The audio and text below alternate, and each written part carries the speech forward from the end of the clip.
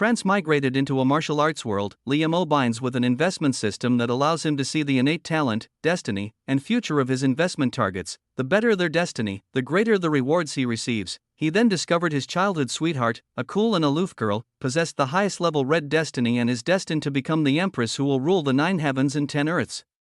Recently, she seems troubled by how to unlock her sealed meridians and reveal her talents early. I am Ying Bing, one of the 9 heavens, known as the Phoenix Heavenly Empress, who suppressed the 9 heavens and 10 earths with invincible might. I'd been reborn and bound to a supreme genius system.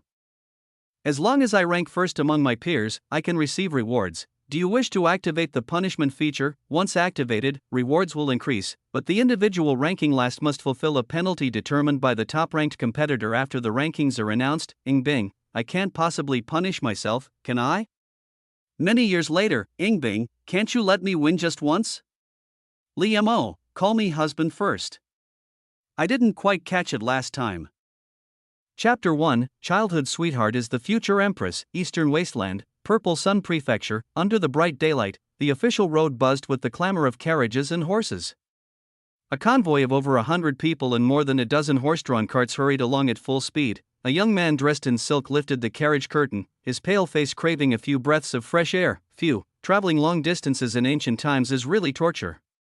Ugh, just as he opened the curtain, however, a gust of dust choked him, sending him into a coughing fit. Young master, we still have 2 more days' journey before reaching the Clear Abyss sect, the coachman, also the family steward, said with an apologetic smile. After a pause, he carefully added, the carriages from our mansion are already the most comfortable for travel. Got it, Li Mo responded with a sigh in his heart. High-speed trains and planes were so much better. 2 days ago, he had broken through the mystery of the womb and awakened memories of his past life. In his previous existence, he had lived on a planet called Blue Star, a world of advanced modern technology. Great You, however, was different. This was a world where martial arts were revered, where individuals could attain godlike power. Now 16 years old, before he could fully enjoy the leisurely life of a wealthy young master, his father had packed him into a carriage. He was being sent to the Clear Abyss sect, one of the 3 great sects of Purple Sun Prefecture, to take the entrance examination. Martial arts, huh? A look of longing crossed Li Mo's face as he gazed at the 3 suns hanging high in the sky. From the chatter of fellow travelers heading to the Clear Abyss sect, he had learned that in this world, even someone as strong as his father, comparable to a humanoid mech, was merely at the stubborn bronze level. Legend had it that the 3 suns in the sky were the incarnations of 2 past great Yu emperors. This wasn't myth or folklore, it was well-documented history. An hour later, dusk approached. The convoy, escorted by armed guards, came to a slow halt at a roadside inn. Just as Li Mo jumped off the carriage, the curtain of the cart behind him was lifted as well. A young girl stepped out, dressed in indigo cotton robes. Her skin as smooth and pale as moonlit porcelain. Though still in her early teens, her figure already held a budding grace, nearly as tall as Li Mo himself. Days of travel and illness had left her delicate, aristocratic face tinged with weariness. Yet it only heightened her breathtaking beauty. Exhausted, frail, and clad in plain clothing, she still carried an aura that made even the most extravagant palace beauties pale in comparison. A name surfaced in Li Mo's mind, Ying Bing. The Li and Ying families had been close for generations, maintaining strong ties since their grandfather's time. In their generation, the elders had even hinted at arranging a marriage between the 2 to strengthen the bond. Is there anything you'd like to eat? I'll have the kitchen prepare it, Li Mo said casually. The girl ignored him completely. Her ice-cold eyes didn't so much as glance in his direction as she walked past him into the inn, leaving only a faint trace of fragrance behind. Lady Ying has recently suffered a family tragedy, so she's no need to explain. I was the one who acted like a brat before, Li Mo sighed inwardly. What a mess. Even after crossing into another world, he still ended up as the troublemaking kid, born into wealth and spoiled rotten. He had pulled all sorts of childish stunts, peeking at maids bathing, hiding firecrackers in firewood. A few years ago, disaster struck when a calamity beast attacked the city. The Ying family was wiped out, leaving only Ying Bing alive.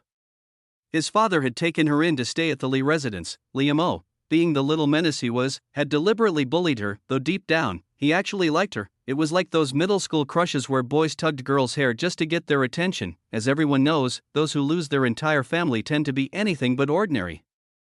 As a former novel enthusiast, Li Mo couldn't help but make the connection. Your soup's here. A cheerful waiter arrived, carrying a tray. Li Mo's lips twitched as he muttered, after 2 lifetimes, you'd think I'd at least get a cheat system or something. Hello, you do have one. Who said that? Liam jumped like a cat whose tail had been stepped on. Young master? The steward gave him a puzzled look. Was the young master acting up again? Never mind, must have been tinnitus. Frowning, Liam was just starting to wonder if he'd imagined it when the voice echoed in his mind again. Since you've asked so sincerely, this system will now make its grand appearance. Liam, so if I hadn't asked, you'd have stayed hidden forever. Fine, that wasn't the point. What exactly do you do? This system is an investment return system. You may invest in any target. The stronger the destiny of the invested individual, the greater the rewards. If the invested target achieves a major breakthrough, additional rewards will be granted. Liam raised an eyebrow. Any target, can I invest in myself? Destiny's eye has been activated. Whether you are a worthy investment is for you to judge, so that's a yes. As the thought crossed his mind, Liam suddenly felt something inexplicable settle into his consciousness, intangible, invisible. Yet undeniably present, he couldn't grasp its profundity, but he knew how to wield it. The information, however, was cryptic, neither sound nor text. Destiny's eye. Liam frowned. He couldn't make heads or tails of it. Then, a panel materialized before him, seemingly adjusting for user-friendliness. Name, Liam, age, 16, bone structure, none, realm, mortal, destiny, gray, fraught with adversity, evaluation, born with innate deficiencies, weak and sickly, unfit for martial arts. Aside from being handsome and having a rich father, what else do you have? What are you even? Recent events encountered this system. Liam, too brutally honest, rude, but undeniably accurate. There was no investment value here. Surely among the group heading to the Clear Abyss sect, there's at least a few promising talents. Liam lost his appetite and looked up. A faint glimmer passed through his eyes as he scanned the fellow travelers resting in the inn's main hall. Name, Heon, age, 16, bone structure, none, realm, she-blood realm, first meridian, destiny, white, mediocre, evaluation. Just another face in the crowd, utterly unremarkable. Recent events, A. Woodcutter by trade, borrowed travel funds from neighbors, now fretting over repayment. Name, Chen Xiaoyan, age, 16, bone structure, none, after scanning several individuals. Most had white-tier destinies, with a few barely reaching green. It wasn't until Liam's gaze landed on a corner that a hint of blue-green appeared. Name, Wang Hu, age, 16, bone structure, tiger arms, leopard waist, realm, she-blood realm, third meridian, destiny, green, moderately gifted, evaluation, decent talent. With relentless training, may achieve something in the future. However, narrow-minded, vengeful, and arrogant, prone to extremist paths. Recent events, fist technique at a bottleneck, urgently seeks a sparring partner to break through. In short, no truly worthwhile investment targets. The only somewhat decent one, Wang Hu, happened to have a grudge against him. Just then, sir, your chicken soup, as requested, with a 10-year-old mountain ginseng. I'll take this up to the second floor for you. The inn attendant gave a courteous nod and prepared to carry the food box upstairs. Wait, Liam suddenly had a thought and stopped him. I'll take it up myself. Under the attendant's puzzled gaze, Liam took the food box. His eyes drifted toward the room at the far end of the second floor. What kind of destiny does she carry? Knock knock. After a moment of waiting, a soft voice came from inside. Enter. The young woman sat quietly by the window, moonlight spilling through the gauze curtains onto her flowing dark hair, illuminating her faintly glowing eyes. Noticing that it was Liam who entered, her delicate brows furrowed slightly, but Liam had no mind to read her expression. He stood frozen in place. Before his eyes, her details suddenly materialized. Name, Ying Bing, age, 16, bone constitution, lunar phoenix body of the supreme Eden realm, none, destiny. At this point, his heavenly destiny, I stuttered, as if the weight of her karmic fate was too immense, causing it to falter. A few seconds later, the remaining information slowly appeared. Destiny, red, bearing Emperor's bone. With mystical ice as her fate and autumn waters as her spirit, she holds the bearing of a heavenly phoenix. Evaluation, though her path is fraught with tribulations, she always turns calamity into fortune. Though her wings are yet unformed, when the winds of fate shift, she shall soar above the 9 heavens and 10 earths, reigning supreme across all realms. Recent circumstance, before her meridians awaken, the lunar phoenix body manifests as a sealed meridian constitution.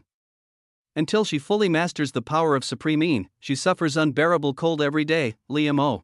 Well, what did I say? Not even a color, just straight to divine phenomena. According to the heavenly destiny eye's judgment, destinies were ranked from lowest to highest as black, gray, white, cyan, blue, purple, gold. Beyond gold, there was red destiny. Such a destiny could no longer be measured by mere color, it was marked by celestial omens.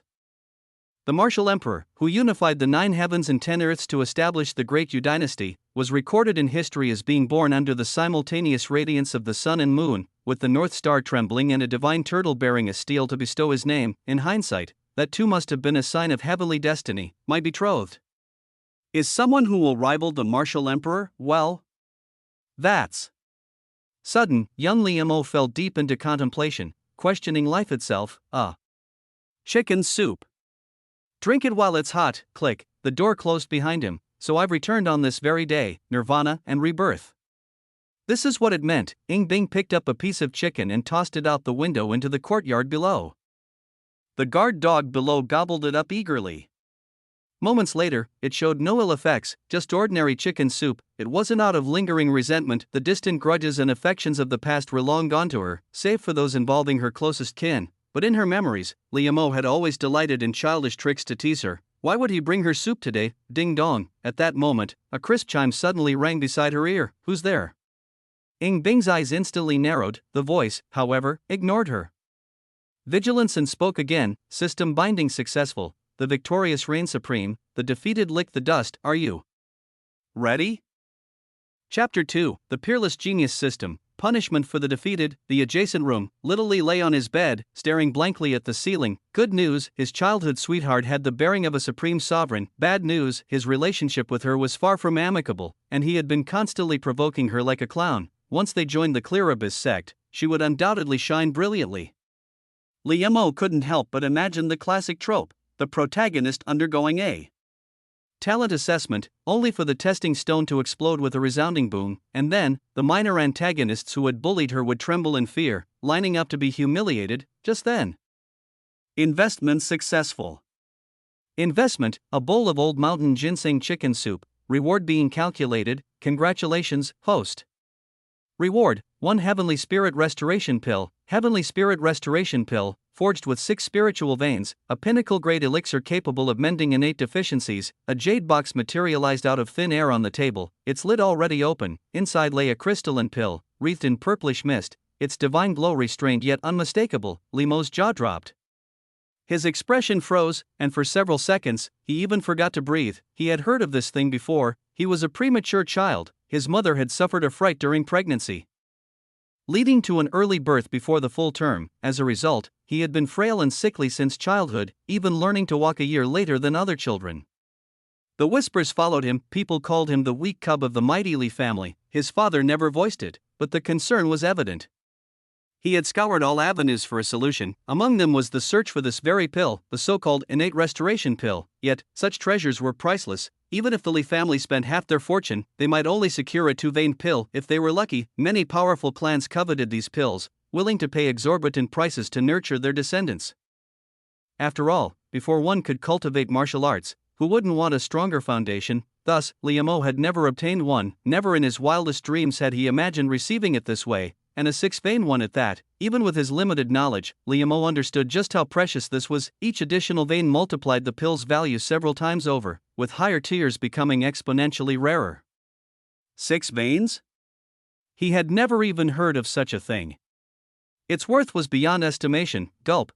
Does it really taste like anything? Liam smacked his lips. No matter how precious something was, it only truly became his once swallowed. The pill melted the moment it touched his tongue, flowing down his throat and into his stomach. The next instant, a warm current surged through his limbs and bones, like schools of fish swimming along his meridians, organs, and marrow. It was as if parched earth had been drenched in sweet rain, or a withered tree had sprung back to life. Liam exhaled deeply, his eyes snapping open with newfound vitality. His body felt as if a 1,000-pound burden had been lifted.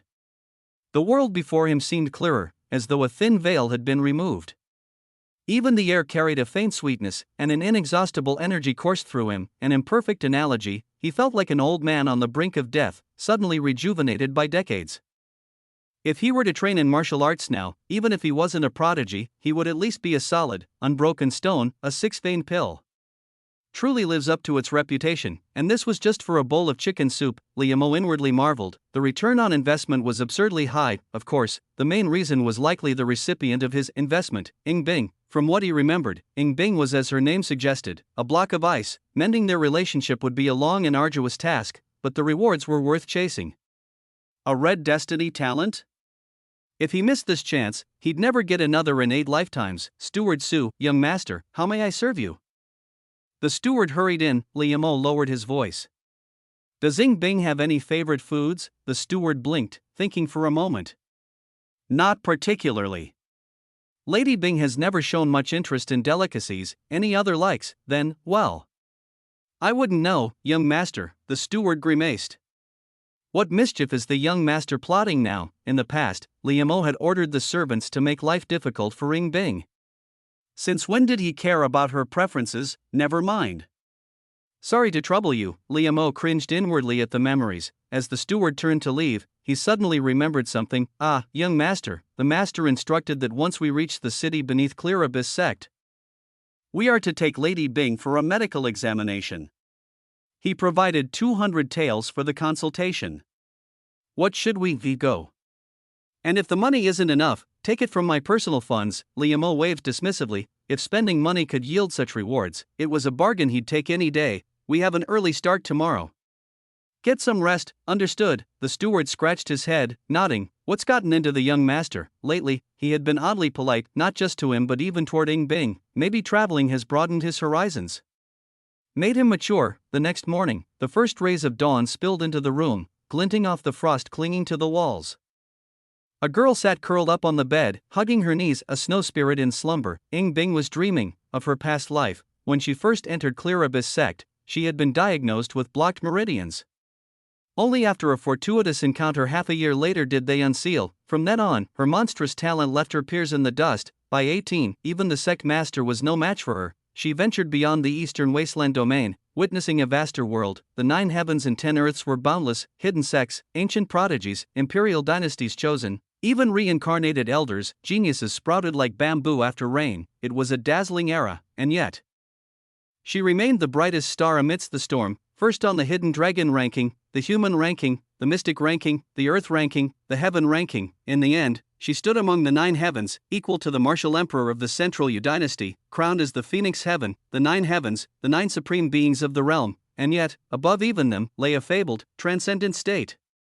Ying Bing's eyes fluttered open. Everything confirmed it. She had truly returned to the past, and encountered something that had never existed in her previous life. It's still here. Before her eyes hovered lines of mysterious text, invisible to others, as though it would remain until she made a choice. A system. Neither in her past nor present life had she encountered such a thing. The 9 heavens and 10 earths are vast. I am far from omniscient. Perhaps this is a power beyond even my knowledge. After a moment of contemplation, she willed her decision. Ding.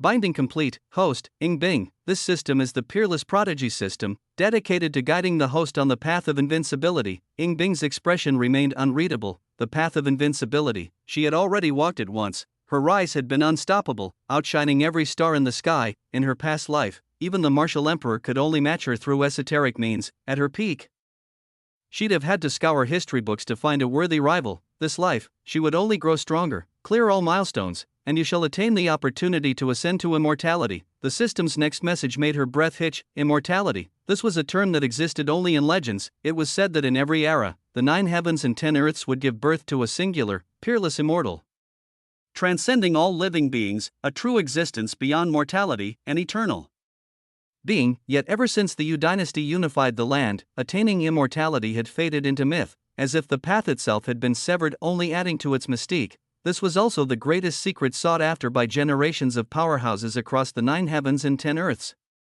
With the path to immortality barred, she, brimming with confidence, ultimately chose the most arduous road, one that only a handful had ever succeeded in throughout history. But in the end, she still fell just one step short. This so-called system actually held the key to immortality. Ying Bing steadied her emotions and asked, "What does challenge mean?" This system will encompass all talented martial artists of the same generation within a designated region and rank them once. Every month, after the rankings are announced, rewards will be distributed based on the host's position, current ranking scope, Eastern Wasteland domain. In an instant, countless memories flooded Ying Bing's mind. Not only the system's rules but also its many restrictions. For example, no external interference was permitted in the challenges, no disclosure of the system's existence to manipulate opponents into yielding. Rules like these effectively blocked any shortcuts. But still, a ranking of prodigies. In her past life, She had already been the very embodiment of genius and monstrosity across the 9 heavens and 10 earths, and now, armed with the memories of her previous life, retreading the martial path would only make her stronger than before. If what the system claimed was true, this would drastically shorten the time needed for her to reclaim her peak, perhaps even propel her into that unfathomable realm. Even if it was an exaggeration, she had nothing to lose. Defeat, punishment, in both her past and present life, she had never once known the taste of being overshadowed. The Central Divine Continent was renowned as a land of heroes, but after her arrival, the younger generation fell under her shadow, to the point of trembling at the mere mention of Bing. There were even ancient monsters who, to humble her pride, disguised themselves, suppressed their cultivation, and posed as rising talents to challenge her, only to be forced to reveal their true forms, and still lose. Prompt, enable defeat punishment mechanism. Upon activation, rewards will be richer, but the host must carry out the defeat punishment on the top-ranked challenger after rankings are announced. Nothing would please me more. Ying Bing's choice was unequivocal. She would undoubtedly be the top-ranked. To her, this punishment was effectively non-existent. This wasn't arrogance. When she had already proven herself capable, why not maximize the rewards? Defeat punishment mechanism successfully activated. Ying Bing pushed the door open and stepped outside. Morning. Not far away, a young man happened to open his door as well. Their eyes met, and Liam grinned, his smile as warm as a spring breeze. Compared to yesterday, the gloom on his face had vanished, replaced instead by a radiant handsomeness. Overnight, he had transformed into a bright, sunny young man. It was as if he had changed slightly from the distant memory she held of him. Chapter 3, Entering the City. Living together. Early in the morning, the courier station was already bustling with activity. Many young men and women from other families were either practicing martial arts outside or devouring their breakfast with gusto. On the central table, an array of breakfast dishes was laid out. Liam casually picked up a meat bun, his peripheral gaze drifting toward the girl beside him. Before her sat only a bowl of plain rice porridge, as bland as her delicate features. Eating just this for breakfast won't be enough, Liam remarked, pushing a plate of boiled eggs toward her. Ying Bing said nothing, merely lifting her eyes to meet his. She appeared somewhat frail, her lips devoid of color, yet this sickly pallor only accentuated her beauty, lending her an air of delicate vulnerability. But anyone locked in the gaze of those captivating eyes would likely feel an involuntary twinge of guilt. Ahem, Liam broke into a light sweat. The things he'd done in the past made him cringe just thinking about them. Apologizing was the least he could do. I owe you an apology for what happened before. I don't expect a few words to erase the past grievances. If you're still upset, then, it's fine. Ying Bing peeled the eggshell, her tone so light it was almost dismissive. Liam blinked in surprise. There wasn't a trace of insincerity on her face. It wasn't so much forgiveness as it was indifference. Those past events seemed utterly insignificant to her, too trivial to even warrant resentment. If she had never cared, there was nothing to forgive. Well, fair enough. Liam smiled wryly. He must have read too many novels, letting his imagination run wild. Admittedly, Ying Bing's reaction aligned better with what the heavenly destiny eyes had once assessed. Those unshaken by praise or blame often walked the farthest, and history had proven it true. Ying Bing chewed quietly, offering Liam no further attention. She had witnessed countless grand spectacles, experienced brilliance beyond measure. Apart from family, the memories of her humble beginnings didn't even fill a single page of her life, long discarded into some forgotten corner. In those distant recollections, Liam had been an unremarkable talent, barely scraping his way into the Clear Abyss sect. After a year of stagnation in the outer sect, he had been expelled. Meanwhile, she had already risen as the most dazzling figure of their generation. Liam seemed different now, but it didn't matter. His name would likely never appear on the Eastern Wasteland Domain's ranking boards. They might not even be passing figures in each other's lives. She never wasted her attention on the inconsequential. Opposite her, Liam paused mid-bite. Investment successful. Investment, 1 boiled egg, 1 bowl of plain porridge. Reward calculation in progress. Congratulations, host. Reward, 1,000 taels of silver notes. 1,000 taels of silver notes, issued by the Flourishing Fortune Bank, universally accepted at major financial institutions. Liam sighed inwardly. If only she could eat more. 3 meals a day could turn him into a tycoon. Midnight snacks. He had to prepare midnight snacks tonight. 2 days later, in the distance loomed a magnificent city, sprawled like a colossal beast beneath the heavens. Purple Sun Prefecture was one of the 12 great prefectures of the Eastern Wasteland Domain, governing 9 counties and 36 districts. Legend held that before the rise of the Great Yu dynasty, this land had once been the ancient capital of a fallen empire, a place of heroes and prosperity. Then came an unprecedented tide of calamity beasts, ravaging the eastern wasteland for centuries and reducing its glory to fading embers. It wasn't until the martial emperor ascended the throne, pacifying the 9 heavens and 10 earths, that order was restored.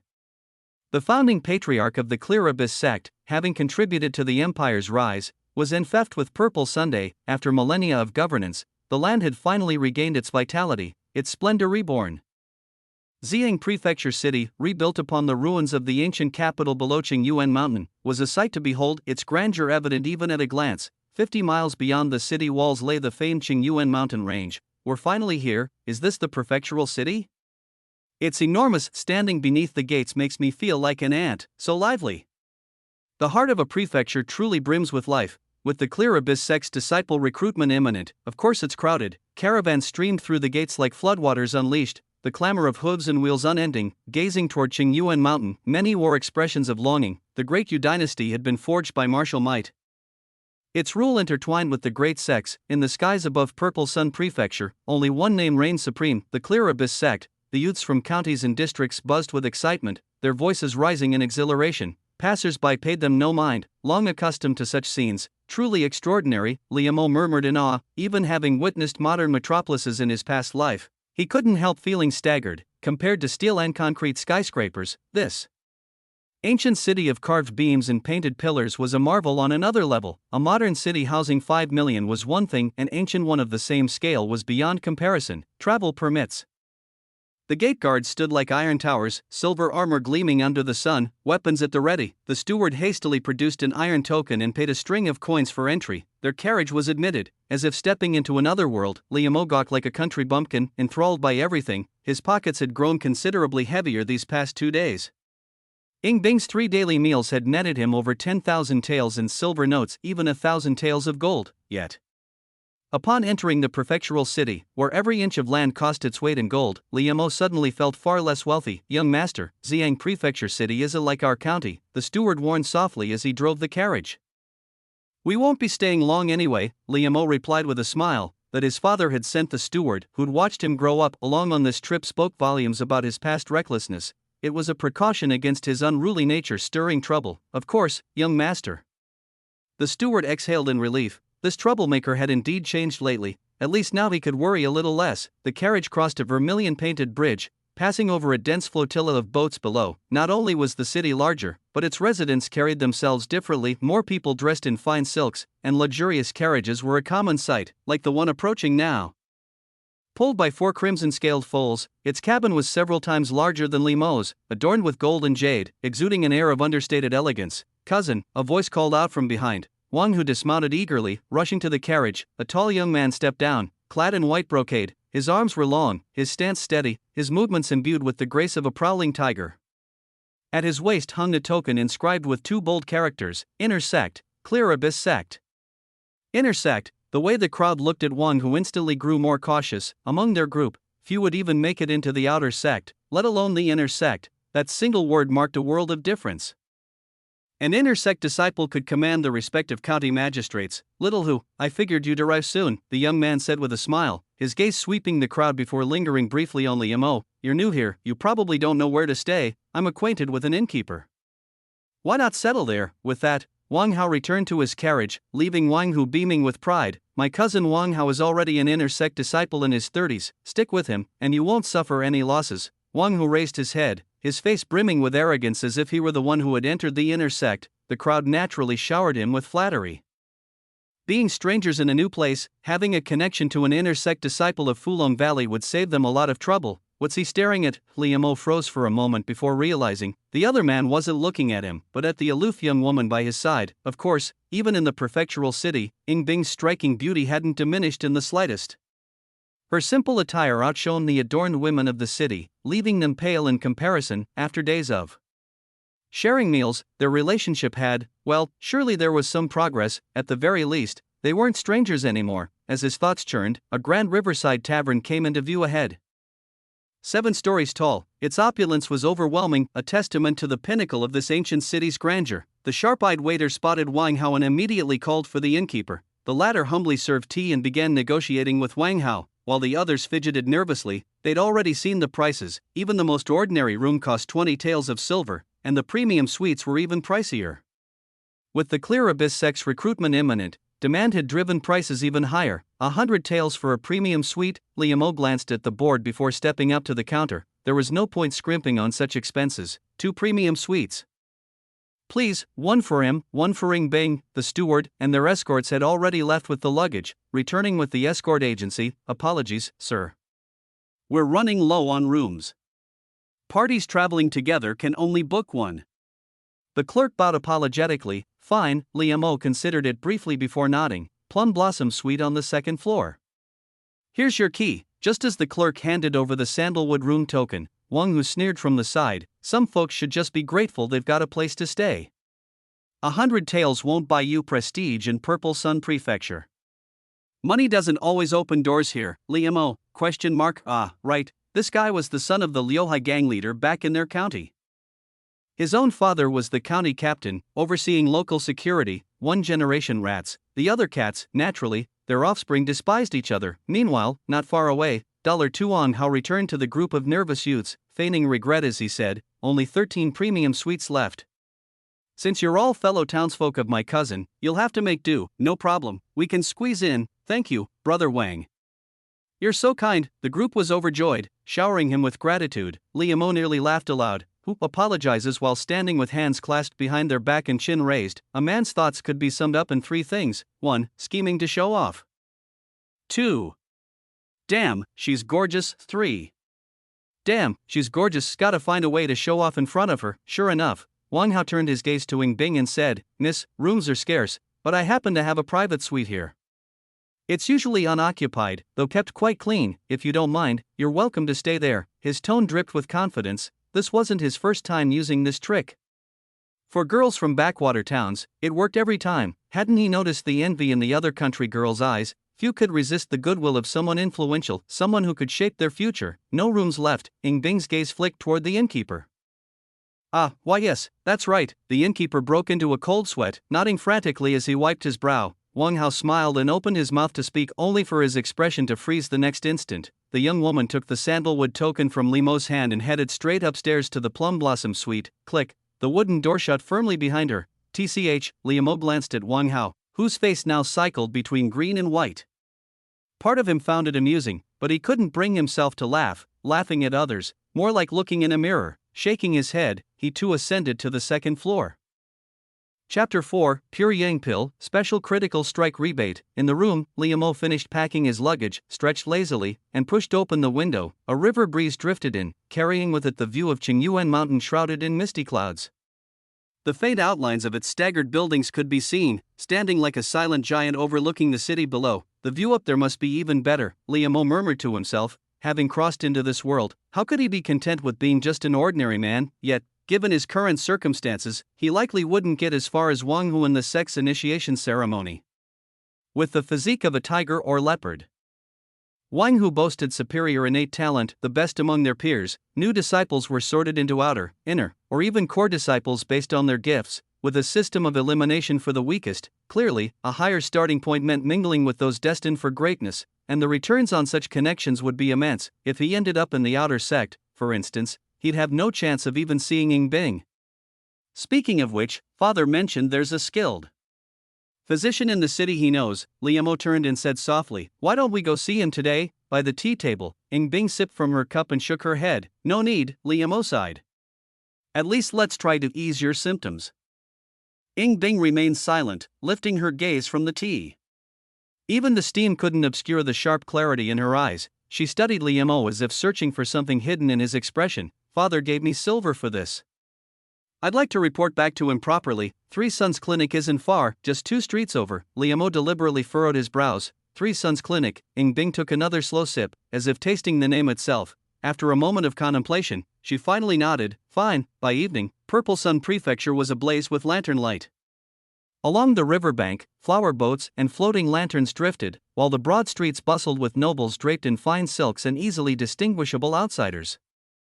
The once every 3 years disciple recruitment by the Clear Abyss sect had amplified the city's usual liveliness. The busiest of all was Golden Ring Street, where the wares, herbs, weapons, horses, were tailored for martial practitioners. At 3 Sons Clinic, please inform the master we've come. Liam produced a letter from his sleeve, penned by his father.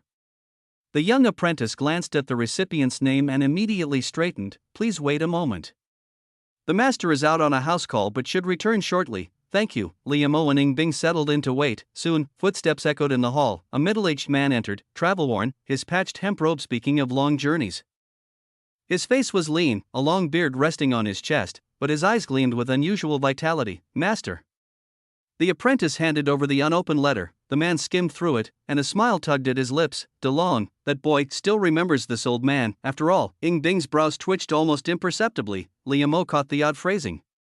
This man looked no older than his father. Why the aged tone? The apprentice beside them declared proudly, my master is 96 this year. 96, Liam's jaw dropped. They said medicine prolonged life, but this was reverse aging. Had he cultivated some art or mastered longevity techniques, this world truly defied common sense.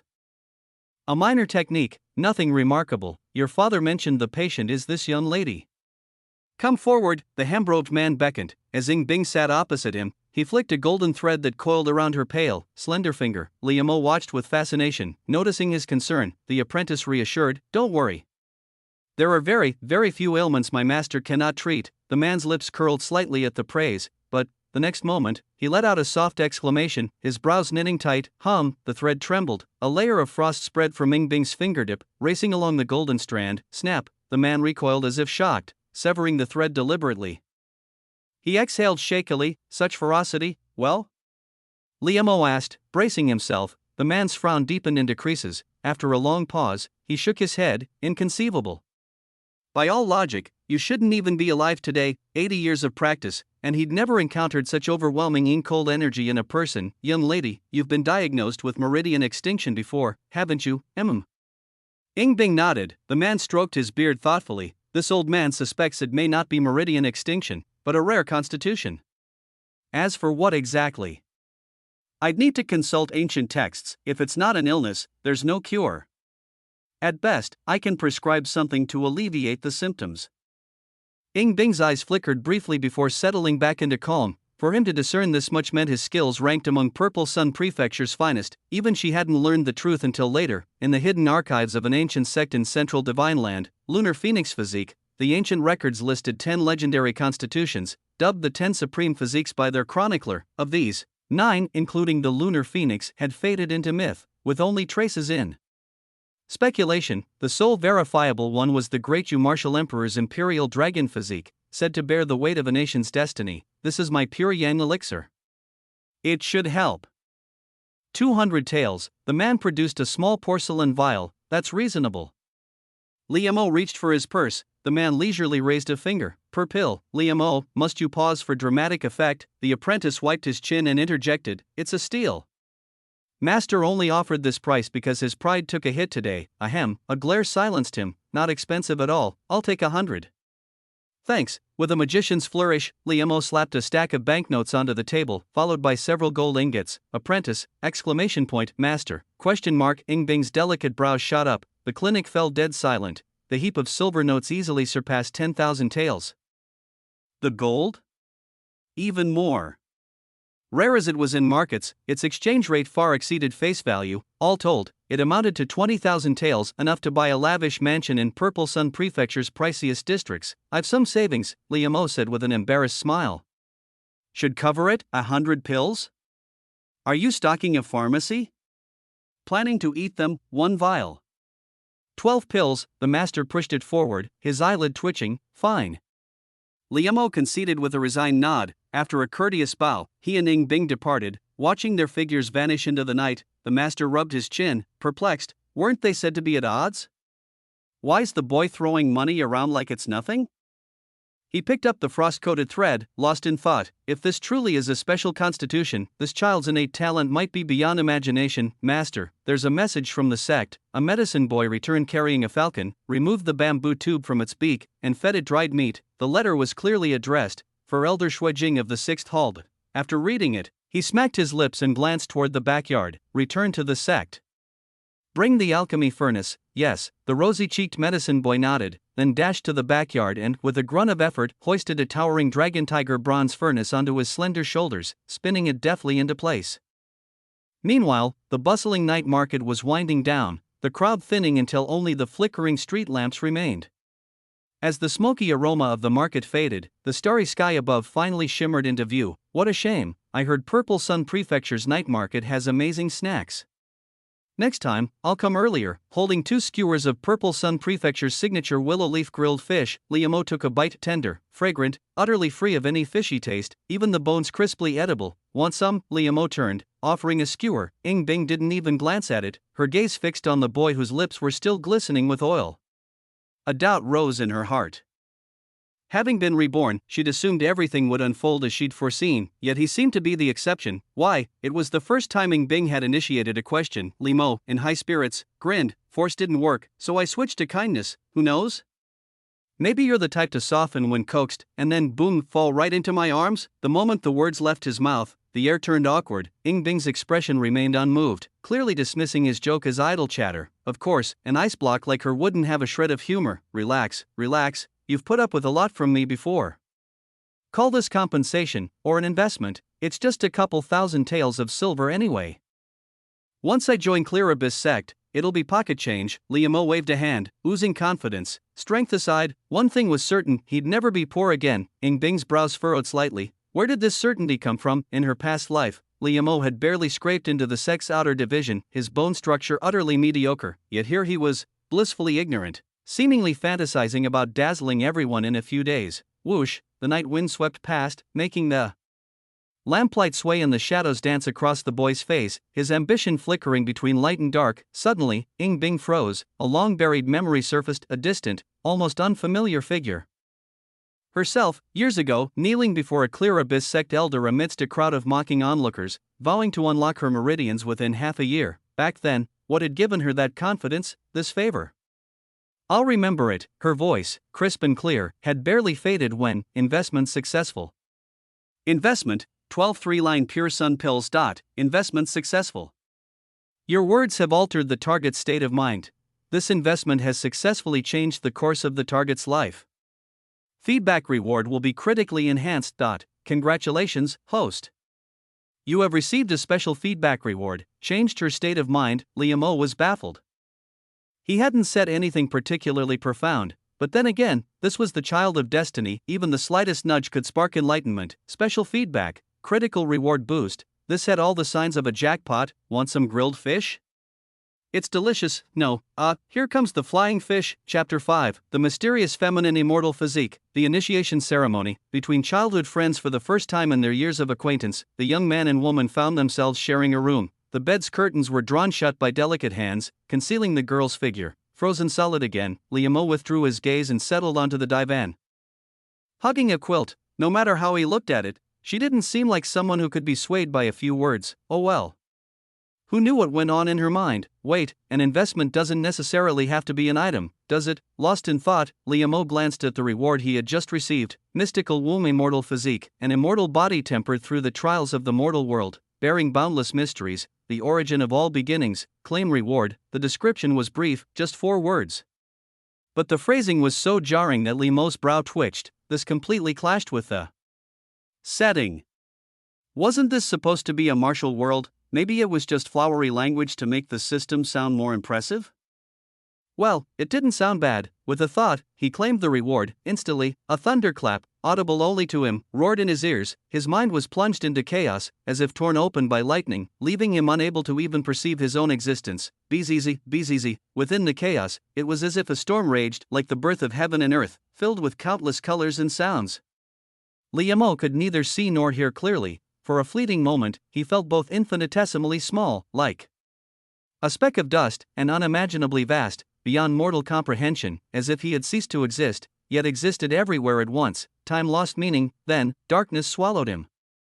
Not far away, on the bed, the silk curtains gradually frosted over, brittle as if they might shatter at a touch. The girl hugged her slender legs, her lips pale, her lashes dusted with snow. Even her breath carried an ancient, unyielding chill. She might as well have been locked in the depths of a frozen hell, but she was long accustomed to it.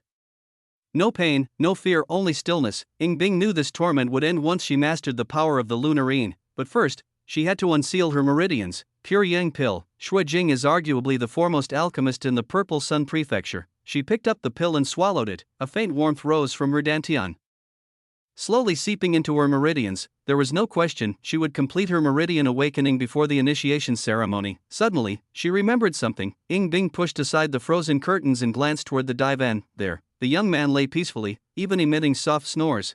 He was sleeping soundly. He is unaffected. The next morning Liam-O opened his eyes on the divan, his gaze deep as if holding a sky full of stars, clear and serene, yet profound like a mountain spring. Outwardly, he seemed unchanged, yet even standing still, he gave off an aura of natural harmony, as if he were one with the world. Name, Liam-O. Age, 16. Physique, mystical womb, immortal physique. Realm, none. Destiny, evaluation. Bearing an immortal physique, his fate is shrouded in chaos unknowable. Recent events, relations with his childhood friend of Thod, now slightly better than strangers. Liam-O had expected his destiny to shift to purple, or even gold. Instead, he was met with two bold question marks. There are definitely changes, he mused. But pinpointing exactly what's different is elusive. After a moment's contemplation, he dismissed the thought. At the very least, the system's investment returns, especially those from the ice block Ying Bing, had never disappointed him. Since I haven't even started martial cultivation yet, I'll just have to explore this gradually. He reached for the teapot, only to find the water inside frozen solid, the source of this phenomenon. The ice block on the bed, yet despite the frigid air, he felt no cold at all. At the very least, he'd gained immunity to extreme temperatures. I won't have to worry about failing this sex initiation. Getting into the inner sect should be a given, right? Feeling at ease, Liam-O decided to stroll through the town. Maybe luck would bring him another worthy investment target. 2 days later from the moment she took the pure yang pill, Ying Bing had remained secluded in the room. No food. No water. Liam-O wasn't worried. With her heaven-defying fortune, she wouldn't starve to death. It was likely just her unique constitution at work. Best not to interfere. Still, the room's furnishings were ruined by the relentless cold, costing Liam-O 500 taels in compensation. Over the past 2 days, he'd encountered numerous potential investments. Most were mundane, with only a rare few glowing blue. Their recent circumstances were eclectic: a struggling scholar hoping to find a wealthy patroness, a man drowning in wealth, yearning to experience poverty, even a burly brute who longed to wear women's clothing. Liam-O could only sigh at these requests. Of course, there were plenty of normal folks too. Every little bit counted, and so, he reaped a variety of rewards, though few were useful for martial training. Most were oddities, paintings, toys, ingredients, fine wines. Even a maiden's undergarments. This scattergun approach yielded meager returns. Dawn of the third day, quality over quantity. Unless it's a special case, I'll skip the white and gray investments from now on. Liam-O pushed open the door. Inside, a graceful figure sat before a mirror, combing her long, silken hair. You're better now. Somewhat. Ying Bing's porcelain-like face held a faint flush of color. She had successfully unsealed her meridians, no longer a blocked meridian case. Her suppressed talents were now free to emerge, and it was all thanks to that pure yang pill. Come, have breakfast, Liam-O said with a smile. Ying Bing picked up her bowl and murmured, thank you. Huh? Liam-O froze, eyes wide. Did the ice block just thank him? Unbelievable. I didn't catch that. What did you say? But Ying Bing said no more, quietly sipping her porridge. The clear abyss sect's initiation. By the time the carriage reached the main road, still miles from the sect, it could go no further. The crowd was overwhelming, packed shoulder to shoulder. Forced to proceed on foot, Liam-O felt a sense of déjà vu. Youths everywhere, like students gathering for morning exercises. After another half-hour's walk, ahead stood the grand gates of the clear abyss sect, flanked by disciples in varied robes. Before them, 7 overseers sat behind long tables. Bong, bong, bong. 3 solemn chimes rang out. A stout, ruddy-faced elder's voice boomed like thunder. Rootbone is the first hurdle of martial arts. If yours is lacking, your path will be arduous. No effort can overcome such a flaw. Those with poor root bone may leave now.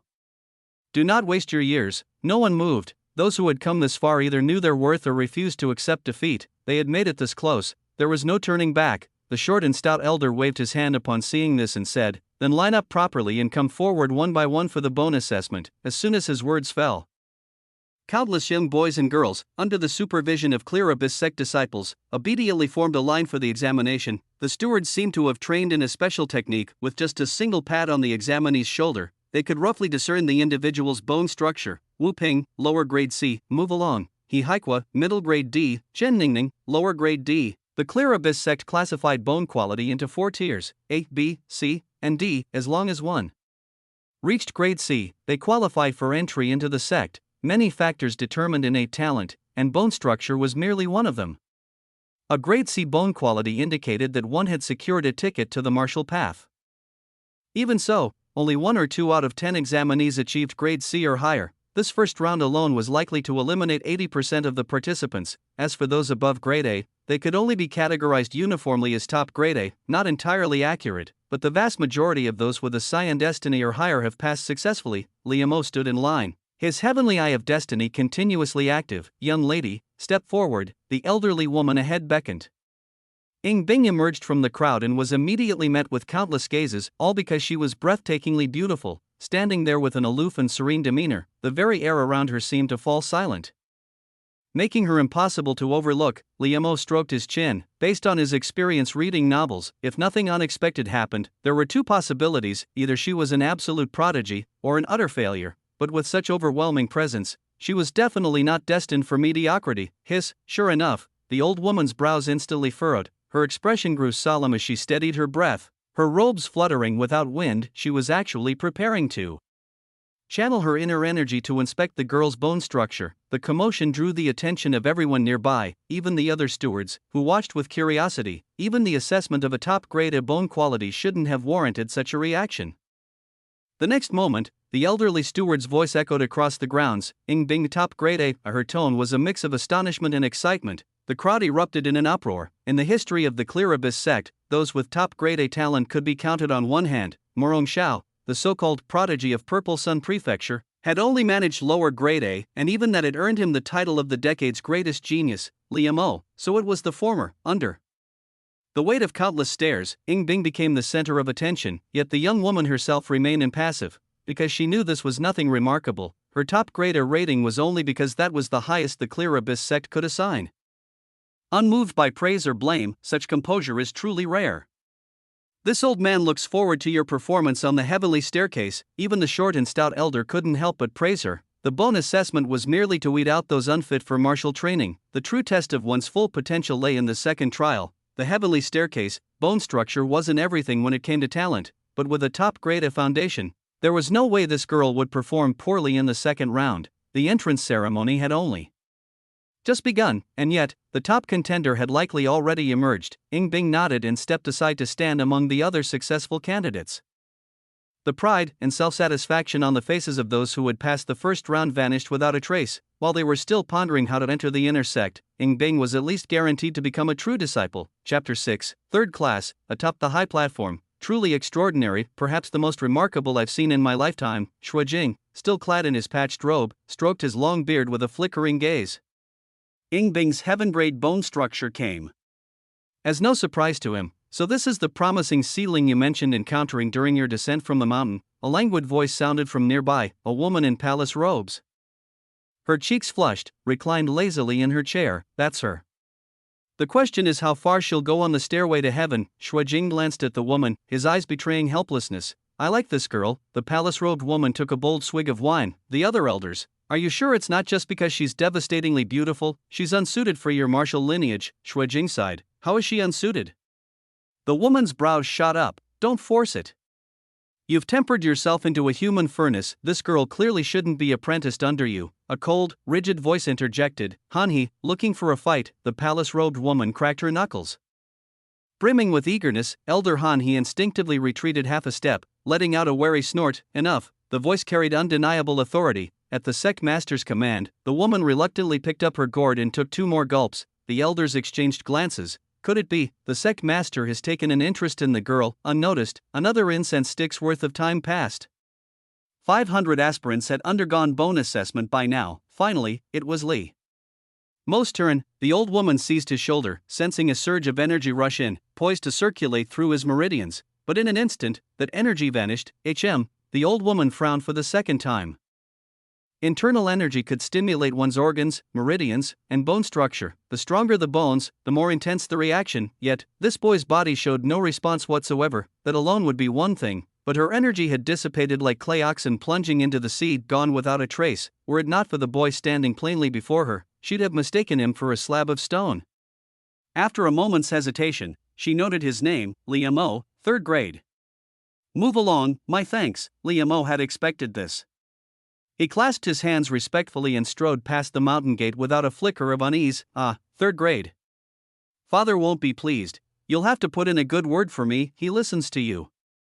Liam grinned, nudging the girl beside him with his shoulder. Ying Bing was mildly surprised. Third grade aptitude matched her memories, yet he seemed unbothered. Liam wore his indifference openly, still cheerful. 3 parts fate, 7 parts effort, plenty don't even pass the gate. I'm already fortunate. What he didn't say aloud. No worries. I've got cheats. Seeing his genuine ease, Ying Bing relented. Fine, his vial of pure yang pills had helped her unlock her meridians half a year early. After all, such temperament deserved a slight lift. How far he'd go was up to him. Just then, a steward's announcement drew the crowd's attention. Wang Hui tiger's arms. Leopard's waist. High second grade, the square erupted in murmurs. Apart from the 2 heaven grade freaks, Wang Hu now held the highest innate talent. 1 in 10,000 wouldn't be an exaggeration. Basking in the flattery, Wang Hu smirked arrogantly, sweeping his gaze across the crowd. The hell you lookin' at? Liam fell into thought. At that moment, a figure landed before the gate. Tiger leopard physique? A tower of a man clamped onto Wang Hu's shoulder. Wang Hu startled until his cousin Wang Hao stepped from the disciple ranks, signaling him with a look. Fine form indeed. True tiger leopard traits. The Iron Pillar man nodded approvingly. Master. This is my younger cousin. Wang Hao bowed respectfully. Good, good. He suits my tiger leopard thunderclap fists better than you did. His laughter boomed like thunder, rattling eardrums. Fu Tu, wait until he enters the inner sect before taking disciples, a stocky elder reminded tersely. Fu Tu, Wang Hu's eyes widened, then gleamed with triumph. This was a formidable inner sect steward. Were it not for the fixed number of elder seats, he'd already command his own peak. Of course, rules are rules. Fu Tu gave a perfunctory salute, at his cousin's cue. Wang Hu hastily bowed. Greetings, master. Clear the stairway first. Fu Tu didn't correct the title, once he'd left.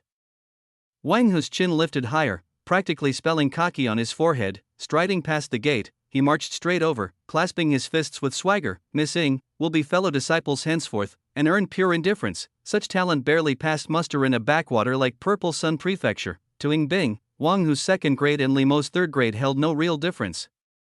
Both were mere stones. Why bother distinguishing which was slightly smoother? Wang Hu stood frozen, face flushing crimson. He rounded on Liam instead. Heh.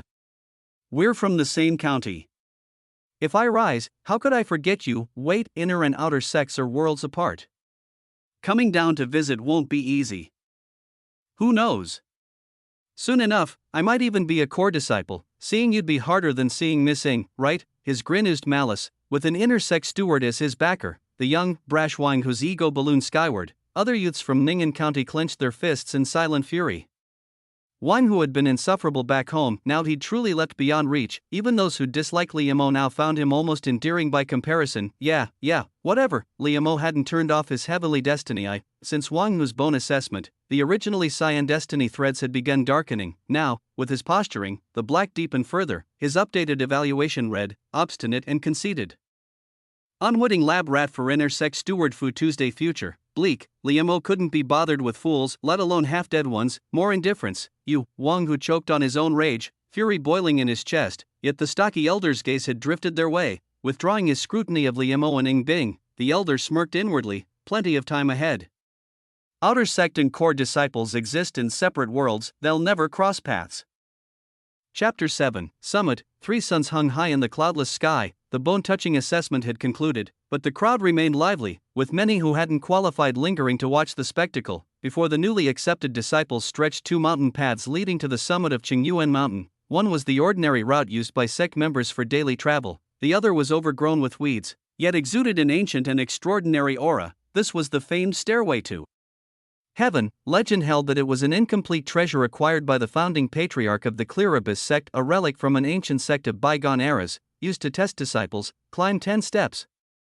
And you may enter as an outer disciple, declared the stout elder standing before the stairway. 50 steps grant entry to the inner sect, 80 steps, and you become a true disciple. What if one reaches the summit? Came a confident voice. Who else could it be but Wang Hu? The elder's lips curled slightly, as though he'd answered this question many times before. The founding patriarch decreed that whoever ascends to the peak shall be the personal disciple of the sect master.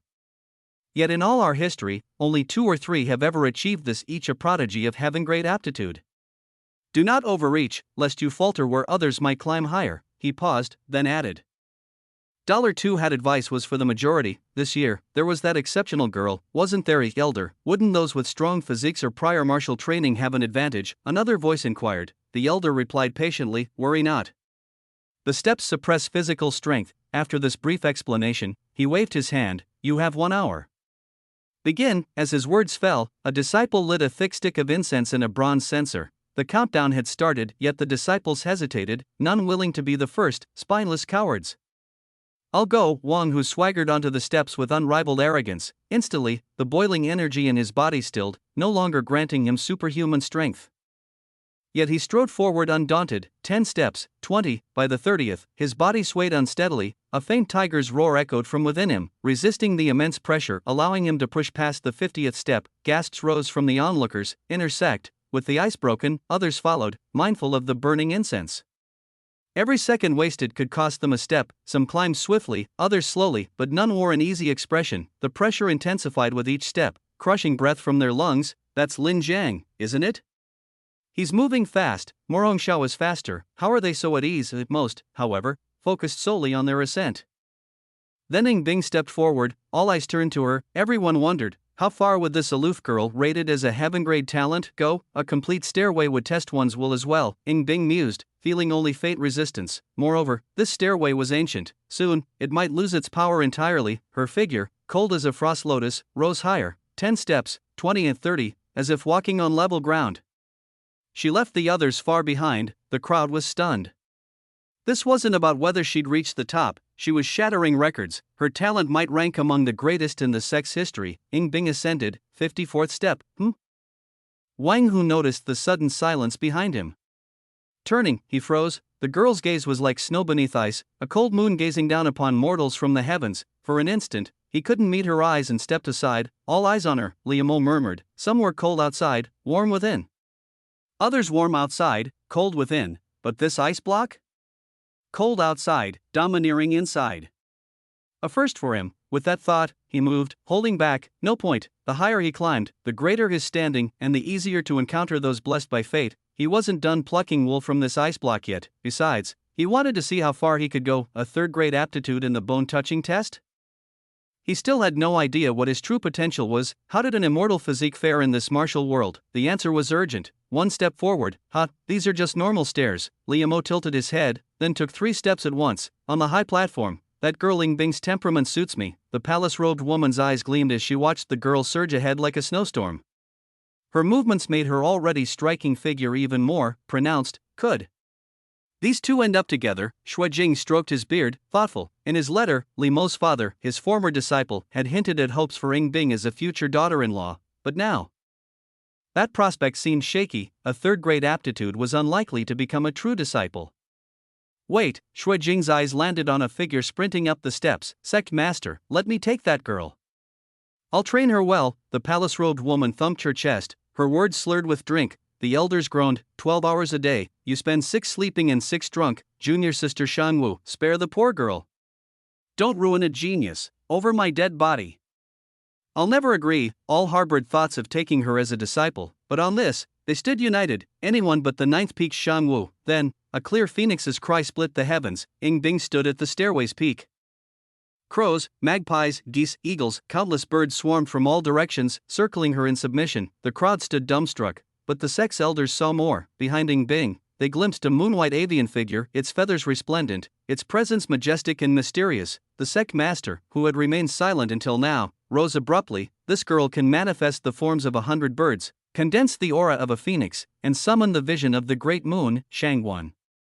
Wensong's eyes burned with intensity. Those still on the stairway couldn't see the vision, but they heard the cry that shook the skies and saw the bird's reverence. Wang Hu's disbelief turned to greed as the celestial figure stood just 40 steps ahead. Just as he prepared to charge upward, tap, a footstep sounded behind him. Liamo, how did he get up here? You must have used some trick to cheat the heavenly ascension steps. You still want to stand beside her? Get the hell down. Wang Hu's eyes were bloodshot, his face dark with fury. Barely enduring the pressure, he reached out to grab Limo's collar and throw him down. Liamo, ? In his eyes. The other's movements were as slow as a turtle's crawl. Even now, they still wouldn't let it rest. Honestly, Liamo had no interest in humiliating others. Hey. The rules never said we can't take action on the steps. Oh? What was that? I said, thwack, young Li delivered a swift kick to the groin.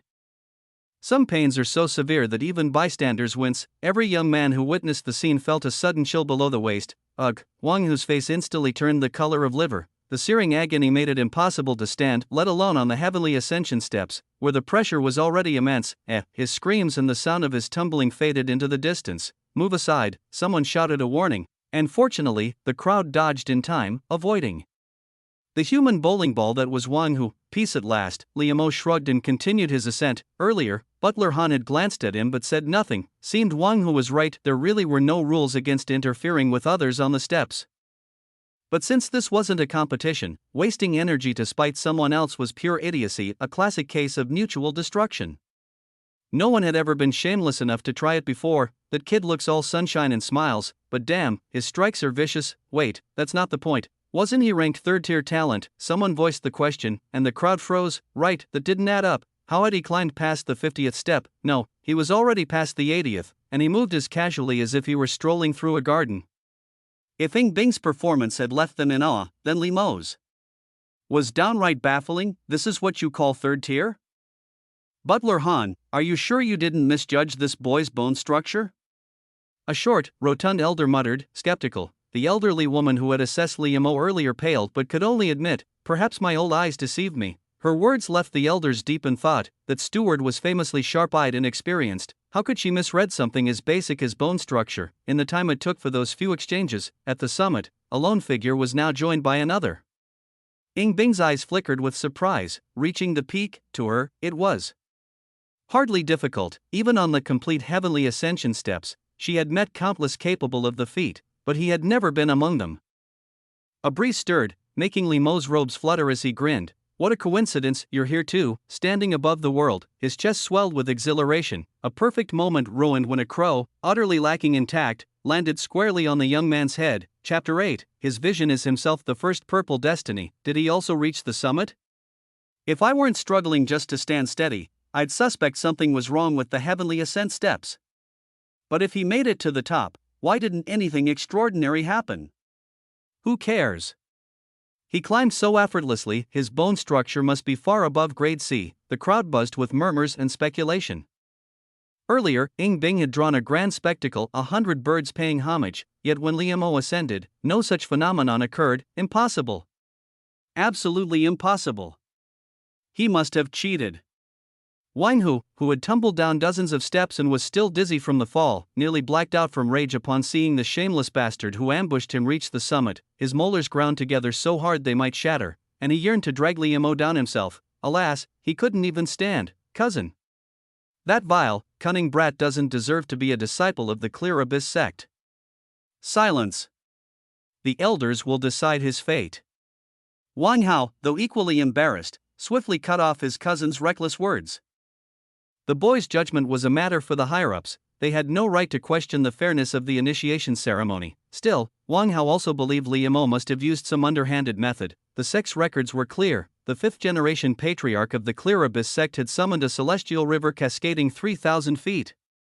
The 16th-generation patriarch invoked 10,000 trees awakening to spring. Even the current sect master, Shangguan Wansong, had drawn countless swords trembling in submission. Every summit reacher had manifested an extraordinary phenomenon. Unlike the aspirants still climbing the steps, the elders on the observation platform had fallen into silence. Each was at least at the observation divinity realm, capable of perceiving what ordinary eyes could not. Thus, to them, the crow-crowned youth did exhibit something remarkable. Behind him stood a figure, its back turned to the mortal world. The silhouette seemed unremarkable at first glance, yet it left an indelible impression. A fisherman casting nets on the river, a scholar reading by lamplight, a general stepping into the golden halls of power. In the blink of an eye, the figure seemed to shift, yet when they looked again, it returned to its original form, a youth in elegant robes. Liamo's own reflection. Had he projected himself upon the heavenly ascent steps? What sorcery was this? The elders exchanged glances, each seeing the same bafflement in the other's eyes. This was beyond anything they had anticipated, but one thing was undeniable: this boy was extraordinary. Since he has ascended the 100th step, he qualifies as a true disciple. What say you all? Shui Jing remarked calmly, discreetly flicking away the beard strand he'd accidentally plucked in his shock. Agreed. Indeed. He warrants further observation. Han He set down his teacup, hesitating, but the ancestral decree states that summit reachers are candidates for sect leadership, future successors of Qing Yuan Mountain. How can a sect have two heirs? After all, never in a century had two aspirants reached the peak simultaneously. The elders turned to the sect master. After a moment of contemplation, Shanghuan Wansong declared, Ying Bing shall be my personal disciple. Li Yimo will be a true disciple. The elders weren't surprised. One had manifested the reflection of an ordinary man, the other had conjured a noble, enigmatic phoenix, radiant as the moon. The latter clearly held greater promise. Dang! A resonant bell toll echoed across the mountains. The towering incense in the bronze brazier burned out. 1 hour had passed. Time's end brought relief to some climbers, calm acceptance to others, and bitter resentment to a few. But now, all was settled. Of the thousands who began, only 700 or 800 would advance to the next round. Elders from various peaks descended from the platform. With a single step forward, Shanghuan Wansong silenced the murmuring crowd. Outer disciples, proceed to the outer court affairs hall to receive your tokens and supplies. Inner disciples may choose a peak to join. Each specializes in different disciplines and martial arts. You have 3 days to decide. Whether inner or outer, do not grow complacent. Your futures remain unwritten. The sect master's voice carried an authority that stilled restless hearts. Li Mo's gaze drifted among the elders, then paused. Shui Jing winked at him. Now it made sense. Li Yimo had always wondered how a back-alley physician could possess something as rare as a pure yang pill. Ying Bing shall be my direct disciple, Shanghuan Wansong announced. Though expected, the proclamation sent ripples through the crowd. To be taken under the wing of the clear abyss sect's master, to transcend mortality in a single step. Moments ago, they were all equals in the initiation. Now, an unbridgeable gap had formed. Such was the caprice of fate. Li Yimo, Lin Jiang, and Morong Shao also possessed the makings of true disciples. Which elders will take them? True disciples were a limited resource. Each elder could mentor no more than 5. A pity. My quota is full. Lin Jiang, with your mantis legs, snake spine, and magpie shoulders, my polearm arts would suit you. Will you join me? TSK, this Morong Shao lad is exceptional, blessed with auspicious beast blood. A fine seedling. Lin Jiang was swiftly claimed. Morong Shao sparked a 3-elder bidding war before Han He secured him. Li Yimo studied the two. Name, Lin Jiang, age, 16, bone structure, mantis legs, snake spine, magpie shoulders, realm, she-blood realm, for meridians, fate, blue, evaluation, adept talent but impatient. Prone to breaking under pressure. Potential for growth if tempered, recent circumstance, newly ascended to true disciple status. Desires a superior grade weapon. Name, Morong Shao, age, 16, bone structure, crying drake physique, realm, she-blood realm, 5 meridians, fate, blue, evaluation, half human, half transformed river drake. Kind-hearted but tormented by bloodthirst instincts. Could become either a scourge or a legend. Recent circumstance, struggles to suppress his predatory nature, seeks inner peace. Hiss, Li Yimo inhaled sharply. Auspicious beast bloodline, his father was human, and his mother a drake. Morong Zhao's father must have been a legend. Even Su Xian would pour him tea in respect. He mentally noted their affiliations. Wait, what about me? Li Yimo snapped back to reality. Realizing the elder's gazes were tinged with hesitation, the boy's talent is undeniable, but how does one teach him? This unspoken question hung in the air. For a long moment, silence reigned. Then, a lazily drawling voice cut through. Hey, kid, hick, wanna be my disciple? Li Yimo turned. A woman in palace robes stood there, hands on hips, struggling, and failing, to appear dignified. Her features were noble and dignified, her loose palace robes unable to conceal her striking figure. Standing there, she resembled a peony in full, unrestrained bloom. Naturally, Li Yimo hesitated only briefly before offering a respectful bow. This nephew Shangwu, Shui Jing faltered. About to speak up, $2 to be met with Shangwu's threatening sidelong glance and the tightening of her slender, fair fist. Ahem, becoming her disciple is an excellent choice. From now on, you'll be the sole seedling of the 9th peak. Shui Jing adapted swiftly, his expression shifting in an instant. Greetings, master. Li Yimo stepped forward to formally acknowledge his new teacher, though inwardly puzzled. Why did the elders all seem to regard him with sympathy? Curious. He activated his heavenly destiny eye to observe her. Name, Shangwu, age, 27, bone structure, southern blazing lotus body, cultivation, inner scenery 7th heaven, destiny. Purple, evaluation, the youngest elder of the clear abyss sect. You may question her character, but never her strength. Her origins are anything but ordinary. Recent circumstances: broke and craving alcohol, currently scheming ways to extort silver from elders of other peaks. Holds a peculiar interest in the sect leader's true disciple, Ying Bing, Liamo, ? No wonder the higher-ups were giving him odd looks. By all appearances, Shangwu was far from an ideal master, and so it wasn't his exceptional talent that got him accepted, it was her interest in Ying Bing, those evaluations. Even Liamo began doubting the prestige of a purple destiny. Well, it's my first time encountering one, he consoled himself, even if I learn nothing, the investment returns should still pay off. With that thought, he relaxed. From now on, you're under my wing. Out there, just drop my name. Shangwu clapped him on the shoulder, perhaps reassessing his bones, with a grip that made Liamo suck in a sharp breath. Her strength is no joke, not far away. $2 Ying Bing, already accepted as a disciple, observed the palace-robed woman and the resigned-looking youth. So he's joined Shangwu's faction. Ying Bing gave an imperceptible nod. If Liamo could learn even a fraction of Shangwu's skills, he might carve out a place among his peers in Purple Sun Prefecture, of course, by the standards of the Eastern Wasteland domain. He'd hardly qualify as a prodigy, unlikely to appear on the system's rankings, for true disciples in a single cohort. The Clearabus sect is truly rising. Come, follow this old man to complete your entry formalities. The short, rotund elder beamed at the group. Chapter 9, Liamo. I might be a fake inheritor, coexisting with an ice block. The initiation ceremony concluded. The emergence of two geniuses who ascended the heavenly steps to the summit was undoubtedly an unprecedented event in the history of the Qingyuan sect. The news spread like wildfire, quickly reaching every corner of the sect. Qingyuan Main Peak, Internal Affairs Hall. This year, we've gained 4 new core disciples. I heard the sect master hasn't taken a disciple in 50 years. Could it be that he's finally stirred from his seclusion, intending to groom a successor? You weren't there to see it. That girl is as beautiful as a celestial maiden. Ahem, that's beside the point. The main thing is, she reached the summit of the heavenly steps in mere moments. Truly monstrous talent. Wasn't there another who reached the top as well? Yes. That one was taken in by Elder Shangwu. Tisk. The inner disciples in the Internal Affairs Hall chatted animatedly over tea. When they heard that one of the ascendants had been assigned to the 9th peak, they all leaned back in unison, their expressions turning peculiar. Their eyes faintly tinged with pity. That poor soul is doomed. Alas, had he not been in the same cohort as that girl, he might have been groomed as a future sect master candidate. Great talent, terrible luck. Someone sighed. The other inner disciples nodded in solemn agreement. Just then, they abruptly set down their teacups and straightened up, calling out respectfully, "Greetings, Elder Chen." A short, portly elder nodded. "I've brought the newly initiated core disciples to collect their supplies. Also, distribute their first month's stipend in advance, according to the standards set by their respective peaks." The elder, named Chen Bufan, was the Qingyuan sect's internal affairs elder.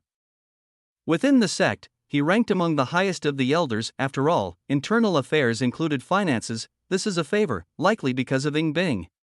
Liamo understood the gesture but still bowed to Chen Bufan. "Many thanks, elder."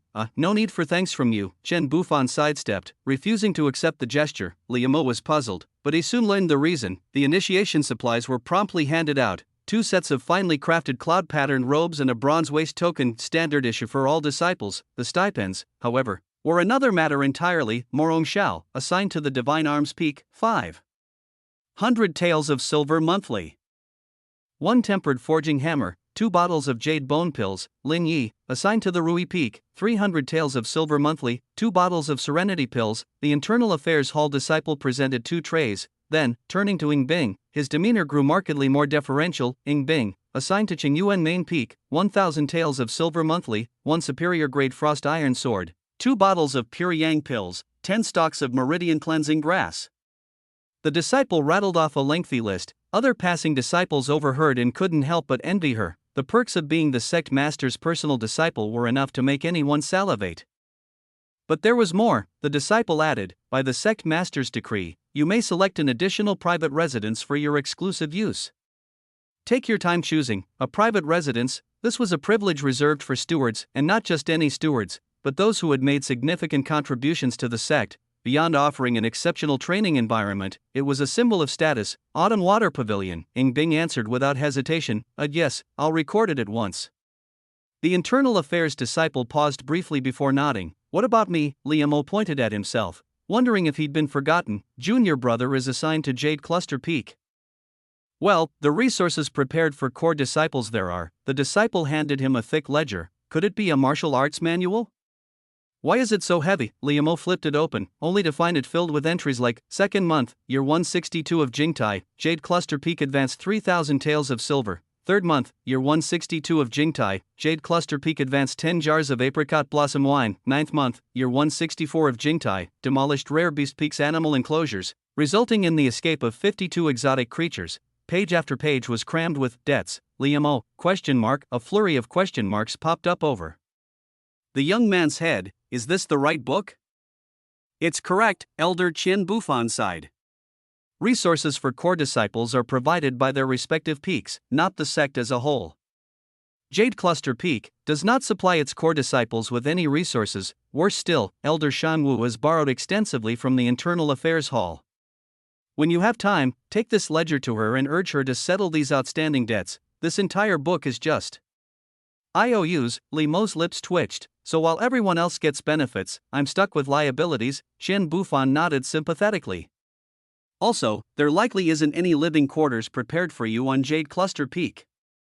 You'd best start planning to build yourself a thatched hut.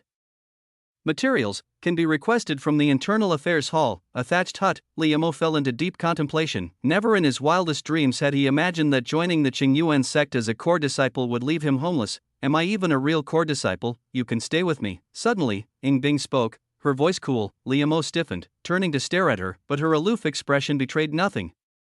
Since when did this ice block become so accommodating? Autumn Water Pavilion has excellent surroundings.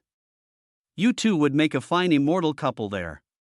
Qian Bufan patted his belly, his face creasing into a knowing, almost gossipy smile. Turns out Elder Qian is a secret romance enthusiast. Ah, Elder Qian, you've misunderstood. Liamo shook his head. Huh? You youngsters aren't a pair. The elder blinked. Rumors said they were childhood friends, had entered the sect together, and were both core disciples.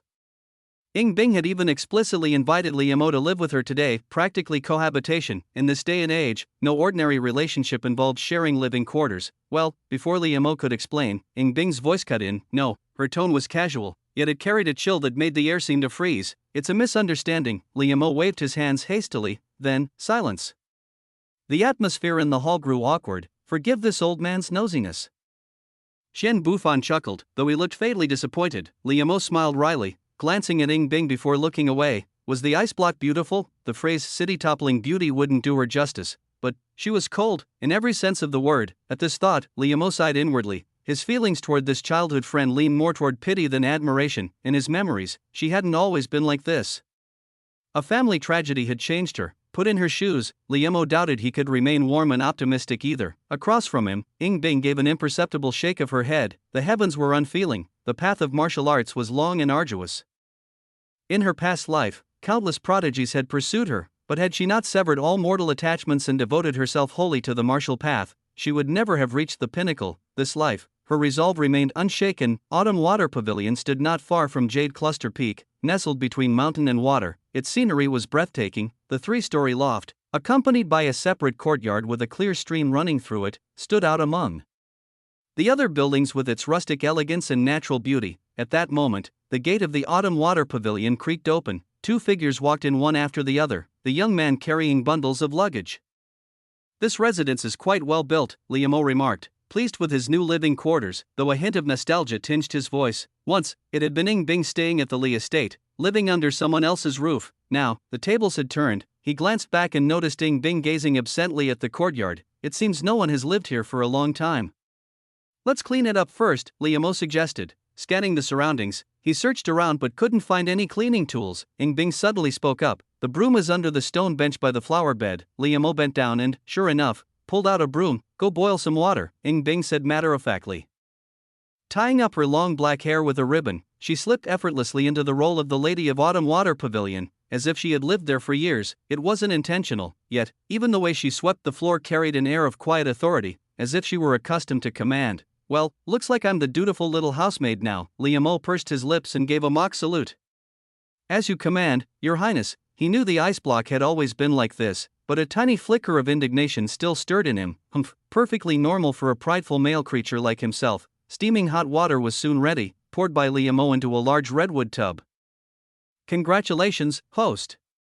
You have successfully invested in a bucket of bathwater, aiding your investment target in cleansing herself. Investment reward received, 1 gold bar. The system's gold bars were always generously weighted. After a moment of silence, Liam called out to the courtyard, 1 bucket of bathwater might not be enough, I'll boil some more for you. Night fell. The next morning, Liam woke as usual and glanced at the frozen solid room next door before heading to the kitchen to prepare breakfast. His recent wide net investments had yielded plenty of odd rewards, including a variety of ready-to-eat foods that only needed reheating by the time the sun had fully risen.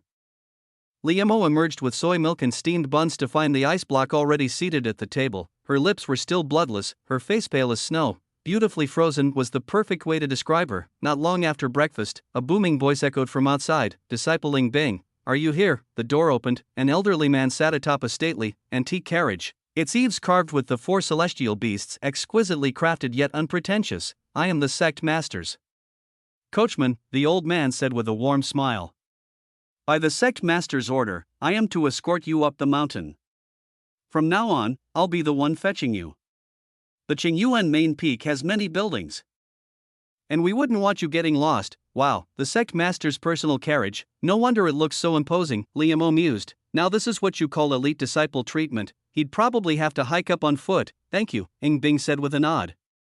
After boarding the carriage, she lifted the curtain and added, "Liam, before heading to Jade Cluster Peak, you might want to prepare a few jugs of good wine." With those words, the carriage sped off, leaving a trail of dust behind. Chapter 10, Lotus Blooms in the Heart of Fire, the Harmony of Heaven and Humanity. At the summit of Jade Cluster Peak, it seems Elder Qian never intended for my cheap master to repay her debts, just to remind her not to borrow anymore. Liam gazed at the sparse furnishings atop the peak, his lips twitching slightly. A crude wooden hut, with a few broken walls and scattered ruins, that was it. If he didn't know this was within the Qingyuan sect, he would have thought the place had just been ravaged by disaster beasts. "Master? Master," Liam called out twice, but there was no response. He pushed open the wooden door. The room reeked of alcohol. On the bed, a woman lay sprawled under a blanket, her sleeping posture utterly unrestrained, a faint trail of drool glistening at the corner of her lips. "Master, The woman grunted lazily like a sloth, rolled over, and continued sleeping. Liam had no choice but to lean in close to her ear and whisper, "Elder Qian is here to collect debts." The effect was immediate. Shang Wu shot upright, but upon seeing Liam standing before her, her drunken, wary eyes flickered with confusion. "Who are you?" "I'm your disciple," Liam replied helplessly. "Disciple? Oh, right, I remember now." Shang Wu scratched her head, seemingly recalling, though her almond-shaped eyes remained dazed. "What do you need?" "Awake, but not quite." Liam paused for a moment before speaking. "Since I've joined your tutelage, shouldn't you teach me something that does sound reasonable?" Shang Wu's delicate shoulders were exposed, completely oblivious to how indecent her current posture was. She stood up, her robes hanging loosely off one shoulder, revealing half of her collarbone. Surprisingly, she was even slightly taller than Liam. "Yesterday, I did plan to teach you something, without alcohol. My memory's just terrible." She frowned slightly, looking genuinely troubled. No sooner had she spoken than a soft pop echoed, the sound of a cork being pulled. Shang Wu's nose twitched, and she immediately rattled off like an expert. "Green Ant Brew? Specially made by the 10 Mile Slope Winery, aged 5 years for the best amber hue. A 10-year vintage is even rarer. Where'd you get this?" She snatched the jar from her unfortunate disciple and took a deep swig, the liquor trickling down her chest, tracing a breathtaking curve. "Your memory isn't that bad after all." Liam could barely stand to watch. Shang Wu wiped her mouth and declared, "Now I remember. Yesterday, I made a bet with that old ghost Han. He dared say I couldn't teach a disciple. Can I tolerate that?" Liam, the man wasn't exactly wrong. No other master would hand their disciple an account book as a welcome gift, just because he took in Morong Shao. He thinks he can strut around like a peacock. "Pa, so, I made a wager with him. If a disciple from Jade Cluster Peak ranks higher in the next 9 Peaks tournament, he'll clear my debts with the Internal Affairs Hall, and if we lose? As my disciple, can't you have a little confidence?" With that, Shang Wu turned and rummaged through a chest, pulling out a manual. She declared with full confidence, "This is my unique cultivation method. I'll have you mastering it by the end of the day." Liam took the manual and read its title, Flame Heart Lotus Method. It sounded impressive. Even the system had evaluated Shangwu as exceptionally powerful. Well, all these debts must have been racked up through sheer skill. The fact that she owed the Internal Affairs Hall so much, yet Elder Qian could only tactfully remind her not to borrow more, spoke volumes. Liamo felt slightly reassured and flipped open the manual. After reading through it, he asked, "Master, there's a part one didn't quite understand." Snore. Snore, master. Liamo looked up. His carefree, beautiful master had somehow fallen asleep again, the wine jar now completely empty beside her. She was thoroughly drunk, no amount of shaking would wake her. "Sister, could you be a little more reliable?" Just as Liamo was drowning in exasperation. "Investment successful?" Investment, 1 jar of 10-year green ant brew, reward calculation in progress. Congratulations, host. Reward, 10 years of martial insight. 10 years of martial insight can be applied to any martial technique, granting the host 10 years of mastery in it. 10 years of martial insight. The progression of a martial technique was divided into 6 stages: novice, familiar, minor mastery, major mastery, perfection, and transcendence. Even the most common martial arts in the world had few who could reach perfection, let alone transcendence. Take his father, Li Daolong, for example. His grasping wind palm technique had been practiced for nearly 20 years, yet he'd only reached major mastery. Of course, much of this depended on one's innate talent. "I wouldn't call myself a genius, but I'm at least sharp-witted." Liamo stepped outside and sat cross-legged on the ground. With that thought, he poured all 10 years of martial insight into the Flame Heart Lotus method. 10 years of martial insight successfully applied. Year 1, you meticulously studied every word of the Flame Heart Lotus method, conducted experiments, and successfully reached the novice stage. Year 3, you gained deeper insights, uncovering the methods. Secrets, advancing to the familiar stage. Year 9, your mastery of the Flame Heart Lotus method grew, reaching minor mastery. Year 10, you brushed against a bottleneck but lacked the foundation to break through. Instantly, countless images flooded Liamo's mind, as if he'd genuinely spent a decade refining the Flame Heart Lotus method, now standing at minor mastery. 10 years. Minor mastery. The sudden enlightenment felt like soaring above the clouds. Eagerly, he began his first true cultivation session. A warmth kindled in his dantian, and the surrounding grass and trees swayed without wind. For the first attempt, just opening a meridian would count as success. Liamo steadied his mind. Inside the hut, the drunken Shangwu suddenly furrowed her brows. She mumbled, "Heaven men unity? Who's got such damn good luck?" Meanwhile, elsewhere. Qingyuan Main Peak. Training hall. Several elders stood by, their expressions a mix of shock and disbelief. The source of their astonishment was a young girl seated not far away, her posture perfectly aligned in meditation. At this moment, these elders, collectively over 500 years old, were questioning their entire lives, questioning whether their past decades had been wasted. "A day to reach novice," Shuijing murmured in disbelief. "To be precise, a quarter of an hour," Chen Bufan corrected, sighing deeply. He then turned and asked, "Hanhe, you also practice this frost-seeking origin method? How long did it take you back then?" Hanhe's lips twitched.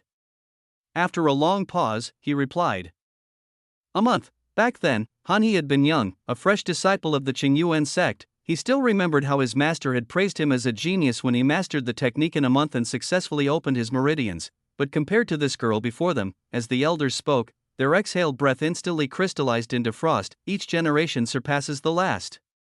"The Qingyuan sect is destined for greatness," Shuijing solemnly declared. His perception was razor-sharp. As Ying Bing practiced her cultivation, it seemed as though an endless surge of lunarine energy flowed within her. Even as the master of this power, she could not avoid being harmed by it. Consuming yang-aligned herbs or elixirs could offset a fraction of the damage.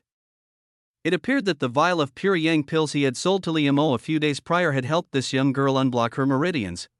A faint sound. The cold wind seemed to swirl around Ying Bing, forming a vortex. "She's opened a meridian." Hanhe's eyes widened in shock. He could clearly sense that the first major meridian in Ying Bing's body had been completely unblocked. If this continues, won't she have all 12 meridians unblocked in just a few days? This statement was only half correct. Ying Bing could indeed unblock all 12 meridians within days, but what she sought to open was far more than just 12. The elders of the Qingyuan sect were ultimately limited by their narrow perspective. The human body was a treasure trove, and the number of major meridians far exceeded 12. Of course, ordinary martial artists in the Qi blood realm, even if aware of their existence, could never hope to unblock them. It required an exceptionally refined and precise control. But for her, this was no challenge. What Ying Bing aimed for was to unblock 24 meridians, forming a grand internal cycle within her body. Once she stepped into the inner breath realm, her strength would Increased by more than tenfold, such a monstrous talent makes our guidance utterly redundant. Xue Jing wore a bitter smile. The sect leader, burdened with duties, had specifically assigned the three of them to instruct Ying Bing, answering her questions and preventing errors that might arise from a single teacher's ingrained habits. Now, their efforts were unnecessary. Watching Ying Bing cultivate made them feel as though they themselves were riddled with mistakes. I'll leave this to you too. I'm heading to Jade Cluster Peak. Why go there? It's an ill-omened place. At the mere mention of it, Elder Han he snorted coldly. Do you truly trust Shang Wu to teach disciples properly? Xue Jing tugged at his patched robe. Shen Bufan took a deep breath. Hurry, junior brother Xue. If you're late, I fear it'll be too late. Chapter 11, Unveiling the Veins. The dancing sister stands at attention. A figure flickered through the mountain paths.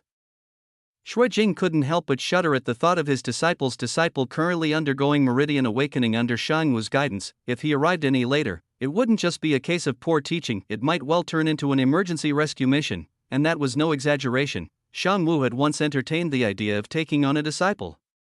Given her youth and her achievement of the inner scenery realm, everyone assumed that even if she was usually unreliable, teaching a disciple would be child's play for her.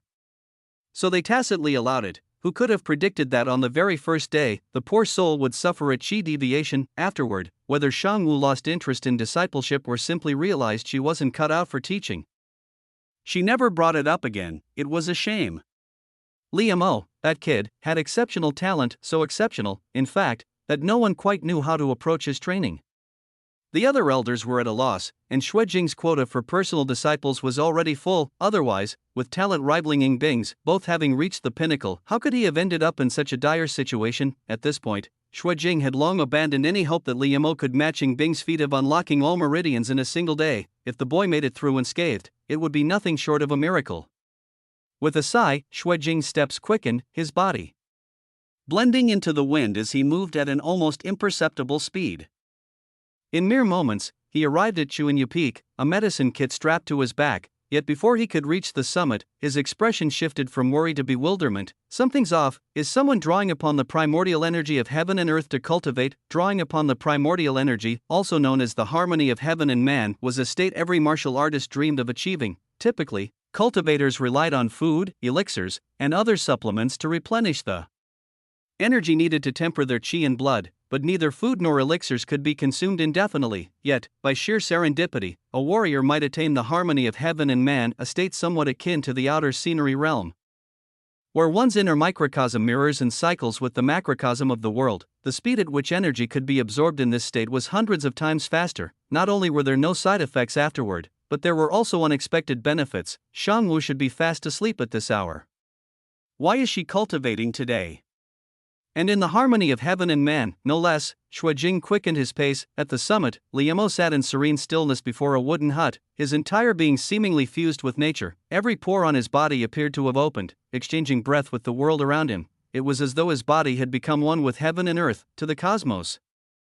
He was like a small depression, drawing the purest primordial energy from all directions, as if the universe sought to fill this hollow. Faintly perceptible was the lotus seed taking root within his dantian, voraciously absorbing energy as it prepared to sprout, grow, and eventually bloom. Pft! A soft sound escaped. Before Xue Jing could even process his shock, pft! Another followed. After awakening his meridians, he's already opened a primary meridian. Xue Jing's jaw dropped, his long whiskers fluttering in the wind as he stood frozen in disbelief. Not only had Liamo successfully awakened his meridians, but in a single day, he had also broken through a primary meridian with unstoppable momentum. Not only had he mastered the Lotus Blossom Heartfire method without guidance, but he had also entered the harmony of heaven and man. Xue Jing was questioning his own life, utterly speechless. Elder Xue, when did you get here? Liamo's ears twitched as he opened his eyes. You don't speak and lose focus. The harmony of heaven and man is a rare opportunity. Xue Jing was so agitated his beard bristled. Huh? Harmony of heaven and man, Liamo blinked, confused. But I kinda need to use the bathroom. Old Xue nearly fainted. Now was not the time for bodily functions. At his level, the inner scenery realm, experiencing the harmony of heaven and man was like a preview of the outer scenery and invaluable. Once-in-a-lifetime chance. If this opportunity had been his, he might have gained the leverage to break through to the next realm, yet this brat was treating it like nothing special, squandering a treasure beyond measure. Oh, Alright, Liemo didn't understand why old Shui seemed so distraught. Earlier, he had moved to the shade of a tree because the sun was too strong, and yet, his cultivation speed remained just as fast. Could it be other people didn't cultivate like this? Maybe it was a benefit of his mystic immortal body. The thought made him pause. The Lotus Blossom Heartfire method states that opening 12 meridians and planting 12 lotus seeds marks completion, a full mastery of the Chi blood realm. But why do I feel like that's not the limit? He could sense it. 12 primary meridians were far from his ceiling. His body felt like a bottomless pit. Opening the first and second meridians wasn't even the beginning. Oh well, one step at a time. Foundations are important. I should aim for perfection. Liemo closed his eyes and resumed cultivation. Meanwhile, Shuijing kicked open the wooden door nearby, finding Shang Wu still dead to the world. His temple throbbed. He pulled out a wakefulness incense from his medicine kit and waved it under her nose. Achoo! Shang Wu sneezed, her elegant face scrunching up. Having her sleep interrupted twice, she clenched her fists only to relax when she saw it was Shuijing. The sex-resident nice guy. Old Shui, this better be good. Your disciple is out there in the harmony of heaven and man, and you're still asleep? How can you sleep at a time like this? Shuijing snapped. Are you drunk or am I drunk? Shang Wu tilted her head, thinking he was spinning fairy tales. See for yourself. Shuijing didn't bother arguing further and stepped outside. Shang Wu rubbed her bleary eyes and peered out. One look, and Big Sis Wu stood at attention. Congratulations, host. Demonstrating the harmony of heaven and man has enlightened Shuijing. Congratulations, host. Demonstrating the harmony of heaven and man has enlightened Shang Wu. Calculating rewards. Investment return: 3 gourds of Icefire wine. Investment return: 20 years of martial insight. Icefire wine. Upon consumption, the drinker undergoes a trial of ice and fire, tempering the body. A sacred treasure for physical refinement. People can invest just by watching me cultivate. These rewards might as well be free. Icefire wine. Liemo decided against trying it out just yet. From what little he knew of his master, any alcohol in her vicinity would vanish instantly. Besides, he hadn't figured out how to refine his body yet. The wine would come in handy. After 2 hours of cultivation, he couldn't sit still any longer. The muscle soreness and fatigue described in the martial manuals were absent. But his bladder was another story. With that thought, Liemo ceased drawing upon heaven and earth's energy, brushed off his robes, and stood up. The wondrous state dissipated instantly. The first thing he saw was Shuijing reluctantly snapping out of his trance, his face filled with emotion. I owe you a debt, young man. At their age, bottlenecks were deeply entrenched, and breakthroughs were near impossible. Witnessing the harmony of heaven and man had given him invaluable insights. Elder Shui, you flatter me. My father often speaks highly of you at home. Liemo clasped his hands politely in response. His father, Li Dalong, had once been a disciple of Shuijing. Back then, Shuijing had not yet risen to the position of elder. It's good that he still remembers this old man. Shuijing stroked his long beard inside. Dalong was truly a pity. Had he not met with misfortune, he would have been an inner-sect steward by now. Old Shui appeared to be around the same age as Liemo's father, but Liemo knew that even when his father first entered the sect, Shuijing already bore this middle-aged appearance. His true age was likely no less than 96. Seizing the moment, Liemo spoke up. Each man's fate is his own. My father said he owed his life entirely to Elder Shui's intervention. If he hadn't met my mother on his journey home after being injured, I wouldn't even exist. When one door closes, another opens, such is the way of things. Young Li had a knack for charming his elders. Dalong was a fortunate man. Shuijing's gaze at Liemo grew even more approving. This boy wasn't nearly as unruly as Li Dalong's letters had made him out to be. Perhaps fathers simply judged their sons more harshly. The atmosphere between the old and young was harmonious until Liemo suddenly caught a whiff of alcohol in the air. Then, his neck tightened, and he felt a brief suffocation. Shang Wu had looped an arm around her beloved disciple's neck, declaring her territorial rights with vigilance. Hey, this is my disciple. Don't you go getting any ideas? You old geezer, I'd consider it if I could, but my quota's long full, Shuijing retorted irritably. Watching Shang Wu's boisterous antics, he felt a slight headache coming on. This grand disciple was promising material. Would Shang Wu end up leading him astray? Poor martial skills were one thing, but he'd hate to see a fine lad pick up bad habits. Xiaomo, if you want to test your martial skills or spar with others, you might try the training hall at the mountain's foot, Shuijing suggested. Shang Wu narrowed her almond eyes for a moment before nodding. For learning basic techniques, the training hall should suffice. Liemo, sis, you're just too lazy to teach, aren't you? Still, now that he had the foundational techniques, he did intend to pick up some combat skills. A trip to the training hall would also let him scout for potential investment targets. Not a bad plan at all. Chapter 12, Outer Gate Martial Arts Hall, the Martial Training Hall. Today's martial arts instruction session had already concluded. On the bluestone paved floor, outer sect disciples trained diligently, their sweat pouring down as they practiced. Among them was Wang Hu. The results of the ascending stairway trial were not determined by the highest step one reached, but by the final step one stood upon. Despite enduring excruciating pain to climb further, he had still only been assigned to the outer sect. And it was all because of one person. He must have used some trick to deceive the ascending stairway. One day, I'll expose him for what he really is. Thud thud, he pounded the sandbag as if it were the very person who filled him with resentment. This was the only way he could vent his anger. After all, Liamo was now a true disciple. Even his cousin, Wang Hao, couldn't lay a hand on him. Junior brother Wang, your cousin has developed quite a grasp of the Six Harmonies fist. His meridians are open, and he no longer needs my guidance, a blue-robed outer sect steward remarked with a raised brow. Little Hu has always had some talent for fist techniques. He picked up a thing or two from my uncle's casual training. Wang Hao replied with a smile, though a cold glint flashed at the corner of his lips. Like Shaoqin, he should have been an inner sect disciple. The steward shook his head, his gaze shifting to a young man in the crowd. The youth had an ordinary appearance, dressed in simple short robes, his eyes filled with unwavering determination. He trained meticulously, his entire body drenched in sweat. Senior brother, you're mistaken. Whose talent is far beyond that waist's level. He entered the inner sect in the same batch as me, yet he's only grown weaker. His chi and blood have nearly regressed to the level of a freshly opened meridian. Wang Hao's tone dripped with mockery.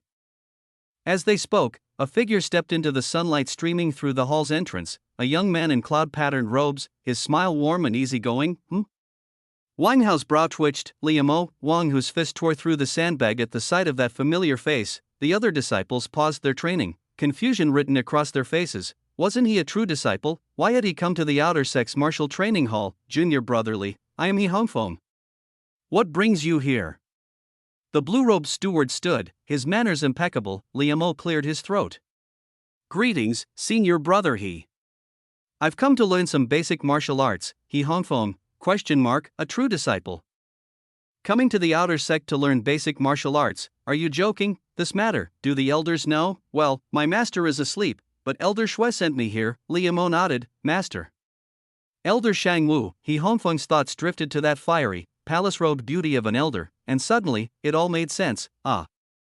That explains it. The disciples in the hall reacted differently, some gleeful, some pitying, others resentful. A true disciple, reduced to learning martial arts in the outer sect, it meant he wasn't highly regarded, which made sense. The elders all had their own true disciples, and with Ying Bing's recent rise in prominence, many whispered that she would be the next sect master of Qing Yuan's sect.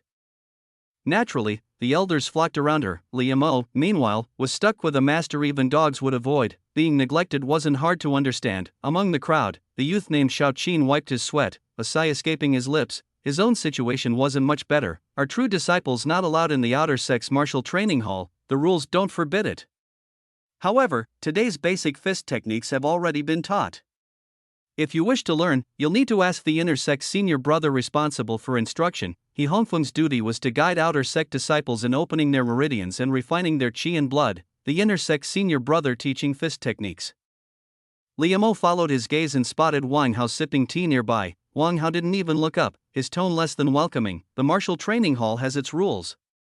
I only lead outer sect disciples for 1 hour each day. If you're late, no exceptions can be made. Then, as if just noticing, he feigned surprise. Junior brotherly? Aren't you a true disciple? If you insist on breaking the rules, I suppose I'll have to make an exception for you. His words were deliberately provocative. If Liamo pressed further, he'd be seen as demanding special treatment. What might have seemed like a minor request now felt unfair to the others. Cousin, true disciples think they're so special. Even in the outer sect, they should follow the rules. Wang Mu played along, acting as the perfect foil. Though he hadn't officially become a disciple yet, he was practically guaranteed to be taken under Steward Fuda's wing. Status-wise, he had no reason to fear Liamo, an unpopular true disciple. He Hongfeng stayed silent.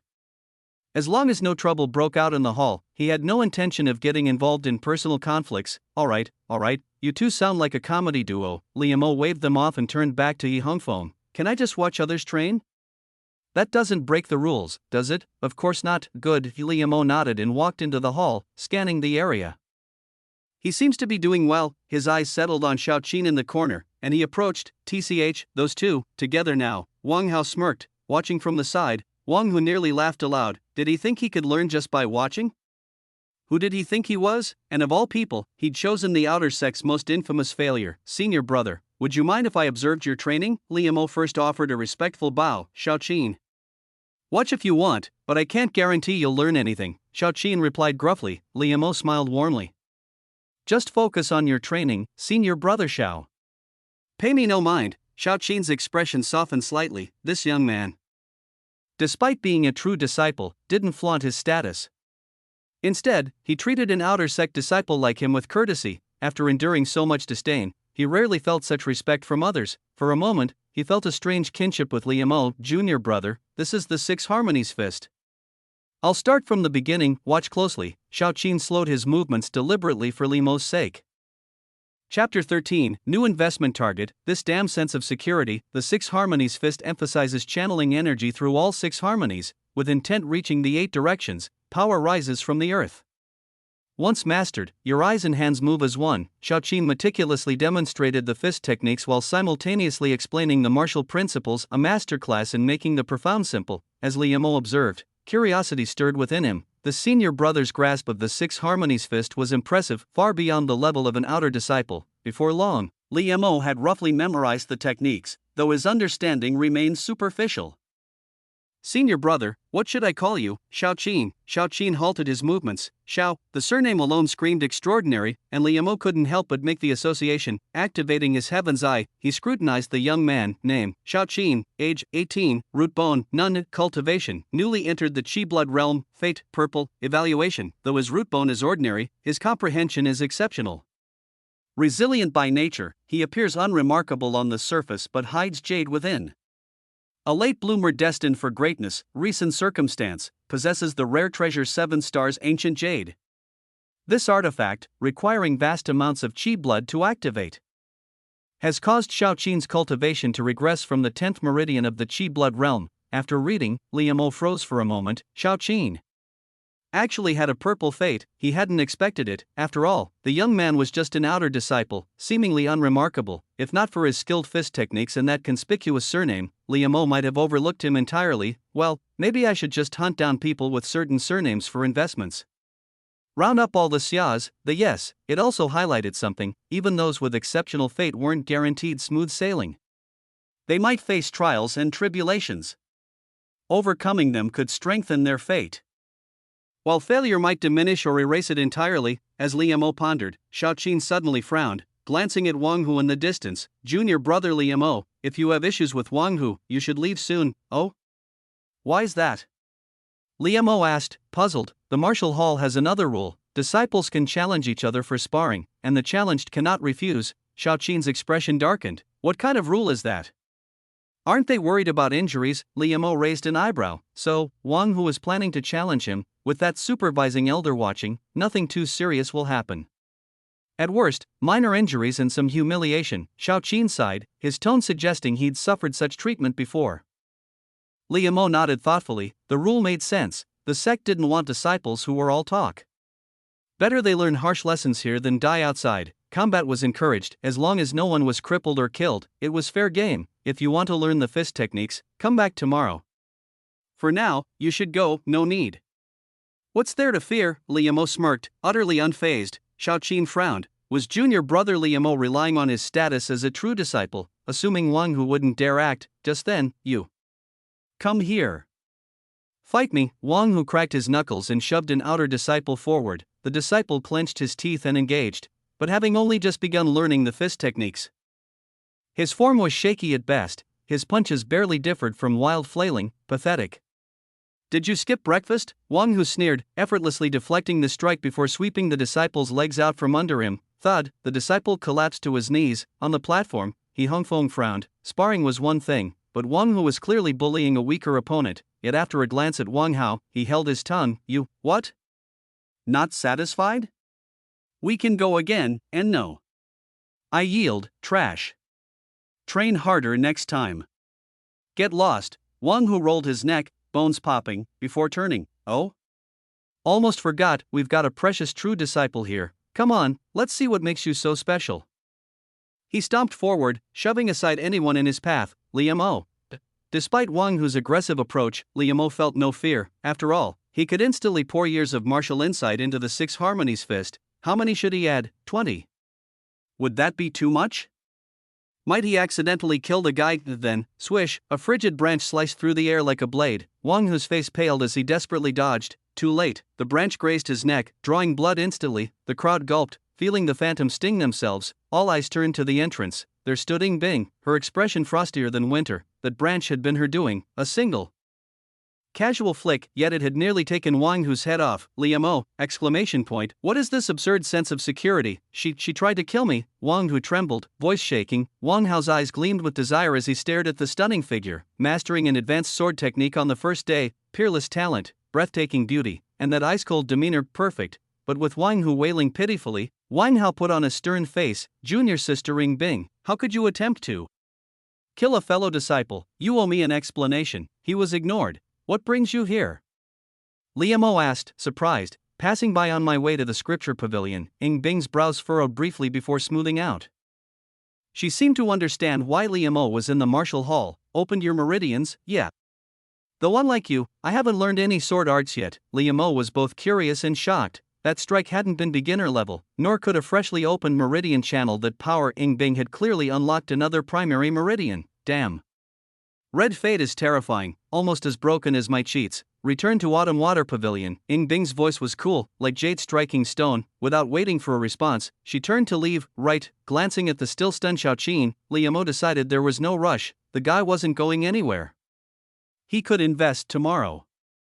Their casual exchange unfolded as if no one else existed. Nearby, Wang Hao's face darkened like storm clouds. Junior sister Ying Bing. You nearly killed my cousin, even as a true disciple. You can't act so recklessly. Ying Bing paused. The flies buzzing had finally annoyed her. Without turning, her voice cut through the air. When I kill, I don't nearly do anything. With that, she walked out the door. None of the outer disciples along the way dared to meet her gaze. Liu! Exclamation point. Yes, exactly, this was the feeling he remembered. You. Wang Hao was instantly left speechless, his gloomy expression shifting several times. Her unyielding tone actually made him feel a flicker of conviction. Senior brother, are you just going to stand there and watch? Junior sistering hasn't broken any rules.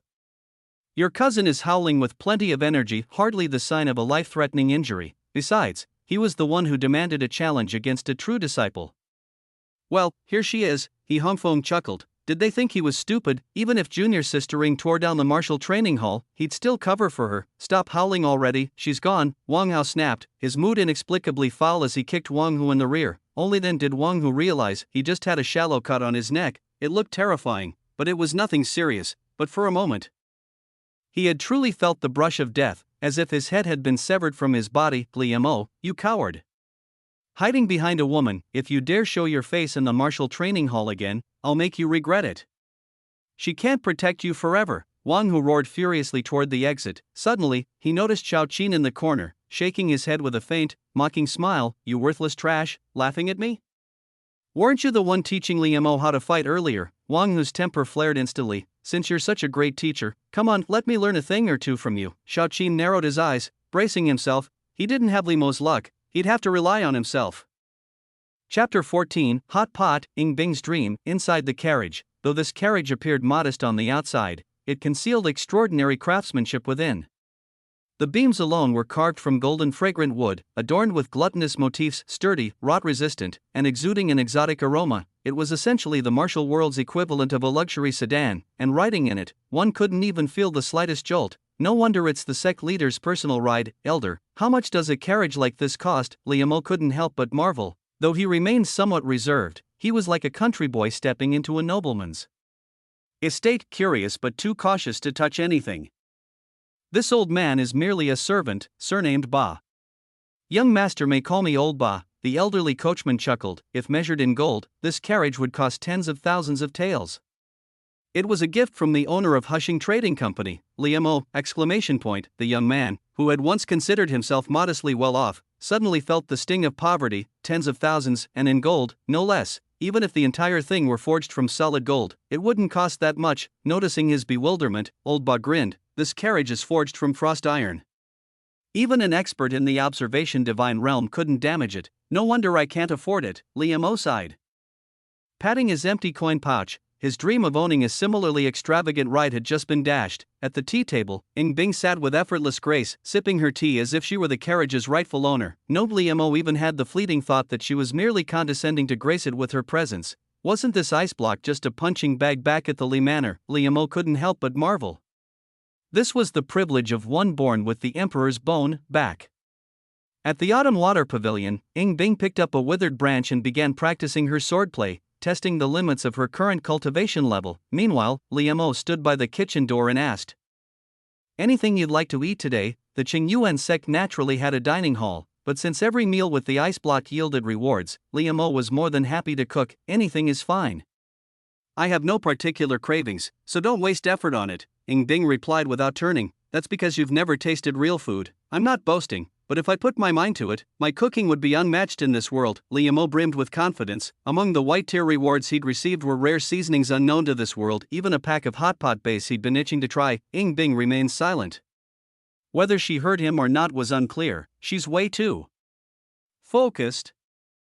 Liamo sighed inwardly. Humans weren't machines. Neglecting one's basic needs for too long would only lead to trouble. "Is senior sister Ying Bing here?" A voice called from outside. Liamo stepped out to find an outer sect steward delivering bundles of exotic beast meat, precious ingredients that nourished chi and blood, rarely seen outside the sect. Such were the privileges of a sect leader's direct disciple. The steward explained that these were raised on rare beast peak, ironbone ox, azure-scaled fish, and stonehorn sheep, beef, lamb, and fish, perfect for hot pot. Liamo mused, already salivating. Half an hour later, the courtyard was filled with the rich, spicy aroma of simmering broth. Liamo sat by the stove, dipping paper-thin slices of ironbone ox into the bubbling pot. Divine. When this world's exotic meats met a hot pot base from Earth, the result was nothing short of heavenly. "Try this." Liamo fished out a piece of fish and placed it in Ying Bing's bowl. A layer of red oil glistened on the girl's lips, making them appear even more vivid. "Good, right? Passable." But the speed of her chopsticks had quickened ever so slightly. Liamo noticed and grinned. "Eat up. Beast meat's good for martial training too. Food and pleasure are human nature. You should indulge once in a while." Amid the rising steam, the girl's face blurred in the haze, her cheeks moved faintly. Whether she heard him or not was anyone's guess. "Third floor, inside the room. Congratulations, host. Investment, exotic beast hot pot. Reward obtained, 1 mystic crystal. Mystic crystal contains the purest natural energy of heaven and earth. Used in alchemy, weapon forging, or as a power source for artifacts.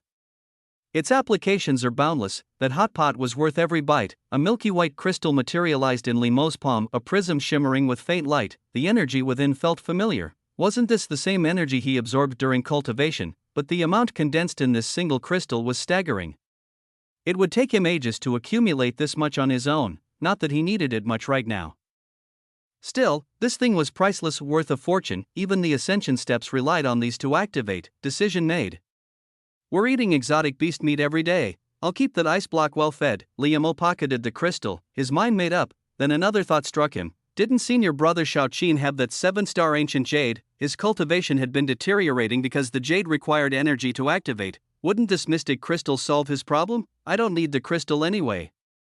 Might as well invest it in him." Liamo had pieced together some patterns regarding investments. Fate rank determined the baseline reward, but the more beneficial the investment was to the recipient, the greater the reward would be beyond that baseline. Shaoqin had a purple tier fate. The return would undoubtedly surpass a single mystic crystal. No need to keep practicing 6 harmonies fist. 20 years of martial insight should be more than enough to master it. Learning from last time, Liamo didn't expend all his insights at once. 5 years of martial insight successfully infused. After 1 year of practice, you fully grasped the 6 harmonies fist, reaching the novice stage. By the 4th year, the fist dart had integrated into your daily movements, no longer bound by rigid forms. In the 5th year, your 6 harmonies fist reached minor achievement.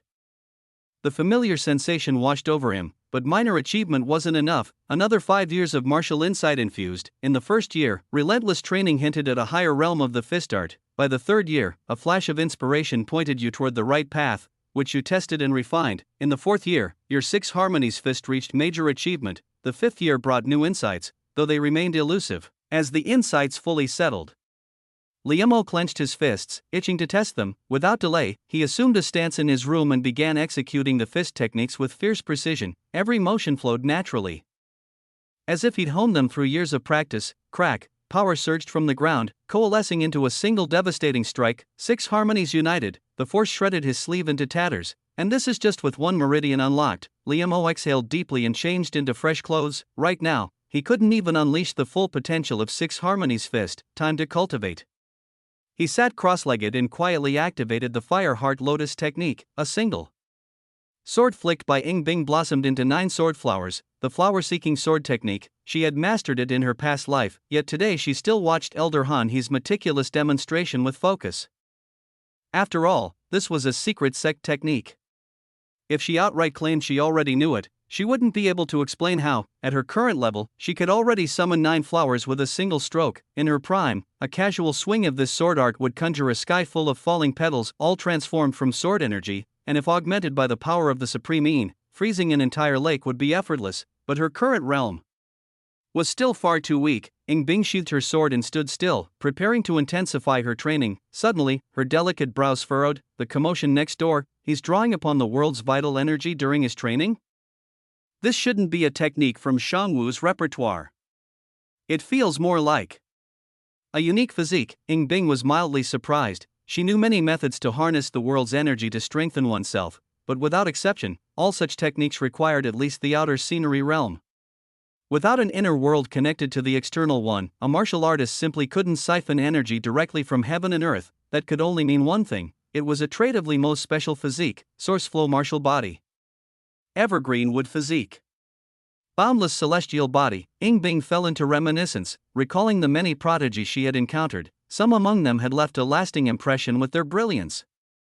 Which of these would Li Mo's physique resemble, or perhaps one she had never seen before? A moment later, she dismissed the thought. She was merely curious about the drastic changes in Liam O. The exact nature of his physique didn't matter. If she didn't recognize it, it couldn't be that formidable, at least not enough to rank on the Heaven Secrets Pavilion's 9 heavens and 10 earths leaderboard, and if it belonged to one of those past rivals she had defeated. What of it? In the end, none could compare to the 10 extremities physique. After 2 hours of training, $2 chilling aura began seeping from her body once more. She had just settled onto her bed when, knock knock. The door creaked open slightly. Liam O peeked in, carrying a bronze basin. Ying Bing, the exotic beast meat needs refrigeration. I'll leave it in your room. The Iceblock brand fridge, praised by all who used it.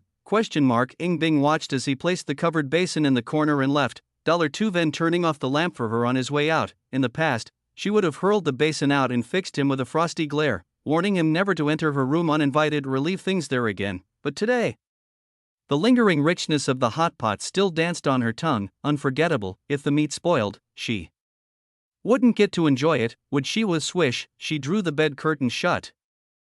The room grew quieter as the biting cold spread, and she gradually drifted into sleep. The sleeping girl's face tensed slightly, but not from the torment of extreme cold. She was dreaming of her past as the Phoenix Sovereign, ruling over the Kasha Palace. Palace Master, I know disciples of the Kasha Palace must never indulge in love. So I beg you, strike down my martial arts and strip me of all my power, Master. I've met someone during my travels, Palace Master, ha. Ying Bing, you don't even understand what love is.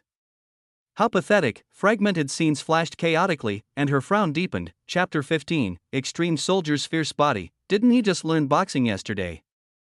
The next day, the sun rose high, casting bright light over the land. In the martial training hall, Xiaoqin limped inside, his face pale and his breath weak, clear signs of injury. Xiaoqin actually dared to come today, after getting beaten so badly yesterday. His wounds probably haven't even healed yet.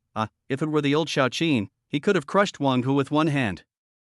Who knows what happened to him? If he stays like this for another 6 months, he'll probably be expelled from the Qingyuan sect, right? A few disciples whispered among themselves, their tones tinged with pity, but the moment Wang Hu and Wang Hao walked in, they immediately fell silent. You trash. You still have the guts to show up today. Good, very good. I love stubborn fools who refuse to admit defeat. Wang Hu grinned with amusement, cracking his knuckles. Thud. Xiaoqin ignored him, continuing to practice his punches despite his injuries. Li didn't come today. It seemed he had taken his advice. Sigh.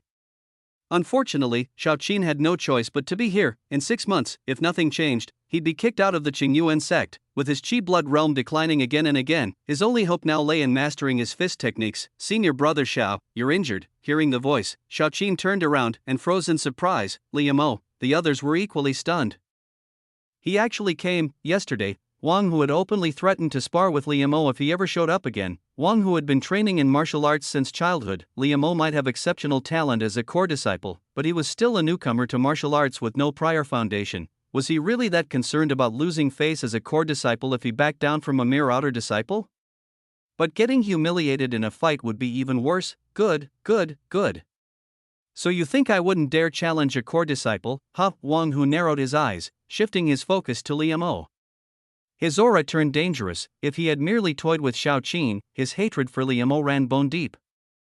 He glanced at his cousin. Don't break the rules, Wang Hao said indifferently. Of course not, Wang Hu smirked, meaning, within the rules, anything goes. He Hongfeng frowned. Couldn't Wang Hu just stay quiet for once? Had these two forgotten how terrifying Elder Shangwu was? But since they weren't technically breaking any rules, there was nothing he could say. Stop standing around.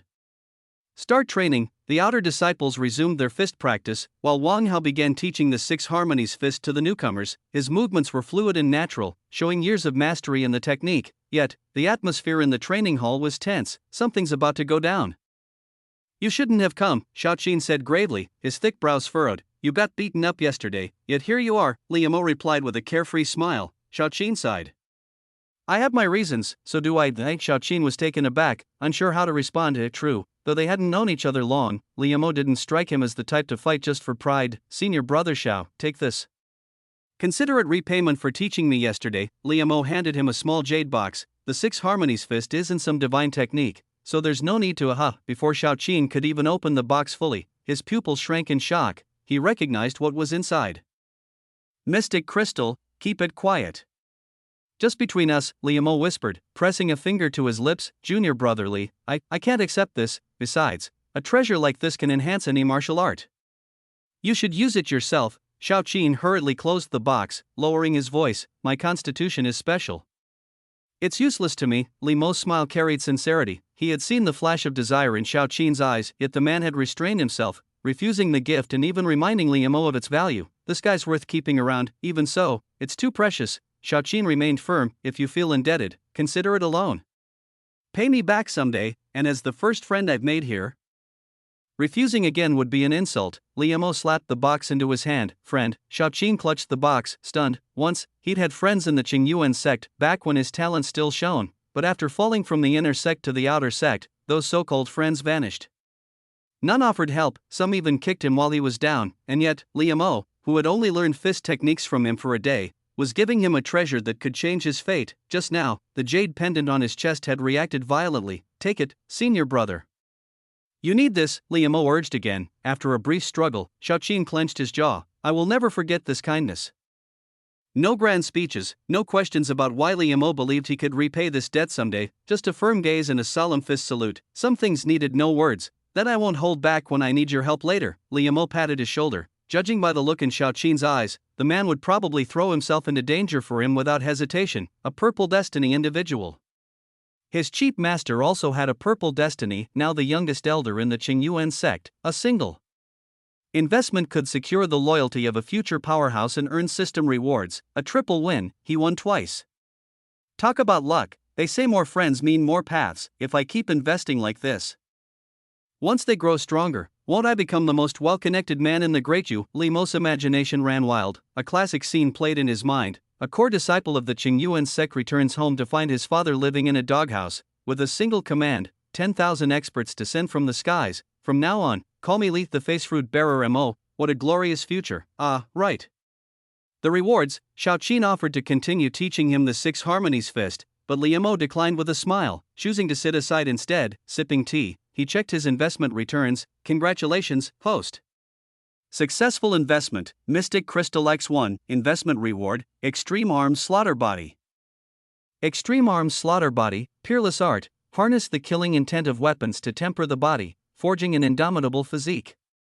At its peak, all arms bow before you. Not only does it grant unmatched physical might, but it also amplifies the power of any weapon wielded. The complete martial art flooded his mind, instantly memorized. Li Mo closed his eyes, absorbing the knowledge. This was a body-refining technique, one that also enhanced weapon mastery. This art requires tempering myself with the killing aura of weapons. Deep in thought, Li Mo pondered his next steps. Ultimate Soldier's body refinement, just the name alone exudes a menacing aura, however. This is by no means a heretical practice. Instead, it is an extremely pure and highly sophisticated method of external body training. It is extremely perilous and incredibly difficult to master, but the rewards after mastering it far outweigh the hardships and perils. Liam made a decision to practice it. In the martial world, getting into trouble is inevitable. No matter how good the armor is, it can't compare to one's own strength. For his own safety, he must master this technique. Is there a place within the sect where the sharp killing aura of soldiers is strong? Before he knew it, $2 he instructor in the martial arts hall had finished teaching the boxing techniques. It was now free practice time. $2 which also meant that free sparring was allowed. Liam, you don't have a woman to protect you today, do you? Wang Hu sneered, clenching his fists until they creaked. His eyes were blood red, and his gaze was filled with such hatred that it seemed he wanted to devour the young man in front of him alive. Hongfeng sensed something was wrong. However, just as he was about to stand up and stop it, Wang Hao grabbed his hand. Junior brother Wang, if something really goes wrong, you and I can't bear the responsibility, Hongfeng said in a solemn tone. Wang Hao squinted his eyes and sneered, don't worry. My cousin knows his limits. Besides, he's only at the Qi blood realm. If there's any problem, you can stop it at any time, as long as it's within the rules. Don't interfere. Alright then. Hongfeng hesitated for a moment and thought it made sense. He had already reached the great heavenly cycle realm of inner breath. As long as he paid attention, no one at the Qi blood realm could cause any major trouble under his nose. Wang Hu, Xiaoqin took a step forward and actually stood up, walking straight towards Wang Hu. It seemed that he wanted to have a sparring session with Wang Hu first. Xiaoqin was always reliable, but someone was faster than him. Xiaoqin only heard a whistling sound of the wind passing by his ear.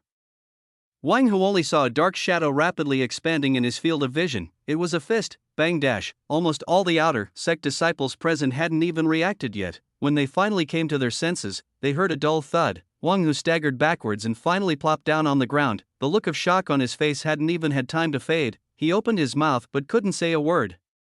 The pain in his ribs made it hard for him to breathe. It seemed that a bone had cracked. You're too weak. Sparring with you, I'm afraid I won't learn anything, Liam said indifferently, still wearing a faint smile on his face. Beside him, Xiaoqin's mouth was wide open in disbelief. The 6 harmony boxing, this couldn't be right. Liam had just learned the boxing yesterday. Moreover, he had just started his cultivation. Where did he get so much strength? Chapter 16, 6 Harmonies United, the fierce and beautiful master. The vast training hall fell into dead silence. The outer sect disciples witnessing this scene rubbed their eyes, wondering if they were still dreaming. Liam had only just learned this fist technique, yet today, he defeated Wang Hu, the tyrant of the training hall, with a single punch, leaving him unable to even crawl back up. And they call this a beginner? Are all true disciples this monstrous? On the grand chair, Hongfeng's eyes flickered with shifting emotions. Having touched the threshold of the observation divine realm, he could clearly see that Liam had only opened one primary meridian, while his progress was undeniably fast. That wasn't what shocked him. Wang Hu was at the Qi blood realm with 3 meridians opened. For a 1-meridian fighter to crush a 3-meridian opponent, though Wang Hu had underestimated his foe, it proved Li's mastery of fist techniques far surpassed Wang Hu's. He had seen it clearly. That punch was at least at the minor mastery level of the 6 harmonies fist. Wang Hao shot up from his seat and rushed to Wang Hu's side, channeling his inner breath to stabilize the latter's qi and blood. His expression darkened to the extreme. If true disciple Li disdains sparring with outer sect disciples, then how about crossing hands with me, Wang Hao? This violates the rules. Hongfeng set down his teacup, inwardly cursing. An inner breath realm cultivator who'd been training for years, challenging a Qi blood realm novice. Have you no shame? The other outer sect disciples also couldn't hold back their outrage. When Wang Hu bullied us, you stayed silent, so he's only allowed to win. Is that it? I won't use my inner breath. I'll suppress my cultivation to the early Qi blood realm.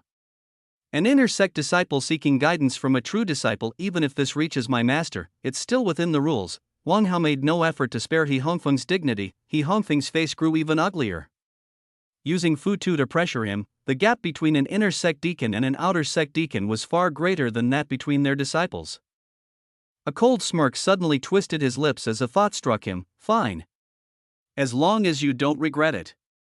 What say you, junior brother Li? If you wish to decline, that's understandable. Wang Hao ignored him, his sharp gaze locking onto Liam. Liam narrowed his eyes. If they were at the same realm, it was worth a try. Moreover, during the earlier fight, an inexplicable surge of battle intent had risen in his chest.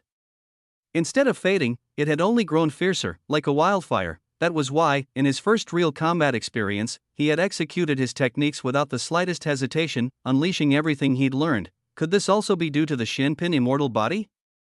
Then I'll ask for your guidance. Li Mo's soft voice sent ripples through the crowd. He actually accepted? He'd only been practicing fist techniques and martial arts for 2 days at most. If it were any other inner sect disciple, it might be fine, but Wang Hao, for all his amiable facade, was vicious at heart. Li Mo then turned his head. Senior brother Xiao, step back a bit. Where was old Xiao? The space beside him was empty. Xiao Qin had vanished without a trace. Strange. Old Xiao didn't seem the type to flee at the first sign of trouble. You stand up for others, yet they abandon you. Wang Hao, eager to ensure his opponent didn't back out, clasped his hands behind his back. Lips curling in mockery, to avoid accusations of bullying, I'll let you make the first. Whoosh, before he could finish, a fist was already at his ribs. Li Mo had no patience for niceties with troublemakers. His spine arched like a drawn bow, his fist a cannonball aimed straight for the vulnerable spot below Wang Hao's ribs. Feeling the sharp gust of wind, Wang Hao raised a brow but remained unshaken. Boom, their fists collided. Wang Hao's arm went numb from the impact, yet he stood firm, relying on his combat experience to counterattack immediately. But to his shock, Li Mo moved with the precision of a veteran. Ignoring the straight punch aimed at his chest, Li Mo instead surged forward. His arm descending like an iron whip toward Wang Hao's shoulder, his fist momentum flowed seamlessly, without pause. Minor mastery of the Six Harmonies fist. Wang Hao's heart chilled, but his own punch was already beyond recall. Gritting his teeth, he poured every ounce of his Chi Blood Realm strength into the strike, executing it flawlessly. He, too, had minor mastery of the Six Harmonies fist, and moreover, Wang Hao snorted, pulling his shoulder back slightly. Li Mo's devastating punch landed, but an invisible force seemed to cushion the blow, leaving it a hair's breadth from its target. Meanwhile, the punch to his chest sent Li Mo stumbling back several steps. Inner breath. Li Mo exhaled sharply, recognizing Wang Hao's feint. He had used inner breath after all, but instead of protesting, the fire in his eyes burned brighter. Again, Wang Hao was taken aback by the kid's tenacity, though his sneer deepened. In the end, you're just a novice with a few tricks. The longer this drags on, the more your inexperience shows. This move again, if it failed once, repeating it would only leave you open. His pupils abruptly constricted. That fist, crack. Li Mo's fierce punch shattered the thin layer of inner breath, landing squarely on Wang Hao's shoulder. Wang Hao staggered back, his face alternating between green and white. Vision swimming, Six Harmonies interconnected, major mastery. Hongfeng's teacup slipped from his fingers, spilling premium Longjing tea all over his lap, but he didn't even notice, his face frozen in shock. The Six Harmonies fist was foundational, yes, but that didn't make it easy. On the contrary, the most basic techniques were often the hardest to refine, each step requiring relentless practice. Is this even human? Wang Hao, caught off guard, had suffered a heavy blow, yet instead of conceding, his entire body trembled with barely suppressed fury. Wang Hao, what do you think you're doing? Before Hongfeng could intervene, Wang Hao was already charging forward. His palm shimmering with a sinister gleam as he aimed straight for Li Mo's dantian. Hongfeng moved to intercept, his cultivation far superior, but his help wasn't needed. Boom! Wang Hao flew backward like a cannonball. Under that terrifying force, his bones emitted a series of sickening cracks. He smashed through the wall, leaving a gaping hole in his wake. Hongfeng's hair stood on end as he stiffly turned his head. Elder Shang, Master? Senior brother Xiao. Li Mo blinked, spotting two figures at the entrance. None other than Shang Wu and Xiao Qin, except Xiao Qin, a burly grown man, was currently being dangled in the air by one hand, his face ashen. Master, why are you here? This kid said you were being bullied in the training hall, so I came. Shang Wu's eyes narrowed to slits. Gone was her usual lazy demeanor, now she resembled a tigress defending her territory. Understanding dawned on Li Mo, so that's why old Xiao disappeared earlier. Knowing Wang Hao's sore loser nature, he'd gone straight to Jade Cluster Peak to fetch reinforcements. Smart move, old Xiao. Ugh, cough, you flatter me. Junior brotherly. Xiao Qin finally sat down, swayed unsteadily, his stomach churning. Poor guy, a Chi Blood Realm cultivator hauled through the skies by an inner landscape realm expert. Master, you beat him up like this. Is this really okay? Li Mo withdrew his sidelong glance. Not far away, Wang Hao had been smashed straight into the wall like a hanging painting, his bones shattered beyond count. Foam dribbled from his mouth, his breathing ragged, more exhales than inhales. Even if he survived, he'd likely be crippled. Of course it's not okay. Shang Wu crossed her arms, narrowing her almond-shaped eyes. Daring to lay a hand on someone under my protection? A mere inner disciple attacking a true disciple? Someone's definitely pulling the strings behind this. You there? What's your name again? This humble one is He Hongfeng. He Hongfeng wiped cold sweat from his brow. Legs trembling. Damn that idiot Wang Hao, no amount of persuasion could stop him, new to the sect, and he had to pick a fight with her. Any seasoned disciple knew, in the Qingyuan sect, it was better to offend the sect master than provoke the ninth elder. Go to the Divine Arms Peak. Tell Futu to get his ass over here. If I don't see him within 15 minutes, I'll pay him a visit myself. Shang Wu sprawled lazily across the grand chair. All right away. He Hongfeng bolted out as if a ferocious beast were chasing him. Liamo, he'd been worried about the classic small fry beaten, big fry comes seeking revenge scenario, that the matter would escalate and his master would face consequences. But Shang Wu's attitude suggested she was ready to drag the big fry over for a beating too. Xiaoqin coughed lightly and whispered, rumor has it the Divine Arms Peak used to be quite tall, second only to the Qingyuan main peak. Liamo paused, glancing out the window. Among the mountain peaks, the Divine Arms Peak was now the shortest, as if a massive chunk had been gouged out. Xiaoqin continued, back when Elder Han He and Elder Shang Wu had a disagreement, she removed the summit. Liamo, what? He stared at the jagged, beast bite-like scar where the peak should have been. Turning back, his delicate, seemingly harmless master sat sipping tea, legs crossed. A faint smirk playing on her lips as if recalling a fond memory. Liamo felt the absurdity and surrealism of it all. Come here, my precious disciple, are you hurt? Shang Wu beckoned with a sweet smile. Liamo approached, touched, until she added, when Futu gets here, we're squeezing him dry.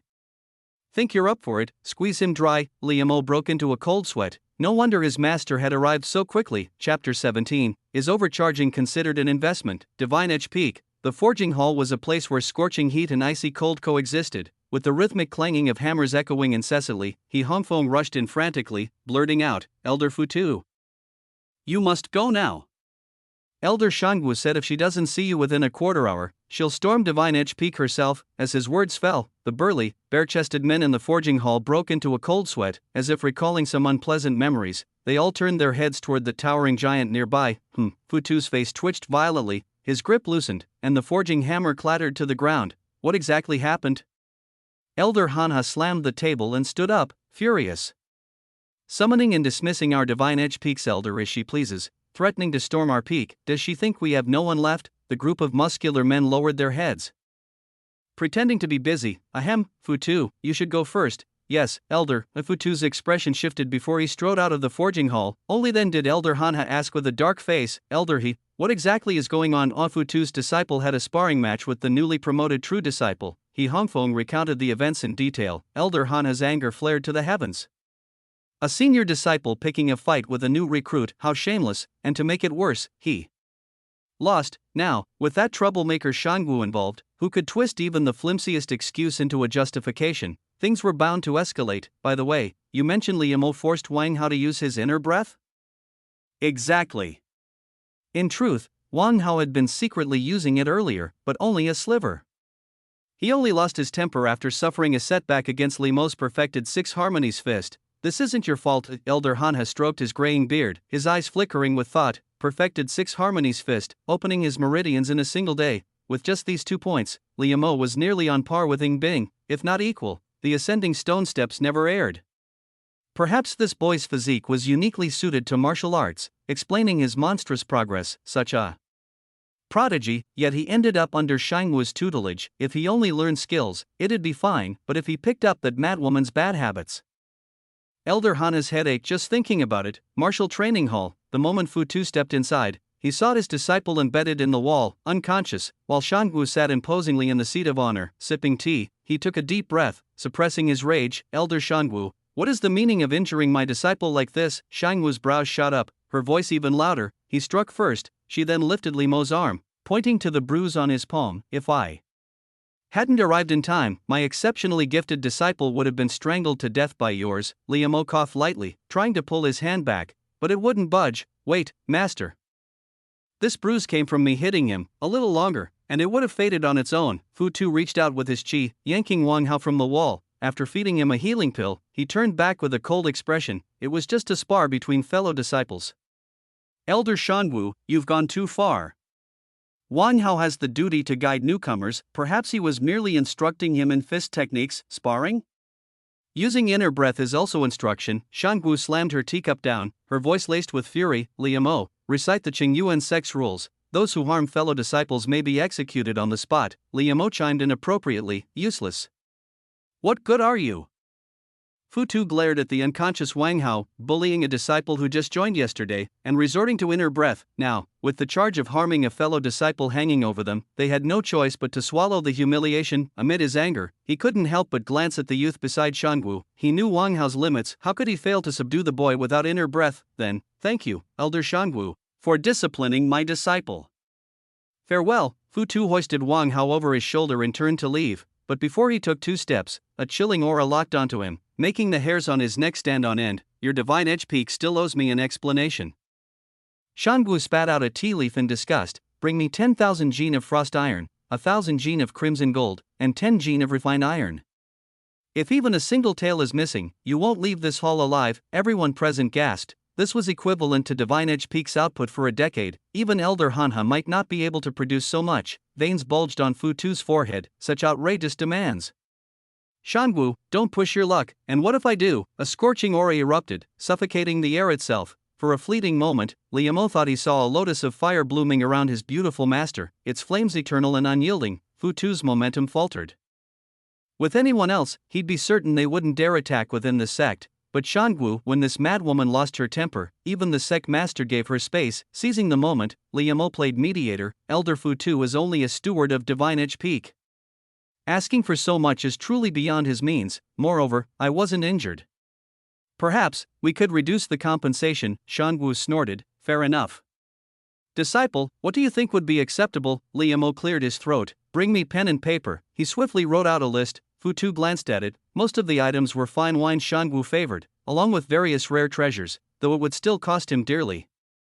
It was nowhere near as outrageous as before. Come to Divine Edge Peak to collect them. Watching the master-disciple duo's performance, Fu Tu's expression darkened, but he had no choice but to swallow the loss. Ah, that's more like it. If only you'd been this reasonable earlier. Shangwu's oppressive aura vanished instantly. Only after Fu Tu left with a cold snort did she beam with joy, suddenly pulling her precious disciple into a tight embrace, burying his face in her chest. If Liu Mo had to describe Shangwu's figure at that moment, he'd call it suffocating, as expected of my disciple. You've already learned a third of my skills, master. Can I have a share? Liu Mo asked shyly for his cut. Shangwu instantly grew wary, eyeing him like he was no longer her dear little disciple. 10%, the beautiful elder held up a finger. You're only taking that much, master. 1/10 is yours. 9/10 are mine, Liu Mo sighed. Actually, I just wanted some exotic beast meat to grill. Grilled meat? Shangwu's eyes lit up. You can cook, of course. In Purple Sun Prefecture, I'd rank first, no one would dare claim second. With modern seasonings, he had every reason to be confident. Before he finished speaking, he felt himself being lifted, the surroundings blurred, rushing past at breakneck speed. Just as Liu Mo was about to vomit, his feet finally touched solid ground again. Where was this? Hearing the clanging of metal, the dazed young man looked around in confusion. Before his eyes lay a massive cavern, within which faint glimmers of cold light could be glimpsed. To the left and right of the cave, 2 rivers flowed, one scorching hot, the other piercingly cold, each channeled into the courtyard through separate aqueducts. A group of burly blacksmiths toiled away in this courtyard, heads bent over their work. What is this place? That's the Divine Edge Cave. It existed even before our Qingyuan sect was established. Shangwu was in high spirits and happy to explain a few things to her novice disciple. That place is full of scrap metal. Back when I killed an assassin from the Fine Rain Tower, I tossed his sword in there. Elder Han has said something about it being nourished by the sharp aura of weaponized slaughter. The sharp aura of weaponized slaughter. Liu Mo's heart stirred. Wouldn't this Divine Edge Cave be the perfect place to cultivate the extreme weapon slaughter body? Humph, those are not mere scraps of metal, Shangwu. Show some respect for the predecessors of our divine weapon peak. Elder Han has stood with his hands clasped behind his back, his expression full of displeasure. Shangwu wasted no time arguing. She simply stretched out her hand. Where are the goods? Humph, Fu Tu, at his command. Fu Tu emerged, dragging a horse-drawn cart behind him. Liu Mo guessed that this must be some steward named Fu Tu, who had prepared the items so quickly because they were requisitioned from the divine weapon peak. Everything had been requested by his master. It seemed this had been planned for a long time. Only things that could be easily obtained were chosen. Shangwu narrowed her almond-shaped eyes, grinning like a fox that had successfully stolen its prey. Elder Hanha, I'm surprised. You're being so generous this time. Fine, consider the matter settled. Congratulations, host. Your investment has succeeded. Acting as Shang Wu's accomplice in extortion has yielded rewards. Investment feedback: 3 jars of ice fire wine. Investment feedback: 2 bottles of 6-rune clarity pills. Investment feedback: 10 pounds of iron essence. Clarity pill possesses a calming effect, capable of suppressing distracting thoughts to a certain degree. Each pill lasts for 2 hours, with a maximum of 1 pill per day. Excessive consumption may lead to emotional numbness and loss of humanity. Iron essence: a single ounce refined from 10,000 pounds of iron. Adding even a trace to an ordinary weapon can make it sharp enough to split a hair. A must-have material for forging divine weapons. Young Li was also delighted. Who would have thought that helping his master extort goods would count as an investment? This was a jackpot. It might not be the highest quality reward he had ever received, but it was certainly the most abundant. The value of these rewards far exceeded the sum of everything his master had painstakingly plundered. Humph. Do you think I would lose both face and advantage? I hope when you lose, Shang Wu, you won't go back on your word either, Elder Hanha snorted coldly. He was referring to their bet, a competition between their disciples. The stakes of that wager were far more valuable than this mere cart of goods. No, they couldn't even be measured in gold or silver. Then I'll give you a chance to lose. Shang Wu grinned and gave a thumbs up, then flipped it downward. Liamo, master, where did this confidence come from? If he remembered correctly, Morongsha possessed the cry of the flood dragon physique and was hailed as a once-in-a-decade genius of Purple Sun Prefecture. If not for Ying Bing, Morongsha would undoubtedly be the top disciple of this generation. Elder Hanha's confidence likely stemmed from that half-demon bloodline. The defining trait of half-demons was their exceptionally high starting point. My disciple may not be particularly talented, but at the Chi Blood Realm's 5th meridian, he can already descend to the 2nd level of the Divine Edge Cave. Shameful, truly shameful. He's only slightly surpassed this old man's achievements from back in the day. Elder Hanha took a leisurely sip of tea. Shang Wu was genuinely surprised. He's only at the 5th meridian of the Chi Blood Realm, and you're already having him train in the Divine Edge Cave. A mysterious smile played at the corners of Elder Hanha's lips. This old man has his own plans. No need for you to worry. His disciple possessed a half-demon physique, with a bloodline leaning toward the flood dragon lineage, renowned for its formidable physical strength. Under his guidance, the boy had also cultivated body refining techniques, fully capitalizing on his innate advantages. Now, relying solely on his physical body, he could lift boulders weighing 10,000 pounds. Liamo might go far in the future, but so what? The Nine Peaks tournament was just around the corner. In the short term, there was no way he could surpass Morongsha. So what if he can enter the Divine Edge Cave? Shang Wu pouted but ultimately refrained from saying, my disciple can do it too. The weapons inside the cave were all instruments of slaughter. Individually, they might not amount to much, but when gathered in a certain arrangement, they could harm from a distance. Moreover, some of these weapons had claimed countless lives, carrying with them a terrifying killing intent capable of shaking one's soul. Entering was a trial for both body and mind. Even she couldn't reach the deepest levels of the Divine Edge Cave. Elder Hanha, may I ask if outsiders are permitted to enter the Divine Edge Cave? Oh, Elder Hanha paused mid-sip. Shang Wu also subtly signaled her disciple with her eyes. Foolish disciple, we don't have to compete in everything. Elder Hanha's gaze swept over them. Entry is permitted, but I advise you to think twice. Apart from Morongsha, every disciple inside the cave was at least at the inner breath realm. The former could enter due to his innate physical resilience, while the latter could protect themselves using inner breath. I'll start at the periphery. If it's too much, I won't push myself. Li Mo's eyes burned with determination. His words were meant for both of them. Elder Hanha inwardly shook his head. No wonder this boy had clashed with others so soon after entering the training hall. Having just made some progress in martial arts, he was already getting ahead of himself, constantly seeking to prove his superiority. Perhaps a little hardship would temper his arrogance. You may enter, but you assume all responsibility for your safety. If something happens, don't blame this old man. Thank you. Liamo cupped his hands in respect, then glanced at his master. Shang Wu narrowed her almond eyes in thought before pulling out a small bell from her sleeve. If you can endure, shake this twice with force. This was a harmony bell. When one bell was shaken vigorously, the other would ring in response. As long as they weren't separated by 1,000 miles, it would work. Despite her carefree demeanor, Elder Shang Wu didn't want her precious disciple to get seriously hurt. Thank you, master. After pocketing the bell, Li Mo strode toward the entrance of the Divine Edge Cave. Chapter 18, Divine Edge Cave. Morongsha possessed by killing intent. Before the Divine Edge Cave, peering into the cave entrance, one could see various weapons displayed within. Some gleaming coldly, others rusted and worn, a palpable sense of blades pressing against the skin washed over visitors, making their bodies tense. Numerous martial artists came and went, all exuding formidable auras. Some were blacksmiths, while others were inner disciples from other peaks. What is your purpose for entering the Divine Edge Cave, and how long do you intend to stay? An inner sect steward sat at the entrance, recording the comings and goings. However, when he looked up, he froze slightly. The youth before him was far too young, Liamo replied, to temper my body and cultivate. No more than 2 hours. The steward blinked, then waved impatiently. You've just entered the Chi blood realm. What business do you have here? Scram, with his observation divine realm insight, he could tell Liamo had only recently broken through to the Chi blood realm.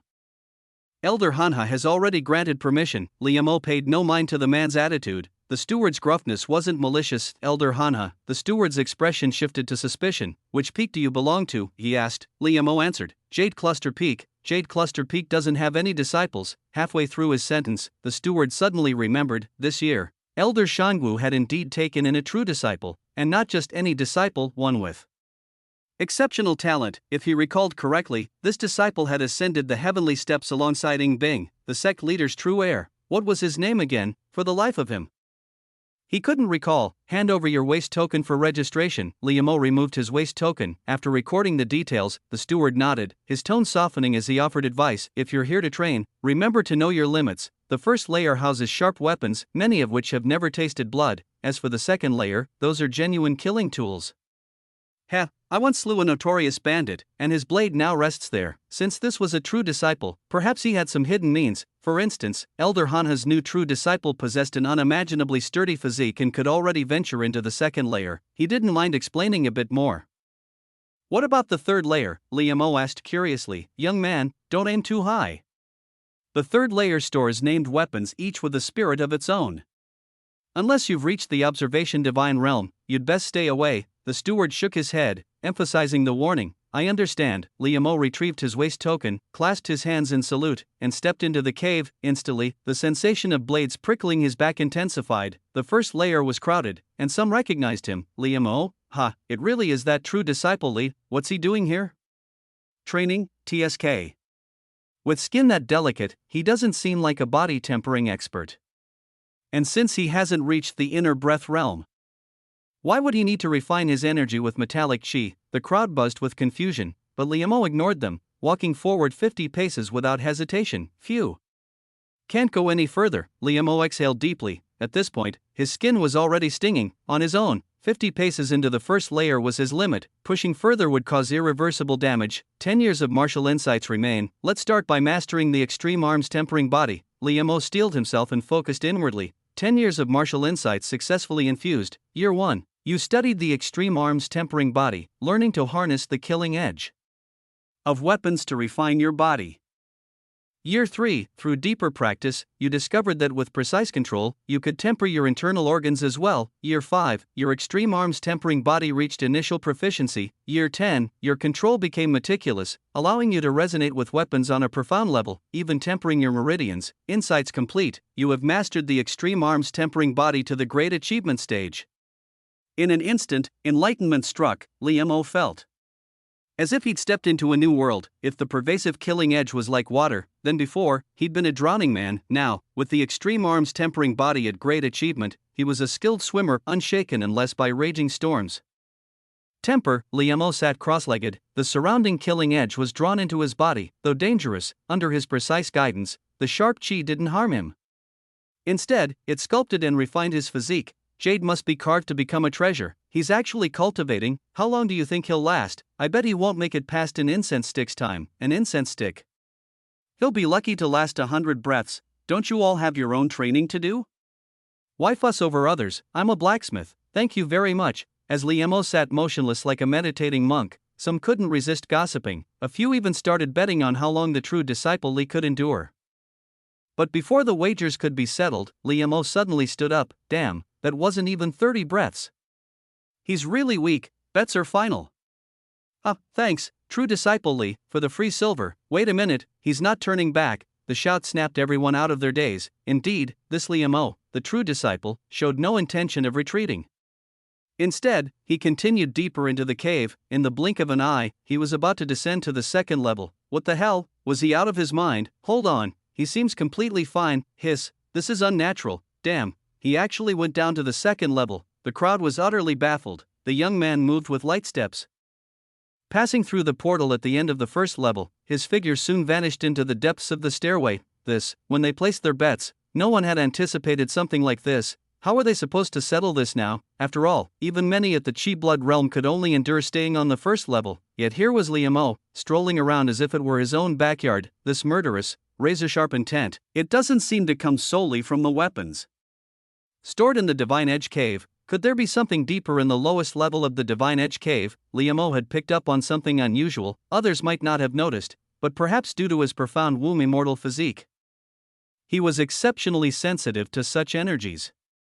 If he ever took up blacksmithing, he'd undoubtedly excel. The thought only fueled his desire to venture further down. As soon as he stepped onto the second level, $2 number of weapons in sight dwindled, though the variety remained 18 types, each accounted for many bore chips and cracks, clear signs of past battles. A sudden heaviness pressed against his mind, his thoughts growing muddled. It was as if a cold, invasive force had seeped into his core. Killing intent. Liam retrieved a clear heart pill, placing one beneath his tongue.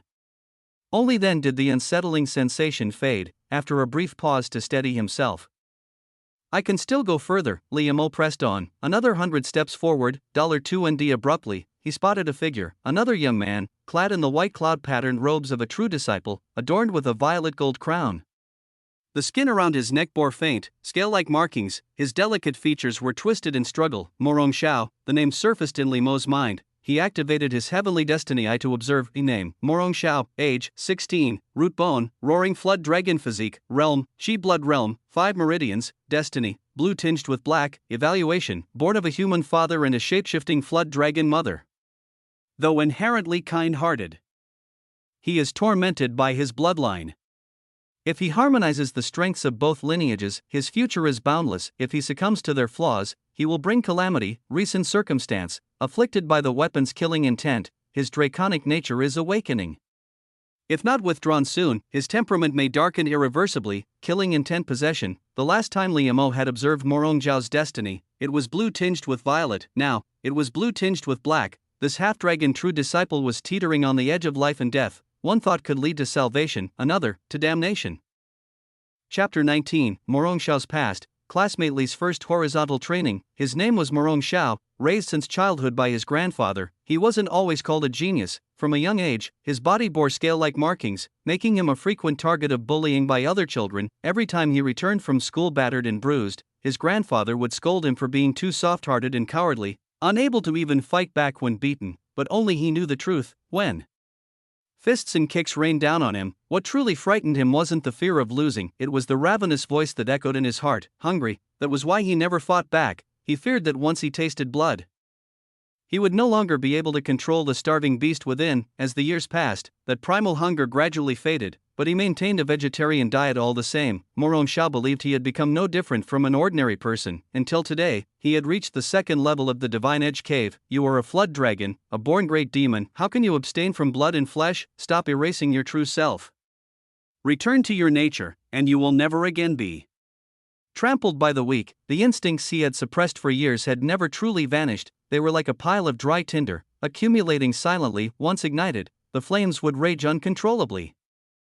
Just as Morong Zhao's consciousness nearly faded, his face nearly covered in scales, the next moment, someone pried open his mouth and shoved something inside, round and smooth. Before he could even taste it, it slid down his throat. Miraculously, his mind cleared almost instantly. Morong Zhao blinked dazedly and saw a youth standing before him, around his own age, handsome and smiling brightly. In his hand was a porcelain vial, the medicinal fragrance wafting from it invigorating to the senses. Morong Zhao recognized him, the same youth who had been accepted as a true disciple alongside him during the initiation ceremony. Glad you're all right, Liam exhaled in relief. Phew, that was close. There weren't many people on this second level to begin with, and he happened to be the closest to Morong Zhao. If Morong Zhao had lost himself to bloodlust, the first target of his rampage would have likely been him. Thank you, Morong Zhao murmured his gratitude. Even a fool could tell this youth had saved him. What he had swallowed earlier must have been an incredibly valuable pill. Nothing else could have such an immediate effect. My thanks, brotherly. I was careless and nearly lost myself to the killing intent, though I suspect it's more than just that, isn't it? Morong Zhao's expression stiffened. He looked up, meeting the other's gaze. Those smiling eyes seemed to see right through him. I once read about it in an ancient text. Half-demons are often influenced by their bloodline. The higher the rank of the bloodline, the deeper the influence. Without control, the demonic nature awakens. Yours must be of the flood dragon lineage. I saw horns sprouting from your head earlier. Before Liu Mo could finish, Morong Zhao's expression shifted several times. Finally, his face darkened, as if he had made a decision. Step by step, he slowly approached. Liu Mo instinctively took 2 steps back, wary. Was Morong Zhao about to silence him to keep his secret? The moment the thought crossed his mind, thud. Morong Zhao dropped to his knees, so forcefully that cracks spiderwebbed across the stone tiles beneath him. Please, don't tell anyone, Liu Mo. The Heavenly Eye's judgment of his nature as kind-hearted really wasn't wrong. He almost wondered if he leaned in right now and whispered, "You wouldn't want anyone to know about your half-demon blood, would you?" Morong Zhao might agree to anything he demanded, but doesn't Elder Hanha already know about your half-demon heritage? Suppressing his mischievous thoughts, Liu Mo voiced his confusion. Morong Zhao smiled bitterly. You know how the Purple Sun Prefecture calls me the child of the Qilin? That was a lie my grandfather spread. Through Morong Zhao's explanation, Liu Mo finally understood the full story. The howling flood dragon was a beast of calamity. Wherever it appeared, bloodshed and chaos followed. Years ago, Morong Zhao's father had brought home a woman, his mother. The two married soon after, yet it wasn't until she was pregnant that the old family head realized his son was even bolder than the legendary Su Xian. Many things happened afterward, but in the end, Morong Zhao was born safely. Knowing the half-demon blood couldn't be hidden, the old family head didn't bother concealing it. Instead, he spread rumors throughout the city. Over time, everyone in the Purple Sun Prefecture came to believe Morong Zhao carried a trace of the Water Qilin's bloodline. The Qilin was an auspicious beast, thus, Morong Zhao became known as the child of the Qilin. Liu Mo was utterly stunned. Your whole family is full of absolute legends. Don't worry, I'll keep your secret. But even if I don't say anything, you'll be exposed eventually.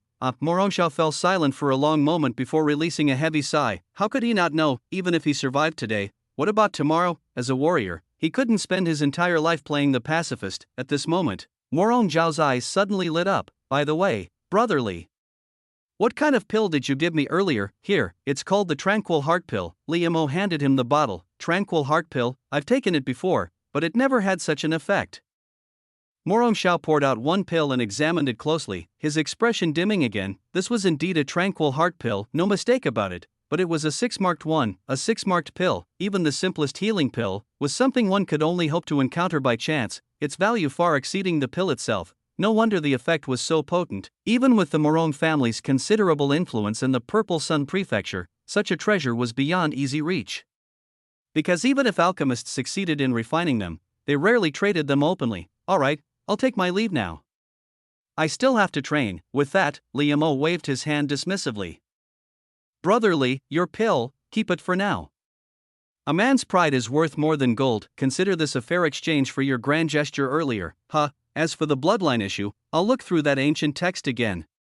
There might be a solution. Wait, what? Morong Zhao knelt there, clutching the porcelain bottle in a daze. Born with a silver spoon in his mouth, this was the first time he felt truly humbled by his own lack of imagination. Seriously, brother, a 6-marked pill, and not just one, an entire bottle. He couldn't even begin to estimate its worth. In the hands of someone who needed it, this was nothing short of priceless. A pang of regret suddenly struck Morong Zhao's heart. If he'd already knelt, he might as well have kowed out a couple more times. He wanted to chase after Liu Mo, at least to express his gratitude properly, but after taking a few steps, he stopped. He realized the place Liu Mo was heading to was somewhere he couldn't follow. Brotherly. Liu Mo, that's the 3rd level. Morong Zhao's voice echoed through the cavern. Even with his own physical resilience, he could only make it halfway through the 2nd level of the Divine Edge Cave, the Qi Blood Realm. Venturing into the 3rd level, the mere thought sent chills down his spine. No way. Brotherly just saved me. I can't let him come to harm. If I can't reach the 3rd level, then I'll have to ask my master for help. Morong Zhao scrambled to his feet. He sprinted toward the cave's exit. Meanwhile, the young man in question remained blissfully unaware. As he walked, Liu Mo noticed a notification from his system. You have unclaimed investment returns. Would you like to claim them? Not now. Stepping into the 3rd level, Liu Mo focused intently. Before him, weapons of all kinds were embedded sporadically into the stone walls. These were blades once wielded by inner realm experts. Gazing at them felt like glimpsing fragments of their former owners' legacies, moments when they pierced flesh, clenched in their master's hands during life or death battles. And with that legacy came an aura of killing intent and razor-sharp energy, magnified many times over. There might have been others on this level, $2 UT none within Li Mo's line of sight. This should be far enough, any deeper, and even with my extreme blade forging body, it'd be too dangerous. Li Mo settled onto a flat boulder, he pulled out a gourd and took several deep gulps, icefire wine. Cool and refreshing like a mountain spring upon the first sip, yet the moment it reached his stomach, it ignited like wildfire, searing through every inch of his meridians, sinews, and even bones. Let's begin. Exhaling the wine's aroma, Li Mo chewed and swallowed a tranquil heart pill. Then, he began circulating his energy. As the extreme blade forging body activated, the weapon-born killing intent surged through him like a torrent. Pain, beads of sweat formed on Li Mo's forehead as he gritted his teeth. His muscles felt like unyielding stone, gradually polished to reveal jade-like resilience beneath. Growing tougher by the moment, the icefire wine's potency acted as a lubricant, enhancing the tempering process while accelerating muscle regeneration. His robes clung to him, drenched in sweat, and steam rose from his head. For the first time, Li Mo truly understood just how agonizing body refinement could be, but since he'd already committed, after a brief test, he extended the tempering to his meridians. Just as Li Mo immersed himself in cultivation, $2 he weapons embedded in the walls trembled violently, as if resonating with his energy. Chapter 20, Elder Cold Crane questioning life. Are you here to stock up? At the same time, within the Divine Edge Peak courtyard, what kind of body-refining martial arts did you teach Li Mo? He casually probed for information, even though he believed Morong Xiao couldn't possibly lose. Knowing one's enemy was the key to victory. However, Shang Wu's next words nearly made he spit out his tea. Body-refining martial arts? I didn't teach him any. You didn't. He only opened his meridians yesterday. Where would he find the time to learn body-refining techniques? Shang Wu propped her chin on her hand, yawning lazily. Han's aged face twitched. You don't even know what your own disciple is practicing, yet you let him enter the Divine Edge cave. He had assumed Shang Wu had prepared some hidden trump card to win their bet, and Li Mo, could he really have picked up some low-tier martial art like Iron Shirt and started training like a fool? Just then, Master, something terrible has happened. Morong Xiao rushed into the courtyard, his back drenched in sweat, not from exhaustion, but panic. Weren't you training? What's wrong? He frowned at his disciple. He had always believed his disciple possessed a calm temperament, which was why he'd allowed him to descend to the second level of the Divine Edge cave. Why was he so frantic now? The Divine Edge cave was right under his nose. What major incident could possibly occur? Brother Li has entered the third level of the Divine Edge cave. Master, you must go save him. Morong Xiao urged. His desperate demeanor made it seem as though his own father had fallen into a river. Brother Li? Which Brother Li? He was momentarily confused. Shang Wu's true disciple, Li Mo. He? Shang Wu. Li Mo had gone to the third level. The third level house named weapons. Whether it was the lingering killing intent of past weapon masters or the innate sharp energy of the Divine Edge cave, neither was something a Chi Blood Realm cultivator could withstand. The blacksmiths in the courtyard collectively gasped. Even they, who worked with weapons daily, dared not linger too long on the third level. For someone in the Chi Blood Realm, it was certain death. That doesn't make sense. How did he even get down there? He stood abruptly, his expression shifting between shock and suspicion. To reach the third level, one had to pass through the second. A novice who had just entered the Chi Blood Realm, with no body refining experience, shouldn't even make it past the second level. Yet Morong Xiao's expression left no room for doubt. I don't know either. Morong Xiao shook his head. Perhaps he possesses a rare treasure that shields him from the sharp energy. He pondered for a moment before arriving at this possibility. He should be fine, right? Shang Wu's drunkenness instantly evaporated as she hesitantly pulled out a resonance bell from her robes. The bell hadn't rung. He said gravely. On the third level, your disciple likely lost his mind to the killing intent the moment he stepped in. With a treasure, he might last a short while. Before he could finish, a crimson figure shot out like a meteor, leaving only a crater where she had stood. What just flew past? The intersect steward at the entrance rubbed his eyes. Who are you? Register. Do you even know who I am? Oh? It's you. He followed swiftly. If a true disciple died in the cave, even he, as an elder, would bear responsibility. Shang Wu, don't collapse my Divine Edge cave, he shouted after her. This reaction was understandable.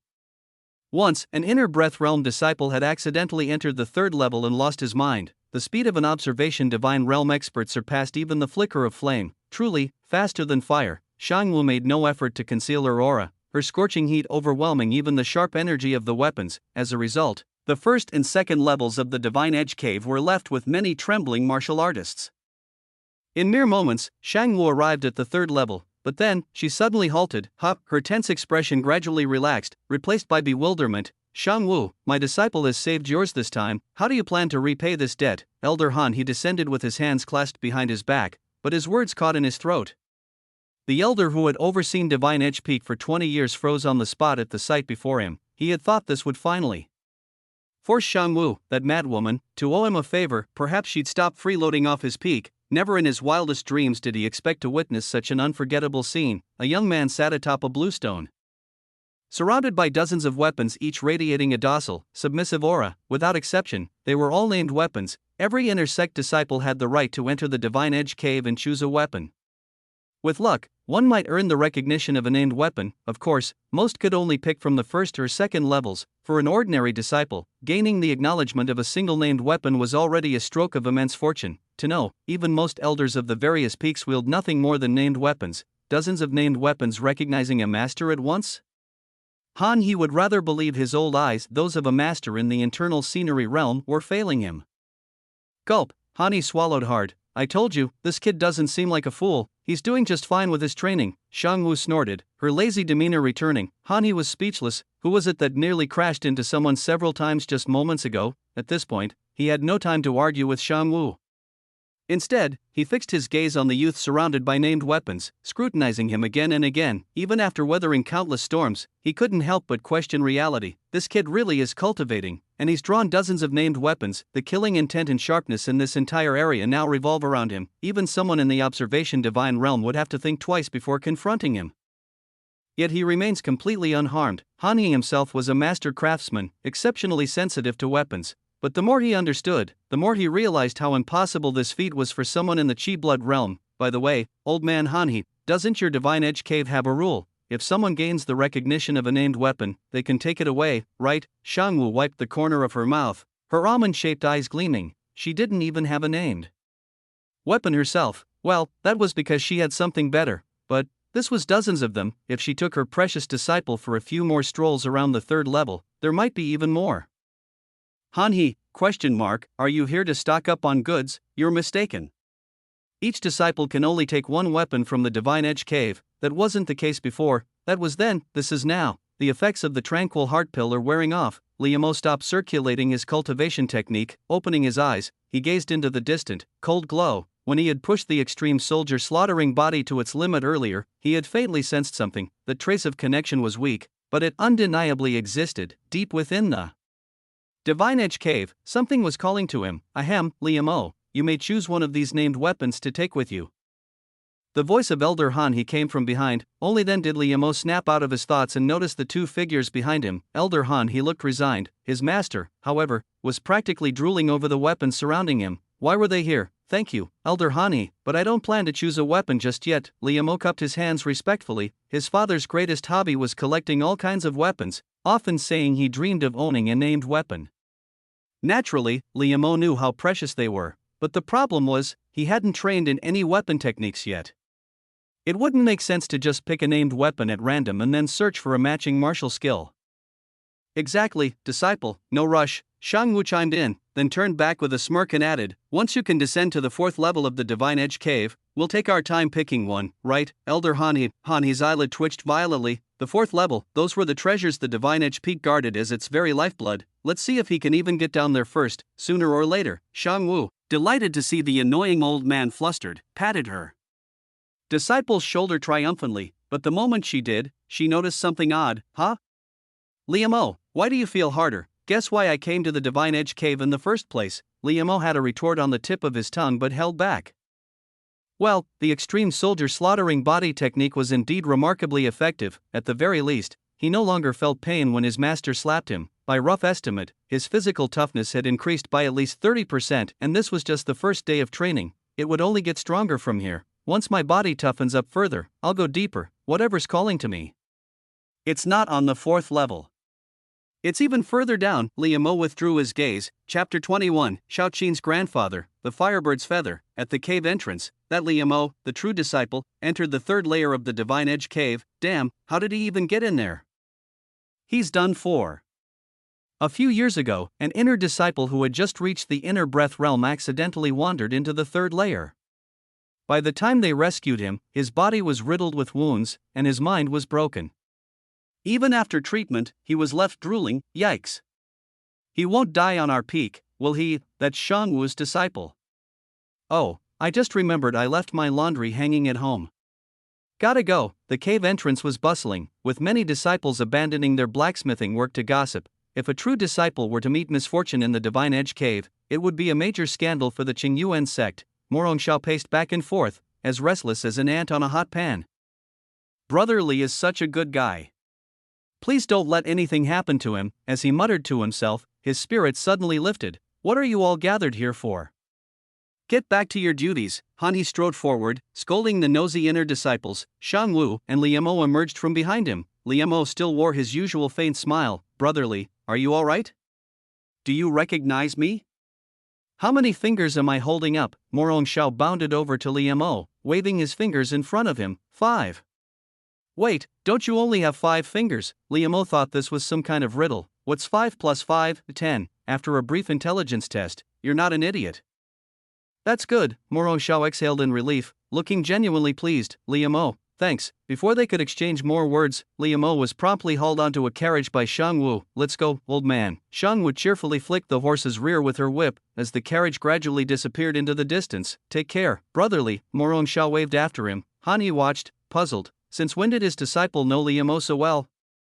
No matter, the Nine Peaks tournament had nothing to do with personal relationships.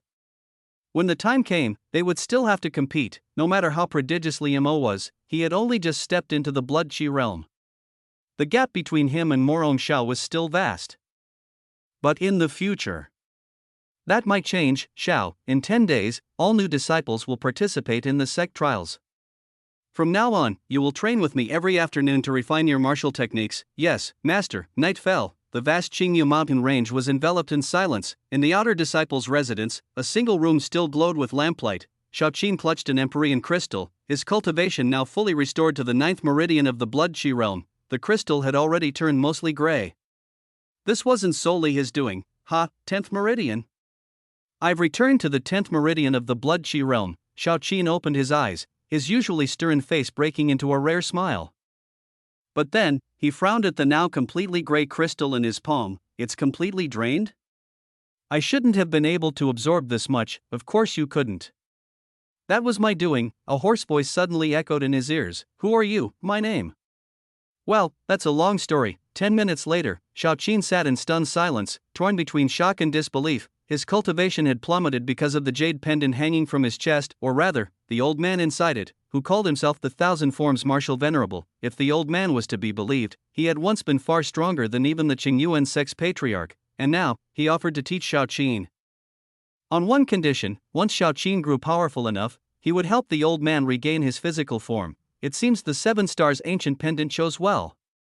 You endured hardship without abandoning the martial path, which is why I awakened. The aged voice carried approval. He was quite satisfied with Shaoqin's perseverance and talent. Since that's the case, I'll give you a gift, a token of our master-disciple bond. As he spoke, the pendant glowed faintly, as if opening a tiny portal. From within, a brocade pouch floated out. This pouch contains a feather from a flame sparrow. Though it only carries a trace of the true phoenix's bloodline, after my refinement, it's still a rare treasure. Wear it, and evil shall retreat. It will also temper your body. Its uses are boundless. Shaoqin held the pouch, warmth spreading through his limbs, but he remained honest. If not for Liu Mo, who gave me an Empyrean crystal, I wouldn't have lasted long enough to awaken you, master. Empyrean crystal? The old voice paused, then noticed the drained stone in Shaoqin's hand. Such crystals are exceedingly rare in the eastern wasteland domain. And he just gave it to you? Yes. Junior brother Li is a man of noble character. Master, I'd like to repay his kindness by giving him this phoenix feather pouch. Shaoqin's eyes burned with determination, with the old man guiding him. He wouldn't face much danger.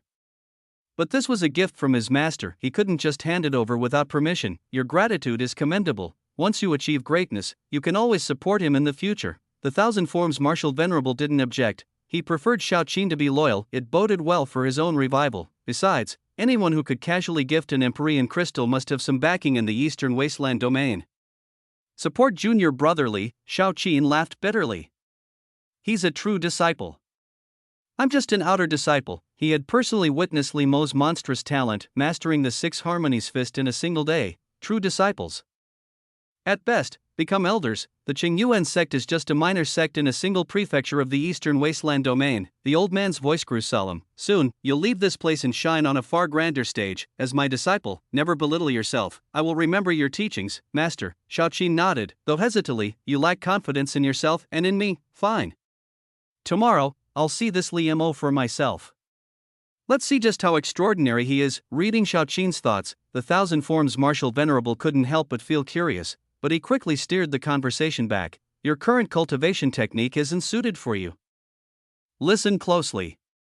I will teach you the Transforming Nether Heart Sutra. Thank you, master. Shaoqin focused intently. Soon after, the old man fell silent, likely returning to slumber within the pendant. Tucking the pouch into his robes, Shaoqin began practicing the new technique with fervor.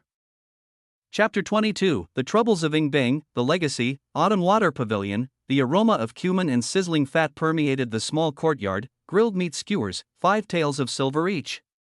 Pretty ladies eat for free. Here, you're a beauty, have one on the house. Li Mo had dug out a charcoal brazier from winter supplies to use as a grill, skewering meat from the rare beast peak and roasting it until it crackled with juices. As he grilled, he called out in a playful tone, Good disciple, were you a chef in your past life? Shang Wu took a bite, her almond-shaped eyes glazing over in delight. She'd eaten grilled meat before, but why was her disciple's version so unbelievably delicious? That unique fragrance, paired with the charred aroma of the meat, was simply divine. Li Mo chuckled and picked up a few more skewers. Wow, another beauty. This black-horned lamb nourishes Yin and replenishes blood. It's yours. It is quite good. Ying Bing took a small, delicate bite, chewing slowly. For the usually icy girl to offer a forward evaluation meant the flavor truly impressed. Shang Wu, who loved spicy food, kept fanning her mouth. Even Ying Bing, who typically favored light meals, indulged freely this time. Between the grilling and eating, she lost count of how many skewers she'd had. Little Binger, you respect your elders best, so this grilled fish skewer should be mine. But you're not my master, you've eaten so much already. Girls who overeat get chubby. I'm still growing. Come on, you live with Li Mo every day, just ask him to make more next time. Shang Wu crossed her arms, pouting. Despite her wheedling, she couldn't pry a single skewer from the girl. How infuriating. Ying Bing nibbled her fish, tucking a strand of hair behind her ear, not bothering to hide her faint smile. Memories surfaced. In the hazy recollections of her time in the eastern wasteland domain, only a few important figures stood out vividly. Shang Wu was one of them. When the Qingyuan sect fell, had it not been for Shang Wu, she might never have escaped Purple Sun Prefecture alive.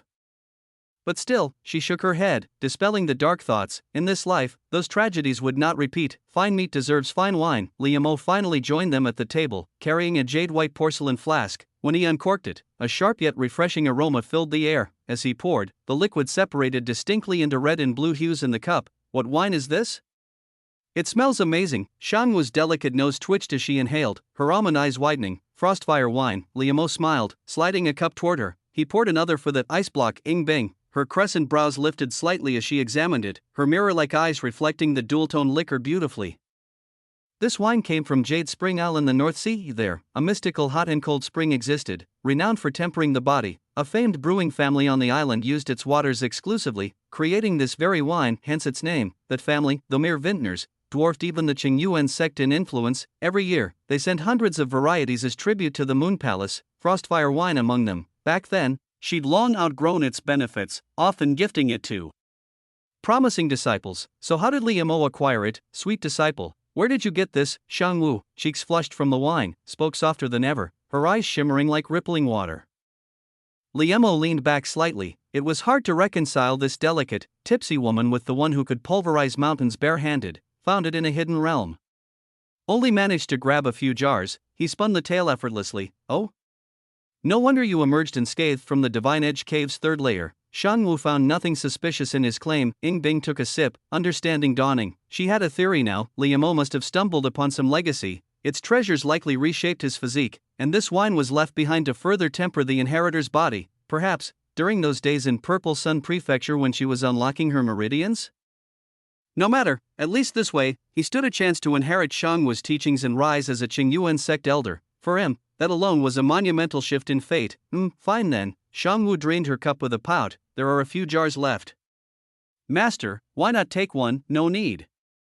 This wine tempers the body, but I've outgrown its use. Then next time I descend the mountain, I'll bring you better. Liam, surprised, absent-mindedly took a sip from a nearby cup, then froze. He hadn't poured for himself. That was Ying Bing's cup. Little Bing, you okay? Xiang Wu tilted her head, noticing the girl's sudden stillness. Fine. Ying Bing frowned slightly, shaking her head. Then drink up. This wine's great for Qi blood realm cultivation. Xiang Wu punctuated this by chugging from her own gourd. Liam coughed, handing Ying Bing a fresh cup before refilling it. Ying Bing sipped quietly. Just then, her usually placid heart had rippled faintly. That was unusual. In her past, suitors had included geniuses of unparalleled talent, scions of terrifying influence, even one of the 9 heavens, the Azure Heaven himself, who'd confessed admiration before her ascension, yet she'd never spared them a thought, let alone reciprocated. In time, the world deemed the Moon Palace's empress as icy in heart as in demeanor, devoid of mortal desires. Truthfully, she'd simply prioritized the martial path above all. Worldly attachments eroded greatness, love was but an obstacle, but that fleeting sensation earlier, she hadn't disliked it, perhaps the wine's effect. She finished the frostfire wine without savoring it. My current realm can't suppress intoxication. Focusing inward, she guided the liquor's energy through her meridians. I should train seriously these coming days. Oh, and the sex holding trials for new disciples soon. Don't embarrass me, Xiang Wu yawned after delivering this reminder. Trials, Liam blinked. Xiang Wu licked a stray drop of wine from her lip. They'll send you into the Qingyuan mountain range to gather herbs or hunt beasts. Challenging for Qi blood realm disciples, some 9th grade monsters are tricky. You and Ying Bing can watch each other's backs. Liam nodded. A classic trope, master, Ying Bing's the sect leader's disciple. She gets way better resources, why would she need my help? Rumor has it that when the master first took him in, it seemed to be out of interest in Ying Bing. They had barely met, yet he was already calling her Little Binger affectionately. Ying Bing didn't seem to mind either, as if the two had known each other for ages. Who said I don't care about you? Xiang Wu sniffed lightly and pulled out a small manual. Take this and practice. It's a mid-tier martial art. Perfectly suited for your current level, far better than the 6 Harmonies fist. At any rate, written on the manual was, Blazing Prairie swordplay. Though it was only a mid-tier martial art, $2 in the outside world, it would already be considered a treasured heirloom by many sections. Countless minor sects still treated low-tier or even unranked martial arts as priceless treasures. Thank you, master. Humph. And here you were complaining about me earlier. With that, Xiang Wu waved her hand, picked up her little gourd, and left the autumn water pavilion. At the table, Ying Bing set down her wine cup, her mind settling back into calm. For the sex trial, what she had to do was something no one could help her with. She was going to claim an inheritance, though she didn't know whose legacy Liam had obtained. $2 offered to the one she was about to acquire. It would be as different as clouds and mud. After all, no true powerhouse would leave their inheritance in the barren eastern wasteland domain. The legacy she was going to awaken was different. It wasn't left behind by a human. Chapter 23. The seal of the celestial stone script, opening another lineage. In the room, Liam soaked his feet while checking the day's investment rewards. Congratulations, host. Successful investment, 1 portion of Icefire wine and 1 portion of roasted exotic beast meat. Investment reward, 1 jar of 100 Blossoms du Baume. Investment reward, 1 luminous pearl, 100 Blossoms du Baume, a premium healing ointment, crafted from the first dewdrops of 100 rare flowers and herbs. Contains exceptional vitality and has miraculous effects on external injuries. Luminous pearl, harvested from the North Sea, it shines eternally without dimming, a must-have for the abodes of esteemed masters. These rewards should belong to master. A round, fist-sized pearl appeared in Limeau's palm, radiating a soft glow. He had seen something like this before. At the auction stage of the prosperous trade house in Ziyang Prefecture City, a luminous pearl had been displayed. But judging by its luster and color, that one was inferior to the one in his hand. In any case, it was quite valuable. As for practical use, it couldn't compare to the 100 Blossoms du Baume. Liam applied a small amount of the balm to himself. A cool sensation spread, and the minor injuries from tempering his physique in the Divine Edge Cave during the day began healing almost instantly. Congratulations, host. Successful investment, 1 portion of Icefire wine and 1 portion of roasted exotic beast meat. Investment reward, 20 years of martial insights. Investment reward, 1 profound crystal. Still, the ice block is more rewarding. Liam couldn't help but sigh. Just treating her to some wine earned him 20 years of martial insights. This was something one could never have enough of. Clearly, even with the same investment, the rewards from Ying Bing, who clearly favored wine and meat, were far superior to those from master. This was simply the terrifying advantage of a red destined fate. Well, for the sake of rewards, he had to cling tightly to that jade-like leg. Was it just a leg? No, it was a gleaming money tree. Host has one unclaimed reward. Would you like to claim it? Liamo remembered. He had saved Morong Xiao during the day. That should count as a significant alteration of fate, right? What kind of treasure would drop this time? Little Li couldn't help but feel a bit excited. With a thought, he commanded, claim, congratulations, host. Investment, 1 tranquil heart pill, successfully rescuing Morong Xiao and preventing his descent into demonic corruption. Investment reward, 1 indestructible heavenly scripture seal. Indestructible heavenly scripture seal, stamp this on any martial technique to initiate deduction and refinement, elevating its grade. Can upgrade techniques up to high grade, refine martial techniques. Liamo froze, nearly dropping the luminous pearl. The next moment, a small seal, about the size of a thumb, materialized in his left hand. The seal bore a coppery hue, yet it differed from any brass or bronze Liamo had seen before. Its 4 sides were engraved with tadpole-like script, exuding an ancient charm. If there's a stone heavenly scripture seal, does that mean there are also copper, silver, and gold ones? Liamo pondered. The highest grade technique he currently practiced was extreme arms tempering body, classified as a peerless art, while fire heart lotus method was a high-grade martial technique. Beyond peerless arts lay divine techniques. If he obtained silver or gold heavenly scripture seals in the future, he could upgrade the techniques he had already mastered. Upgrading existing techniques would always be more convenient than switching to entirely new ones. I'll think about it when the time comes. Liamo pulled out the blazing prairie sword art his master had just given him. Aside from this mid-grade sword technique, there wasn't anything else he could upgrade right now. He gently pressed the heavenly scripture seal onto the manual. Immediately, the tadpole script faintly glowed, all of them burrowing into the pages, swimming between the characters. Some characters were rearranged by the tadpoles, while others were swallowed and replaced with new ones. Liamo watched in fascination. After about 5 minutes, the tadpole script completely dimmed and vanished, and the sword technique recorded in the manual had transformed into Fire Crane Thousand Feathers Sword. Just gained 20 years of martial insights. If I poured all of it into the other 2 techniques, it might not be enough to break through from mastery to perfection. Let's learn the sword art first. Little Li rubbed his hands together, reasoning with himself. Alright, fine, he just wanted to learn swordplay. Who wouldn't want to be a dashing, moon-seeking swordsman? Strength aside, looking cool was a lifelong pursuit. Filled with anticipation, Liamo channeled all 20 years of martial insights into the Fire Crane Thousand Feathers sword. 20 years of martial insights successfully infused. The first year, brimming with enthusiasm, you diligently study the Fire Crane Thousand Feathers sword and successfully grasp its basics. The 5th year, your passion for swordplay remains undiminished. Training progresses smoothly, and you finally reach initial proficiency. The 8th year, you hit a bottleneck. For a long time, not a shred of progress is made.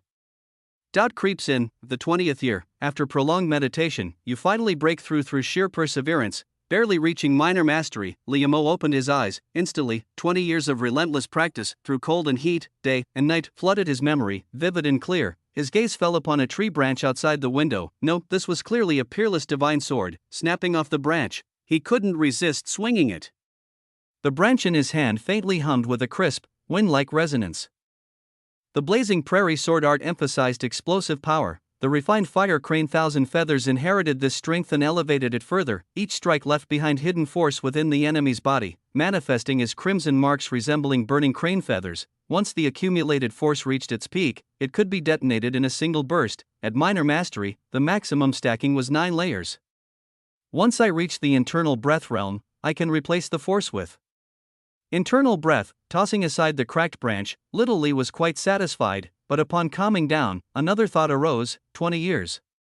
And only minor mastery. Was it because martial skills were harder to refine than cultivation methods or body tempering? Or did he simply lack talent in swordsmanship?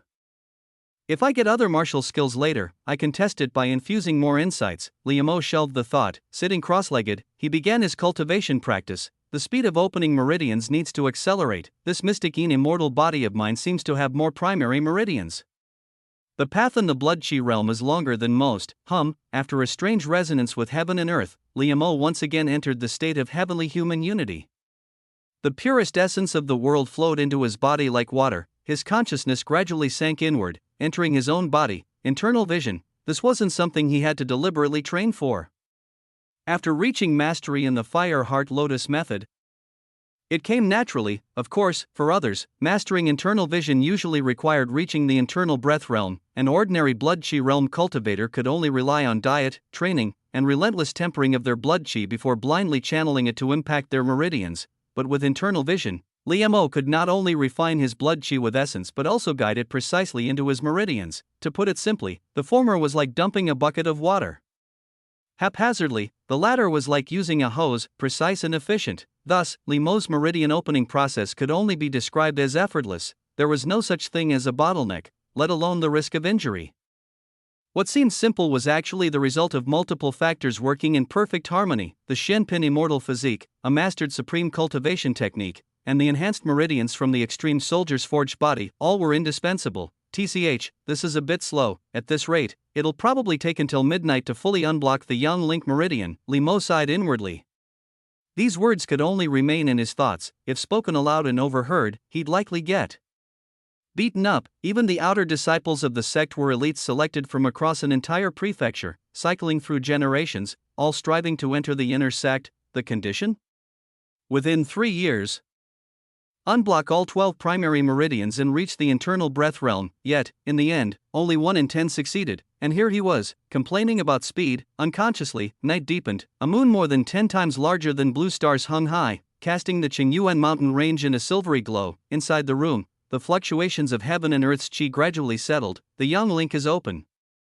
Liamo glanced outside. The moon had just reached its zenith, roughly 3 hours. If others found out, they'd think they'd seen a ghost. But within Liamo's body, the newly unblocked meridian pulsed with vast amounts of qi and blood, undeniable in its presence, of course.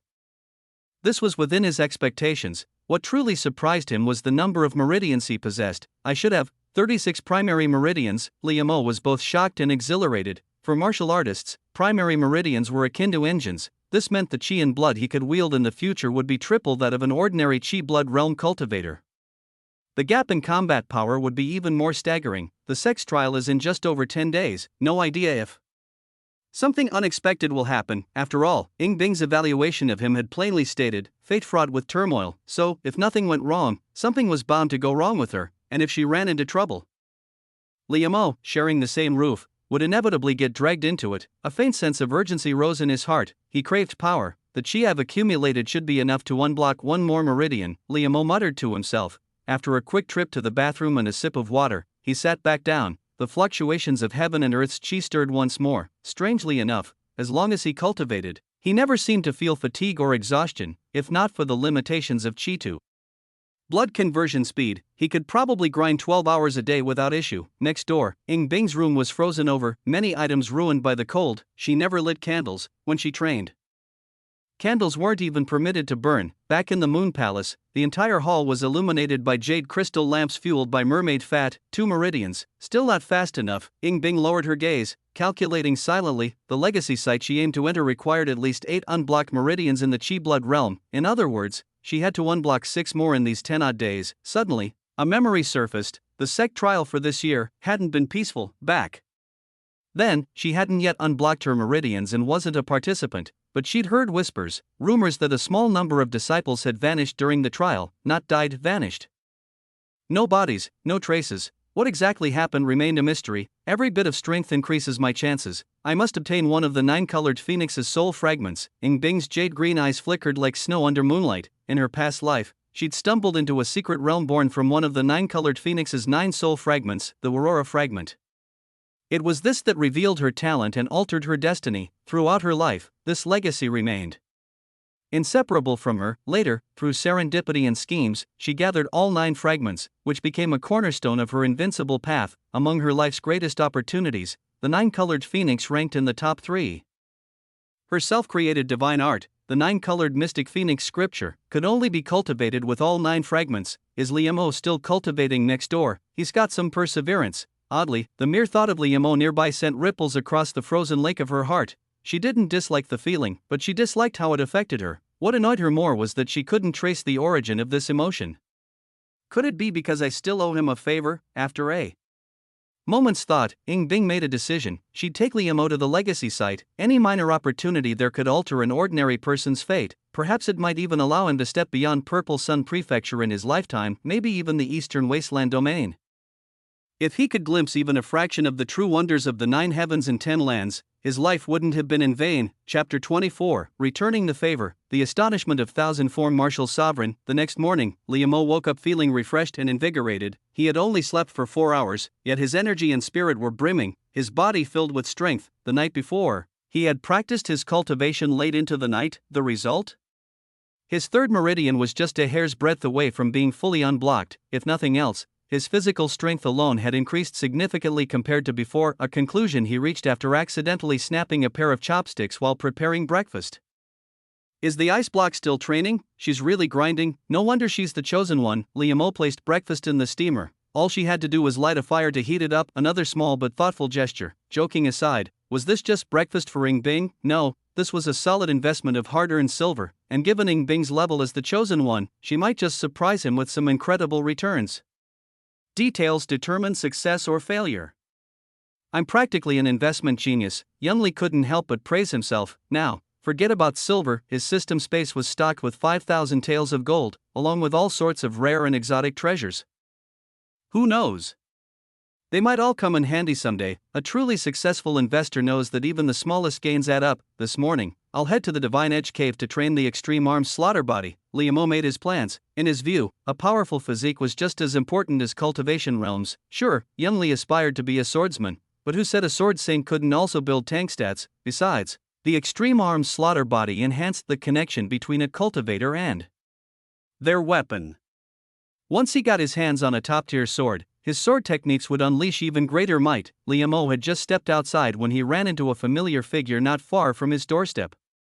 Shaoqin, though he still wore the gray robes of an outer disciple, his demeanor had improved dramatically, standing tall, as if the shadows over him had finally lifted. Intersect. Moreover, Shaoqin's aura was far stronger than before. Junior brotherly, Shaoqin had clearly been waiting outside the autumn water pavilion for a while. When the door opened and he saw Liamo emerge, he greeted him with a hearty laugh. Thanks to you, I've returned to the 10 meridians of the blood chi realm. Congratulations, senior brother Xiao. Liamo wasn't surprised, but he was genuinely pleased. Old Xiao was a decent guy, and it was good to see him avoid wasting more time in stagnation. Finally stepping back into the light, I owe it all to you, junior brother. Shaoqin shook his head, sincerity in his voice. If not for that mystic crystal you gave me, I might have remained stuck for who knows how long. This is a debt of rebirth. Glad you've recovered. At this rate, you'll return to the inner sect in no time. Liamo offered his praise without hesitation. Old Xiao must have already activated the 7 stars ancient pendant. The question was, did it contain an inheritance, a fallen expert's legacy, or perhaps, the expert themselves? Whatever the case, Shaoqin's future achievements would be anything but ordinary. Just as this thought crossed his mind, Liamo suddenly sensed something. Someone was observing him. A realization struck him. Could it be Shaoqin's old grandpa? Junior brother, your kindness in my darkest hour is something I don't know how to repay. Recently, I had a stroke of fortune. An elder bestowed upon me a protective talisman. Shaoqin pulled out a golden brocade pouch from his sleeve. Its design clearly didn't belong to this era, and the material wasn't ordinary gold thread. Even from a distance, one could feel a soothing, gentle warmth radiating from it. The only flaw? It was strung on a rough hemp cord. Inside is a feather left behind by a divine beast of immense bloodline power. It wards off evil and nourishes the body. Such a treasure, wouldn't you need it more? Brother Xiao. Liamo had a good idea who this elder was, so it really was a case of meeting an old grandpa. No wonder he could produce such a rare protective treasure. It's not as useful to me anymore. Please, junior brother, don't refuse. Seeing Liamo hesitate, Shaoqin pressed urgently. Understanding, Liamo accepted the pouch with a smile, not letting his thoughts show. Then I'll gratefully accept. Thank you, senior brother Xiao. Defensive treasures? One could never have too many. Right now, he was training the Extreme Arms Slaughter Body, so his physical defense would be formidable. In short, his armor stats were stacked. But against magic damage? Not so much. This pouch perfectly covered that weakness, ensuring he wouldn't fall victim to underhanded tricks. One investment, double the returns, absolute win, as long as it's useful to you, junior brother. Shaoqin exhaled in relief. As if a weight had lifted, he'd been worried Liamo would stubbornly decline. Junior brother, I'll take my leave now. There are still some matters I need to attend to. Shaoqin waved. His master was still weak, urgently needing spirit-nourishing herbs and treasures. He had to figure out where to find them, even if they'd cost a fortune. At least he could start by gathering intel. Take care, senior brother. Liamo nodded. Once he fastened the pouch, a faint warmth immediately spread through him. Clatter, a sound came from behind. Ying Bing had opened a window for ventilation. The ice coating the windowsill shattered as it hit the ground. On the mountain path, Xiaoqin's steps were noticeably lighter. But before he'd gone far, the voice of Thousand Forms Martial Venerable echoed in his mind. Such talent, such talent. It's unparalleled in all of history. The tone was thick with astonishment, even a trace of awe. This expert, who once dismissed the Purple Sun Prefecture's lord as an ant, was clearly shaken. Master, Xiaoqin paused mid-step, momentarily stunned. Master, are you saying Junior Brother Li's aptitude is extraordinary? No, not him, that girl. The old man's voice still couldn't seem to calm down. The girl, Xiaoqin thought for a moment, then nodded. You mean Junior Sister Ying Bing? I heard she and Liu Mo grew up together as childhood friends, both now true disciples. They'll probably advance side by side, might even become a legendary pair someday. A faint, knowing smile crept onto Xiaoqin's face, mixed with a hint of envy. Side by side, Thousand Forms Martial Venerable sighed deeply. Disciple, you have no idea what she carries within her. Beings like her are born by the will of fate itself. Your junior brother Li's innate foundation is solid for a small place like Purple Sun Prefecture. He stands out. But that's where it ends. That little girl, however, in the future, her brilliance may illuminate all 9 heavens and 10 lands. To think that after my death, I'd witness the humble beginnings of such an existence. Xiaoqin was utterly lost. Just yesterday, his master had carried the air of an untouchable expert. This shift in attitude was abrupt, like really abrupt. But master, yesterday you told me not to underestimate myself. If you reach the realm I once stood in, you might be fortunate enough to witness her soar through the heavens. Thousand Forms Martial Venerable spoke with solemn reverence. It seemed that even just being a witness to such events was an immense honor. The firebird feather he had given to Xiaoqin, which Xiaoqin then passed on to Liu Mo, had come from one of his close female companions. Had he not been familiar with it, he might not have sensed its significance so clearly. Xiaoqin was utterly bewildered. He had never even left Purple Sun Prefecture, let alone ventured into the Eastern Wasteland domain or the vast 9 heavens and 10 lands beyond. He had no idea what any of those concepts truly meant. Thousand Forms Martial Venerable continued. To Purple Sun Prefecture, the Qingyuan sect may seem like an insurmountable giant, but in the Eastern Wasteland domain, it's nothing extraordinary. The most I can do for you is grant you the opportunity to witness the vastness of this world. That girl Ying Bing may one day carve her name into the legends of the 9 heavens and 10 lands. The gap between you and her will become clear to you in time. The old man's voice paused briefly before adding, when one attains the Tao, even their chickens and dogs ascend to heaven. Since Liu Mo shares a childhood bond with Ying Bing, his future achievements will undoubtedly be extraordinary, at the very least, no less than yours. Maintain your ties with him. Unconsciously, $2,000 Forms Martial Venerable's attitude had shifted, from offering guidance to simply advising closer association, and this change was all because of Ying Bing. Liu Mo and I share a mutual understanding. He's my first true friend. Xiaoqin's smile was filled with unreserved ease. If they were friends, why overthink it? Your mindset is commendable. I hope you can hold on to that sincerity. The old man couldn't help but be infected by his laughter, but then, perhaps from speaking too much, his voice grew faint and indistinct. I hope we can find some soul-nourishing treasures today. Xiaoqin quickened his pace as he descended the mountain.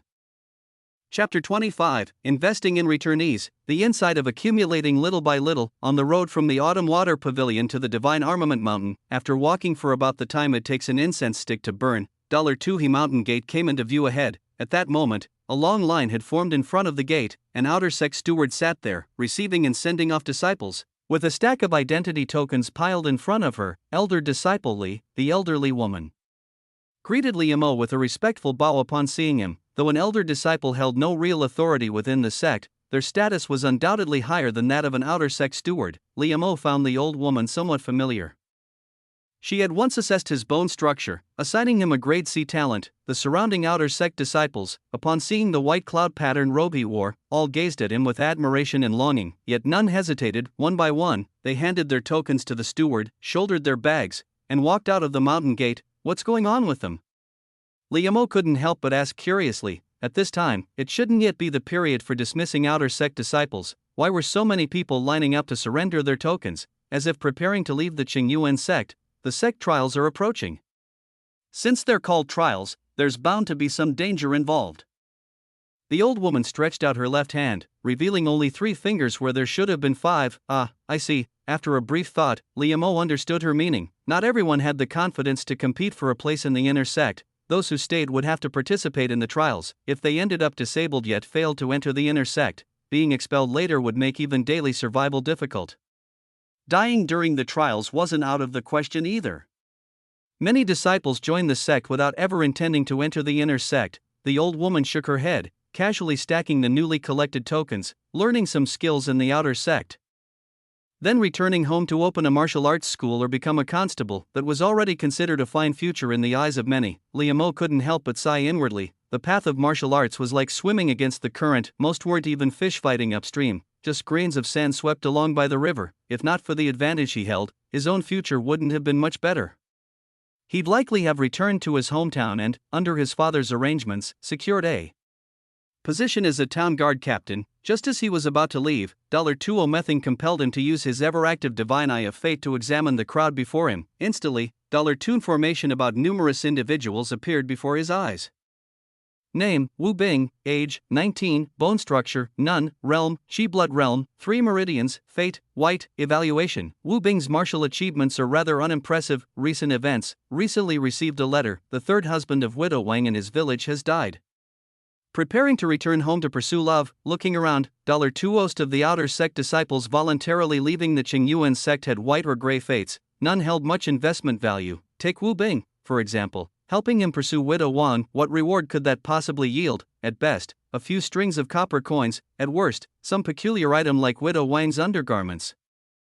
Of course, exceptions existed. Name, Lu Hui, age, 19, bone structure, none, realm, She-blood realm, 3 meridians, fate, black, evaluation, a perennial unlucky fool. Recent events, on his way home, fell for a honey trap. Failed to play the hero, got stabbed in the back by the woman, and was thrown into the river to feed the fish. After reading this, Liamo let out a soft sigh. A life was still a life. He couldn't bring himself to remain indifferent to all things, even if they were strangers. As long as no deep hatred existed, he couldn't bear to see them die for no reason. Lu Hui, me? Elder disciple Lu Hui pointed at himself, stunned that the famously fortunate Liamo had called his name. He racked his brain but couldn't figure out any connection between them. May I ask what instructions Elder Disciple Li has for me? On your way home, do you pass by Qinghe County? Liamo stepped forward and asked. No, I don't. Lu Hui was utterly confused. Qinghe County? That wasn't just out of the way, it was in the opposite direction entirely. He could have taken a boat downstream straight home, but going to Qinghe County meant traveling by land. Then something even more bewildering happened. Liamo pulled out a small gold bar, about the thickness of a thumb, from his sleeve. How about now? Yes. Absolutely on the way. Lu Hui wasn't stupid. He quickly realized Elder Disciple Li wanted him to make a detour to Qinghe County. That gold bar looked to weigh 4 or 5 taels, enough to buy a house back home. Good, since it's on the way. Deliver a message to County Captain Li Dalong in Qinghe County for me. Of course, Elder Disciple. Please speak. Moments later, Lu Hui happily walked off with the gold bar. Above his head, his black fate had turned white, his recent events now red, took a detour home, met the head of Yangwei Escort Agency along the way, and became an escort. Meanwhile, a crisp voice rang in Limo's ears. Congratulations, host. Successful investment, a life saved, investment reward, 2 years of martial insight. Though Lu Hui was no chosen one, just an ordinary face in the crowd. $2 still provided Liamo with 2 years of martial insight, an unexpected windfall. Limo's lips curled slightly. He hadn't expected much. Martial insight was always welcome, no amount was too much, and even a little was worth having. Every drop filled the bucket, and so, $2 repeated the process. 5 minutes later, congratulations, host. Successful investment, a life saved, investment reward, 2 years of martial insight. 10 minutes later, congratulations, host. Successful investment, a life saved, investment reward, 2 years of martial insight. Half an hour later, congratulations, host. Successful investment, a life saved, investment reward, 2 years of martial insight. Honestly, $2 world wasn't peaceful. Natural disasters and human calamities abounded. Many encountered misfortunes on their journeys home. One man, upon encountering a tiger, thought his newly learned 6 harmonies fist could handle it. He attempted a slide tackle, and became the tiger's lunch. Another stumbled into a black market inn and ended up as filling for human meat buns. All this made Liamo understand why his father had spent a fortune hiring escorts when he traveled to Ziyang Prefecture City.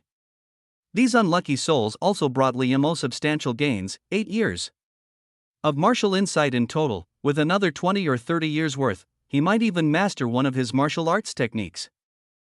People will keep leaving the sect until the trials begin. I can come back daily to farm these investments. Liamo was in high spirits. 13 days remained until the trials. Even if fewer disciples left later, accumulating 70 or 80 years of martial insight was still possible, enough to elevate his core martial skills to the next level. He scanned the crowd once more. No more young men with black fates. Satisfied, he strode toward the divine armament peak. No matter, he'd return tomorrow, he had just asked earlier, and disciples returning home after leaving the sect would always come to the mountain gate in the morning. In any case, he planned to visit the divine armament peak every day recently. So he would pass by this place daily. Chapter 26, Young Master of the Rare Beast Peak, 4th layer of the Divine Edge Cave. Time passed swiftly. 10 days later, the young man stepped into the Divine Edge Cave, the cold glint of the cave reflected in his eyes, a sharpness flashing for just a moment, yet the harmless smile on his face made it seem as though that fleeting itch had been nothing but an illusion. Ah, Limos here again. Junior brother Morone was asking about you this morning. Tisk tisk, training your body every single day. Liamo, you must have a special constitution like junior brother Morone, don't you? Over these days, the disciples of the Divine Edge Peak had grown quite familiar with Liamo. After all, this true disciple carried no airs, treating everyone with the same warm and approachable demeanor. The last time someone got injured, if not for Liamo swiftly producing healing medicine, that inner disciple's hand might have been ruined. Thus, in just 10 short days, $2 an outsider might have mistaken Liamo for the true disciple of the Divine Edge Peak. After exchanging greetings with everyone, $2 IMO passed through the corridor and entered the second level of the Divine Edge Cave. He didn't activate his extreme blade slaughter body, yet he felt no discomfort whatsoever. Name, Liamo, age, 16, root bone, mystic womb, immortal body, realm, 8 meridians of chi blood realm. Destiny, evaluation, possessing an immortal physique, his fate is shrouded in chaos unknowable. Recent events, within the Divine Edge Cave, he has tempered his body to the peak of mortal weapons.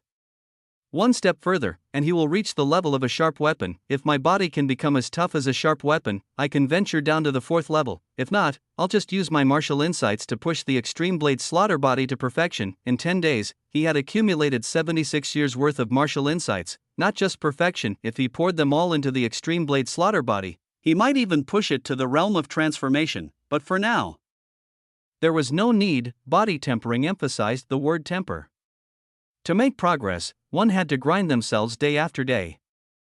Otherwise, no matter how strong the theory, it remained just that, theory. Unlike sword techniques, where every bit of refinement brought tangible power, stepping into the 3rd level, $2 IMO walked to the very end, swallowed a clear heart pill, and then sat down cross-legged, at the entrance of the Divine Edge Cave. Name, not even lifting his head, the inner sect steward spoke as he sensed someone approaching. In Huacheng. The newcomer coldly stated his name. The steward's heart jolted, and he hurriedly stood up. Before him stood a young man in his 20s, lean, almost as if the cloud-patterned white robes hung too loosely on his frame. His features were handsome, yet his pallor was sickly, and the black mole between his brows lent him an air of gloom. Of course, what made the steward react this way wasn't just In Huacheng's status as a true disciple. The current master of Rare Beast Peak also bore the surname true disciple In. It's been a while. How is Peak Master In? No need for your concern. In Huacheng's tone was indifferent, not even bothering to spare the steward an extra glance. Still, after taking the identity token, the steward quickly recorded the details. Might I ask, true disciple In, what brings you to the Divine Edge Cave? Body tempering. Weapon retrieval. In Huacheng, true disciple of Rare Beast Peak, entering the Divine Edge Cave for body tempering and weapon retrieval. Once the record was complete, $2 and Huacheng retrieved his token and stepped into the Divine Edge Cave. True disciple In? He hasn't been here in ages, must have just emerged from seclusion. Do you think he's already condensed his inner breath into form, stepping into the observation divine realm? Tisk, hard to say. If true disciple In is here for body tempering, he'll probably head to the 3rd level. Then he'll run into true disciple Li, won't he? The disciples in the 1st level of the Divine Edge Cave couldn't help but murmur among themselves. But before they could say much more, the chatter died, because not far away, In Huacheng had turned around, his gaze sweeping over the Divine Edge Peak disciples present. For some reason, $2 Ying looked at by him made them feel as though they were being sized up by a predator. Narrowing his eyes, In Huacheng asked, since when did the sect have a true disciple Li? He just joined Arching Yuan's sect at the recent initiation ceremony. Someone answered. The next moment, a chill ran down his spine. Yin Huaqing's figure vanished from where he stood, reappearing right in front of him in an instant. And those eyes staring at him, had they turned into vertical slits? A newly initiated disciple, entering the third level of the Divine Edge Cave? Are you mocking me? And no. I wouldn't dare, the inner disciple gulped. Everyone knows true disciple Li comes here every day. On his first visit, Elder Hanha was so alarmed he went down to check on him, but he was completely fine. The surrounding disciples nodded vigorously. Yin Huaqing remained half convinced, a flicker of anger in his eyes. After standing still for a few seconds, he snorted coldly and strode off. Only then did the oppressive weight in their chests lift, and everyone collectively exhaled in relief. Once his figure had completely disappeared, someone spat quietly, that true disciple Yin. Spending too much time with those beasts on Rare Beast Peak has messed with his head, hasn't it? Don't say that. If he's reached the observation divine realm, he might hear you. True disciple Li's better. At least he treats us to drinks. Humph, damn right. Walking through the second level of the Divine Edge Cave, $2 and Huaqing was indeed in a foul mood. For the sake of this physique, he had paid a price beyond ordinary imagination. Only then had he gained the ability to temper his body in the third level, and now, someone claimed a newly initiated disciple could do the same. Did that mean all his sacrifices were a joke? If Morong Shao has half-demon blood. Fine, but where did this true disciple leaf come from? Does he also carry some kind of demon blood?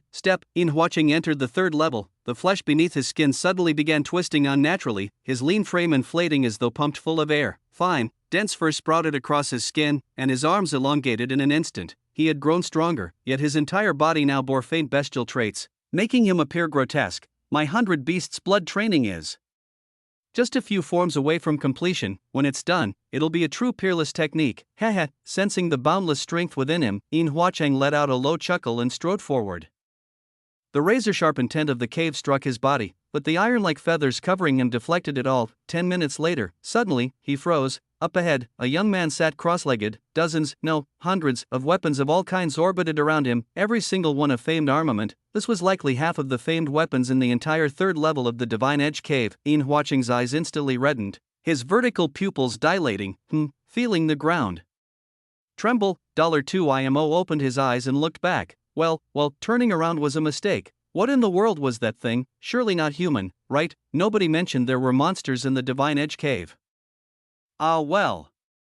My body's already as tough as a sharp weapon, might as well try the fourth level. After hesitating for exactly 3 1/3 seconds, Liamo stood up. Before the creature could react, $2 he dusted off his pants, didn't even glance at the famed weapons surrounding him, and stepped into the fourth level. And as he left, $2 he renowned weapons all returned to their original positions, clearly demarcated. Crack. Something seemed to shatter within Yin Huaqing's heart. It was his fragile Tao heart. He had schemed tirelessly to obtain even a single famed weapon, yet the other couldn't be bothered to spare him a glance. He had undergone hundreds, even thousands of trials to temper his body, even at the cost of becoming a monster. Yet to this day, he still dared not approach the fourth layer of the Divine Edge Cave. Meanwhile, the other had just joined the sect, and his starting point was already the unattainable peak Yin Huaqing had longed for. The son of a peak master, Yin Huaqing, born with a silver spoon in his mouth, felt his composure crumble in an instant. Why wasn't I chosen? What right does he have?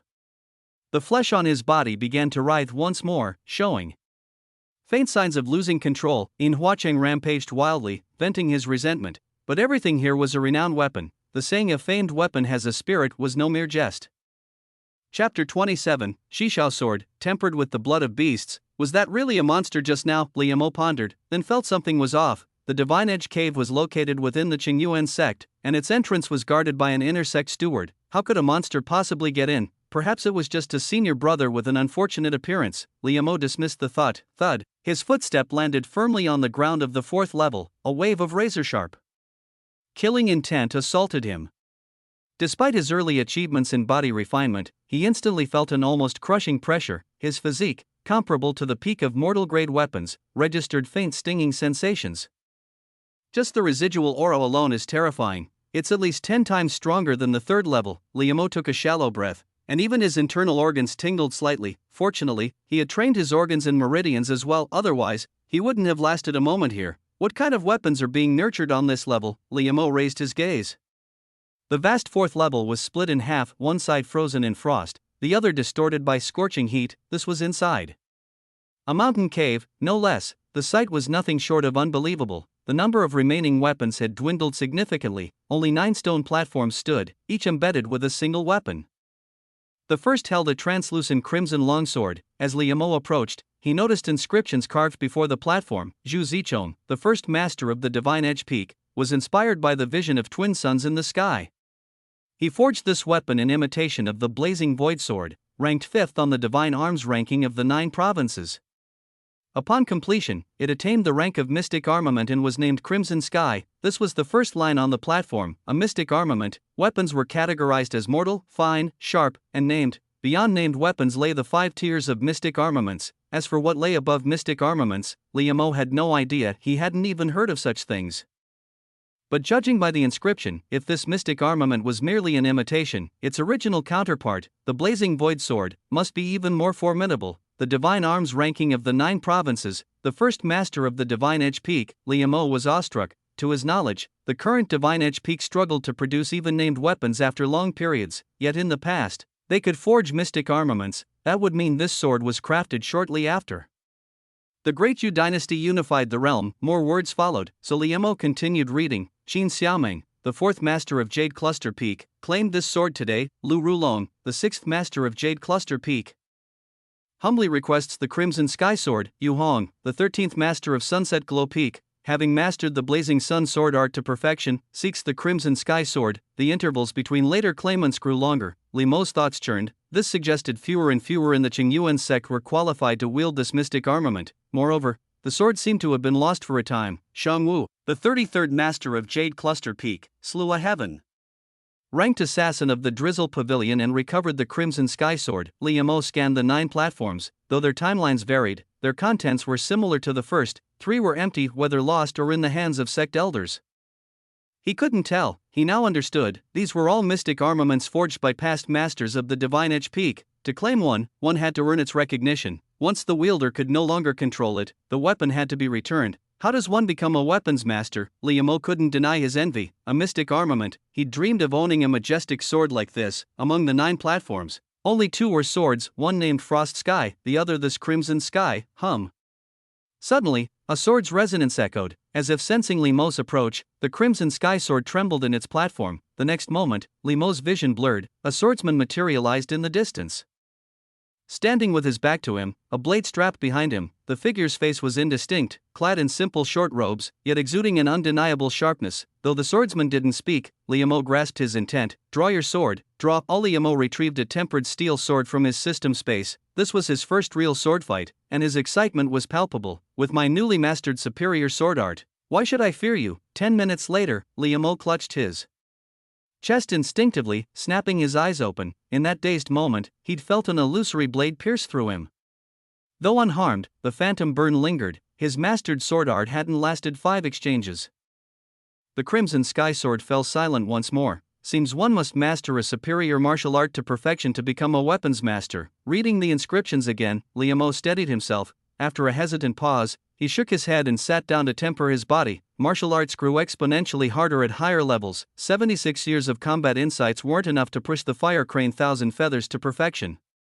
A century's worth might suffice. With that thought, he turned his gaze to a nearby stone wall. Since entering the Divine Edge Cave, I've felt something calling to me, but there's no path forward here. Do I have to break through this wall at the cave's entrance? The crowd stood in stunned silence. Yin Huacheng, who had earlier carried himself with lofty pride, now emerged in disarray. His robes, once adorned with cloud patterns, hung in tatters, his body crisscrossed with bloody gashes. The wounds weren't severe, after all. The named weapons had acted without wielders, leaving mere surface injuries against his toughened physique. But what baffled him was their outright rejection of him, contrasted with their eagerness for a mere new disciple. It was like watching a woman he'd pursued for years throw herself at a stranger she'd just met. Infuriating. I'm still not strong enough. Clenching his fists, Yin Huacheng strode to the Divine Edge Peak's rear mountain. A figure waited in the distance, tall and burly. Fu Tuesday. What happened to you? Wofutu's brow arched at his disheveled state. Where's the new vessel I asked for? Yin Huacheng ignored the question, hands clasped behind his back. Wang Hui tiger-armed, panther-waisted. The beast seed's already in him. Fu Tu smirked. He even thanked me. Good. Yin Huacheng's eyes gleamed with satisfaction, knowing his inability to swallow defeat. Fu Tu added, patience, brother. Stick to the plan, wait for the sect trials to make your move. I know what I'm doing. Yin Huacheng brushed him off. After a pause, he continued, a batch of outer disciples will soon leave the sect to return home. You'd target even them. Fu Tu studied him carefully. Yin Huacheng scoffed. They've enjoyed the Qingyuan sect's benefits. Did they think they could just leave in glory? If those trash can be of some final use, it's the greatest honor of their wretched lives. The 100 beasts' blood refinement, no wonder it was forbidden. Practicing it too much rots the mind. Fu Tu sneered inwardly but feigned hesitation on his face. Don't forget who vouched for you to enter the Qingyuan sect. Yin Huacheng's voice carried a faint threat. Fu Tu had no intention of refusing in the first place. After putting on a show of reluctant agreement, he nodded. Fine, I'll see what I can do. Fu Tu turned to leave, but before he could take more than 2 steps, Yin Huacheng's voice called after him. That newly promoted true disciple, the one surnamedly, what's his background? He's the sole disciple of Jade Cluster Peak, Fu Tu replied, narrowing his eyes with a smirk. You'd better not set your sights on him. If you provoke Shang Wu, not even Peak Masterine can save you. Jade Cluster Peak. Liamo, Yin Huacheng muttered the name to himself, as if committing it to memory. The 4th level of the Divine Edge Cave, only the elders of the various peaks or those at the observing divinity realm with perfected body refinement could enter and face the profound arms directly. That kid must have a rare treasure on him. Yes, it had to be because of a treasure. The anger in Yin Huacheng's heart faded, replaced by a burning greed. Chapter 28, Pernicious Meteor Hammer. Little Li remained completely unaware that someone had set their sights on him. Divine Edge Cave, 4th level. The sharp, murderous aura of weapons swirled in the air, howling winds roaring through the cavern like ghostly wails. Anyone whose flesh had not been tempered, or who lacked special techniques, would likely have their bones dissolved and flesh scattered by the razor-sharp winds in an instant. Yet the young man's body stood unshaken. Through the tattered remains of his clothing, glimpses of skin faintly shimmered with a treasure-like glow. Exhale, inhale. Limo's body was in the midst of a breakthrough, akin to a weapon being honed.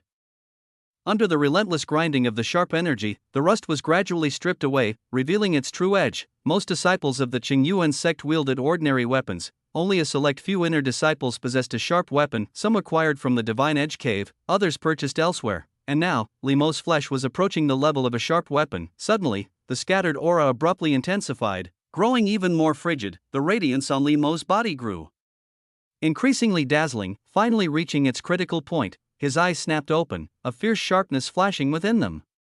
With a soft exhale, a small crater exploded into the opposite cave wall. A single breath, sharp as an arrow, if it struck someone at the initial stage of qi and blood cultivation, it could leave them either dead or severely wounded. Liamo rose to his feet, indifferent to his tattered clothes. He clenched his fist, feeling the surging power within. Picking up a piece of bluestone, he applied a slight pressure. Silently, the stone crumbled into dust, slipping through his fingers. A body comparable to a sharp weapon, even a 9th-grade mystical beast would struggle to break my defense, let alone an 8th-grade one. Brushing the stone dust from his palm, Liamo examined his hand under the dim light, satisfaction swelling in his heart. His skin tone hadn't changed, if anything. It seemed fairer now, like it had been polished smooth. Thank you. Bowing solemnly, Liamo paid his respects to the 6 mystical weapons before him, including the Scarlet Sky Sword. A faint resonance emanated from the weapons, as if acknowledging him. Then, Liamo strode to the deepest part of the Divine Edge Cave's 4th level, holding a luminous pearl in his left hand. He tapped the stone wall with his right index finger, the sound crisp, not dull, hollow. Liamo raised an eyebrow. Under the glow of the pearl, he noticed that this section of the wall had a slightly different hue from the surrounding rock, as if it had been artificially constructed later. After a brief pause, boom, Limo's fist shot forth like a dragon, unleashing the power of his 8 open meridians and his weapon-grade physique. The sheer force blasted the wall apart, sending rubble flying. There really is a path. Limo's eyes lit up, but before he could celebrate, a gale roared toward him, as if countless arrows were firing at his face. The overwhelming, weaponized sharpness seemed to solidify into tangible form. Liamo! Alarmed. He immediately activated the extreme weapon slaughter body technique at full power. Forcing his eyes open, he saw a narrow passage, barely wide enough for one person, with faint red and blue light emanating from the other end, inside a cavern the size of a basketball court. 2 pools lay side by side, one seethed like molten lava, the other radiated bone-chilling frost, their waters flowing outward. At the point where the 2 pools converged, a pitch-black hammer stood inverted, silently diverting the mingling fire and ice. Boom! Though it was just a hammer trembling, the impact felt earth-shattering. shaking the entire divine weapon peak. A single glance made Li Mo's mind explode with visions. In a daze, he saw a burly, bearded man wielding the hammer, striking his sword blank on an anvil, sparks flying in all directions. The Scarlet Sky Sword, the Frost Sky Sword. Had both these mystical weapons been forged by this hammer? The thought had barely formed when the scene shifted again. Now the hammer, still in the bearded man's grip, smashed into the skull of a dragon-like beast the size of a small mountain, its head exploding, leaving only the horns intact. Then, in the hands of other mighty warriors, the hammer crushed countless foes. A single strike could reduce an entire mountain to dust. Rumble, not good, this is an actual earthquake. Snapping back to reality, Li Mo realized, the tremors weren't an illusion. The divine weapon peak was truly shaking. He sprinted for the exit. As he ran, an inexplicable voice echoed in his mind, not human speech, yet he understood its meaning. I'll be waiting. Was that the hammer? Divine weapon peak? Forging hall, hiss, white steam billowed as he removed his shirt.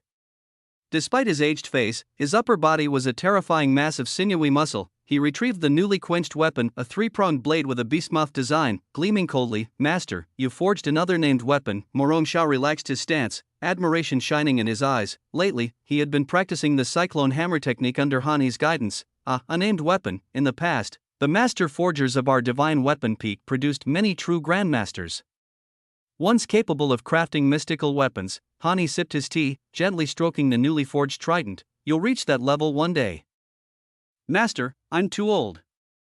This lifetime, it's unlikely. Hani shook his head, then turned an expectant gaze to Morong Shao. With your half-demon physique, train hard. Perhaps one day, you'll be worthy of wielding the Rampart Calamity Starfall hammer. Before he could finish, boom, the earth quaked, panicked shouts erupting everywhere. Hani shot to his feet, brows furrowed deeply. As if struck by realization, he vanished in a blur, appearing at the entrance of the Divine Edge cave in an instant. Earthquake, run. Get out now. Those still inside fled for their lives, as if regretting not being born with extra legs. Li Mo emerged among them, clothes in tatters. Looking like a wild man, Morong Shao rushed over, eyeing his ragged state with concern. Brotherly, what happened to you? Just tore my clothes while training, Li Mo replied casually, though his heart pounded uneasily. There was no doubt today's commotion was his doing. The elders are gathering. What's going on? Morong Shao suddenly remarked. Following his gaze, Li Mo saw 9 figures now standing at the cave entrance. Even my master is here. Li Mo grasped the severity of the situation. The disturbance in the Divine Edge cave must have been caused by that hammer. Just what tier of weapon was it? Brotherly, wanna come change clothes with me? Yeah. Good idea. After the two left, at the Divine Edge cave entrance, Hanhi, could it be? Jin Bufan ventured cautiously. Hanhi nodded grimly. Indeed. The Rampart Calamity Starfall hammer. You don't look like you become a grandmaster. What triggered it? A middle-aged man who bore a striking resemblance to Yin Huaqing spoke up. Yin Huaxian, master of the rare beast peak. Shang Wu, eyes half-lidded, chuckled. Old relics have tempers too, don't they? The other 8 immediately glared at her. Hani snorted coldly. Shang Wu, do not disrespect our divine weapon peak's ancestral treasure. The reason why the Divine Edge peak bears such a name is, naturally, because it possesses a true divine weapon, the Panga's Starfall Hammer. Even before the Qingyuan sect was established, it had already existed within the Divine Edge Cave. Later, only when successive generations of Divine Edge Peak elders reached the level of Grand Artificers and sought to forge profound artifacts would they invite it out. They merely used it, never truly wielded it. This matter was known only to the sect master and the respective peak elders. Enough talk. Why don't we go down and take a look? Shui Jing stroked his long beard as he spoke. The elders exchanged glances before nodding in agreement. The journey passed in silence. Before long, they arrived at the 4th level of the Divine Edge Cave, the place where profound artifacts were stored. When they saw the gaping hole, their pupils constricted in shock. This hole seems to have been blasted open by sheer brute force. There are no traces of internal energy or martial intent. Who did this? The elders looked at one another, confusion evident in their eyes. Clearly, none of them had been the one to open this passage. Just as they were puzzling over it, they noticed Hanhi's expression had turned strange. Following his gaze, they too looked toward the deepest part of the Divine Edge Cave, where ice and fire converged. Shangwu raised an eyebrow and said with a smirk, Hanhi, it seems that ancient hammer has acknowledged a master. Everyone! Exclamation point. The realization struck them like a thunderbolt, and they couldn't help but suck in a sharp breath. A divine weapon. Hanhi's face twitched uncontrollably as he stood frozen in place, as if his soul had left his body. Acknowledged a master? Who? Qian Bufan struggled to steady his voice. No one answered. How intriguing. To have the divine weapon acknowledge a master, yet leave it behind here, Yin Huashuan's eyes gleamed with speculation. Surely it couldn't be because they couldn't lift it. Impossible. Absolutely impossible. A divine weapon would never acknowledge someone who couldn't even wield it as their master. Han trembled uncontrollably, his voice hoarse. For a moment, silence fell over the group. After a long pause, Han He was the first to speak again. I will investigate this matter. If I uncover any leads, I will report to the sect master and convene a discussion with the elders of all peaks. Should we seal this hole? After the sect trials, newly promoted true disciples and inner disciples will come to the Divine Edge Cave to select their weapons. I don't think it's necessary. True.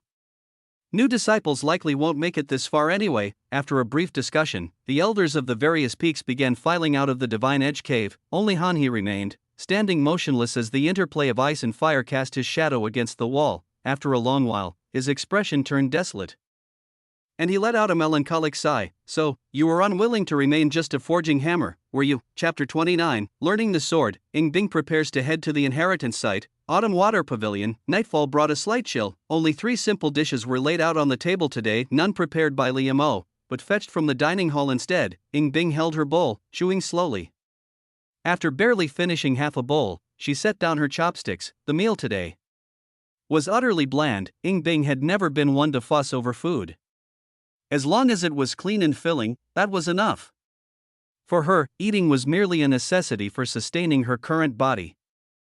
Nothing more. Her appetite, like all her other desires, was faint. Well, that had been the case before she tasted hot pot and grilled meat. I could have endured the darkness, had I never seen the light. The same principle applied to food. Now, looking at these plain dishes, Ying Bing felt a faint emptiness in her heart. Her gaze flickered subtly toward the opposite side of the table. The young man there was mechanically shoveling food into his mouth, his face etched with existential doubt. Young Limo's mood was, indeed, exceedingly complicated. Pango's cataclysm star hammer, a divine weapon. When Morong Xiao had whispered to him that the disturbance might be linked to the divine weapon beneath the Divine Edge Cave, Limo's expression had been priceless. After reaching minor mastery in swordsmanship, the Scarlet Sky Sword barely acknowledges me. Yet, despite never practicing hammer techniques, this divine hammer seems inexplicably drawn to me. That hammer could practically be called the Scarlet Sky Sword's father. Did this mean he wasn't cut out for the sword at all, but for the hammer instead?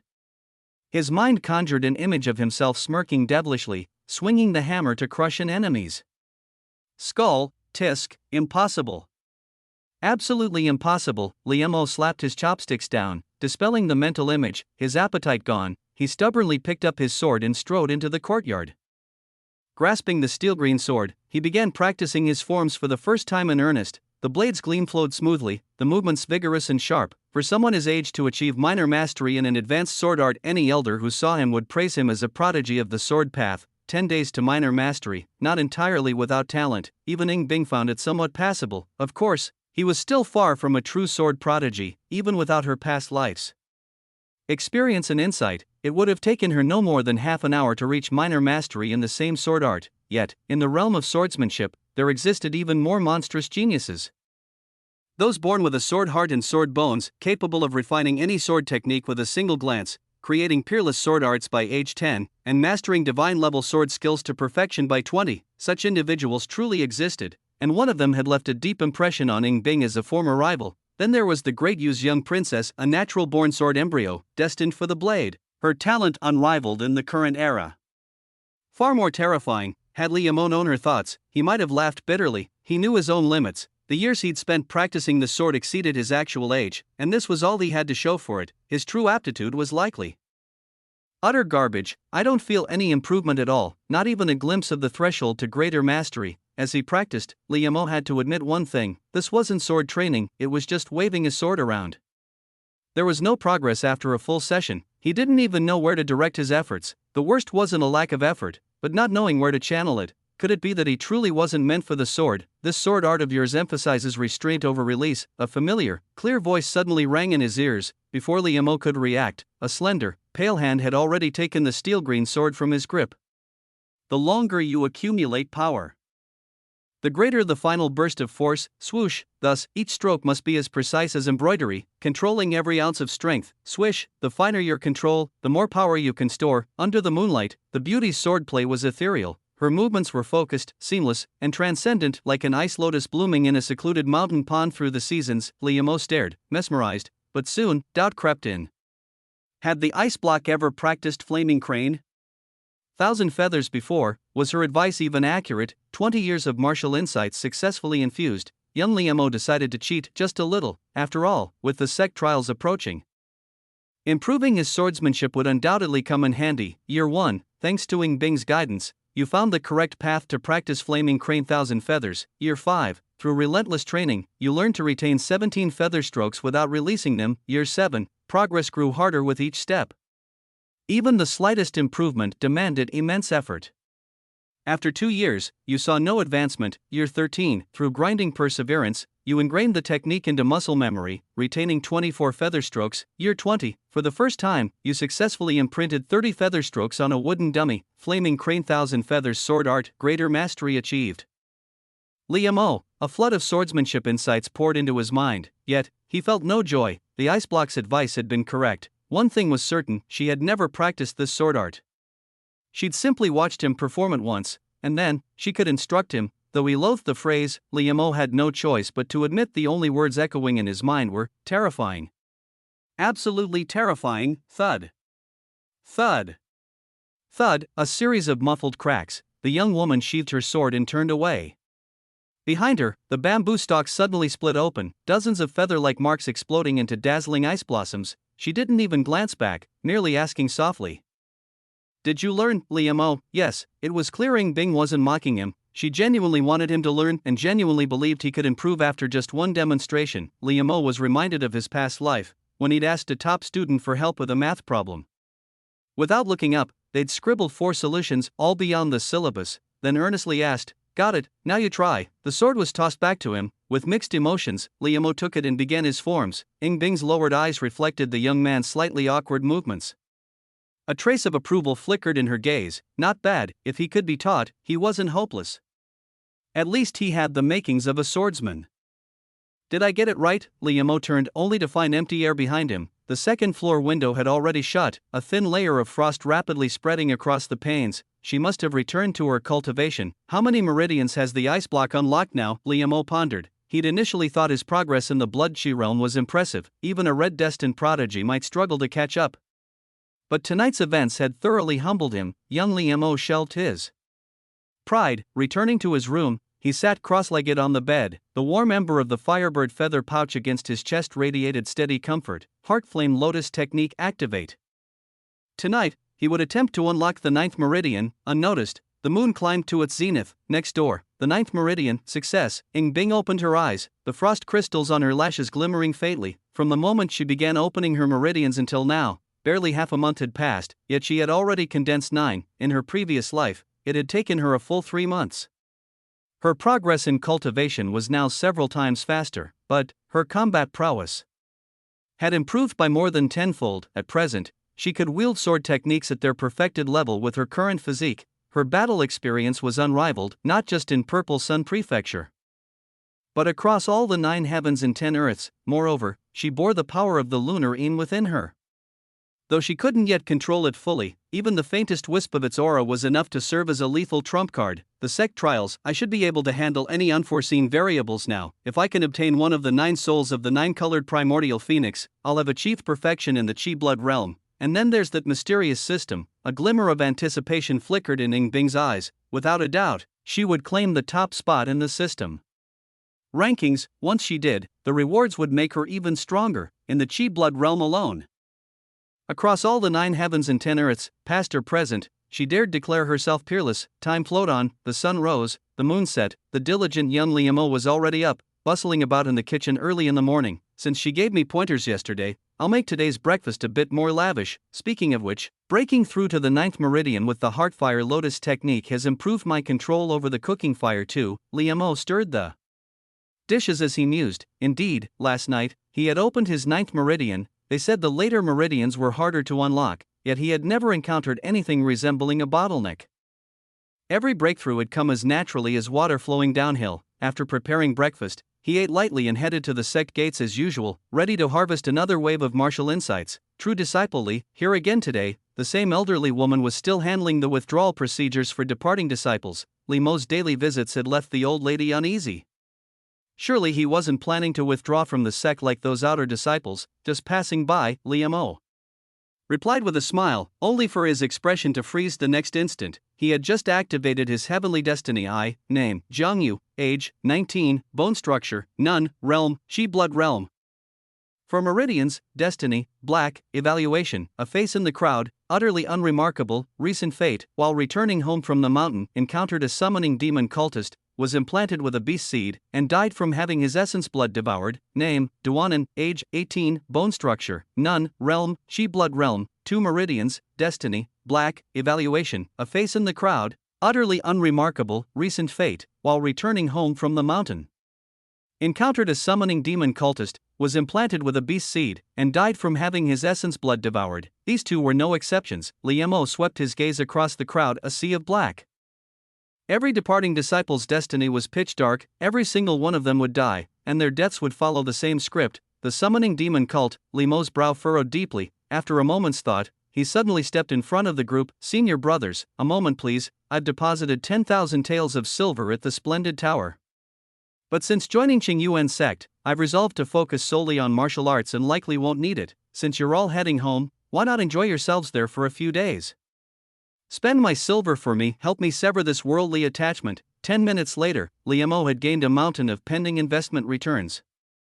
110 years worth of martial insights, plus assorted miscellaneous items. Well, he'd successfully talked all those homebound disciples into heading to the Splendid Tower. The Splendid Tower was the liveliest pleasure house in Purple Sun Prefecture's capital, frequented by nobles and officials.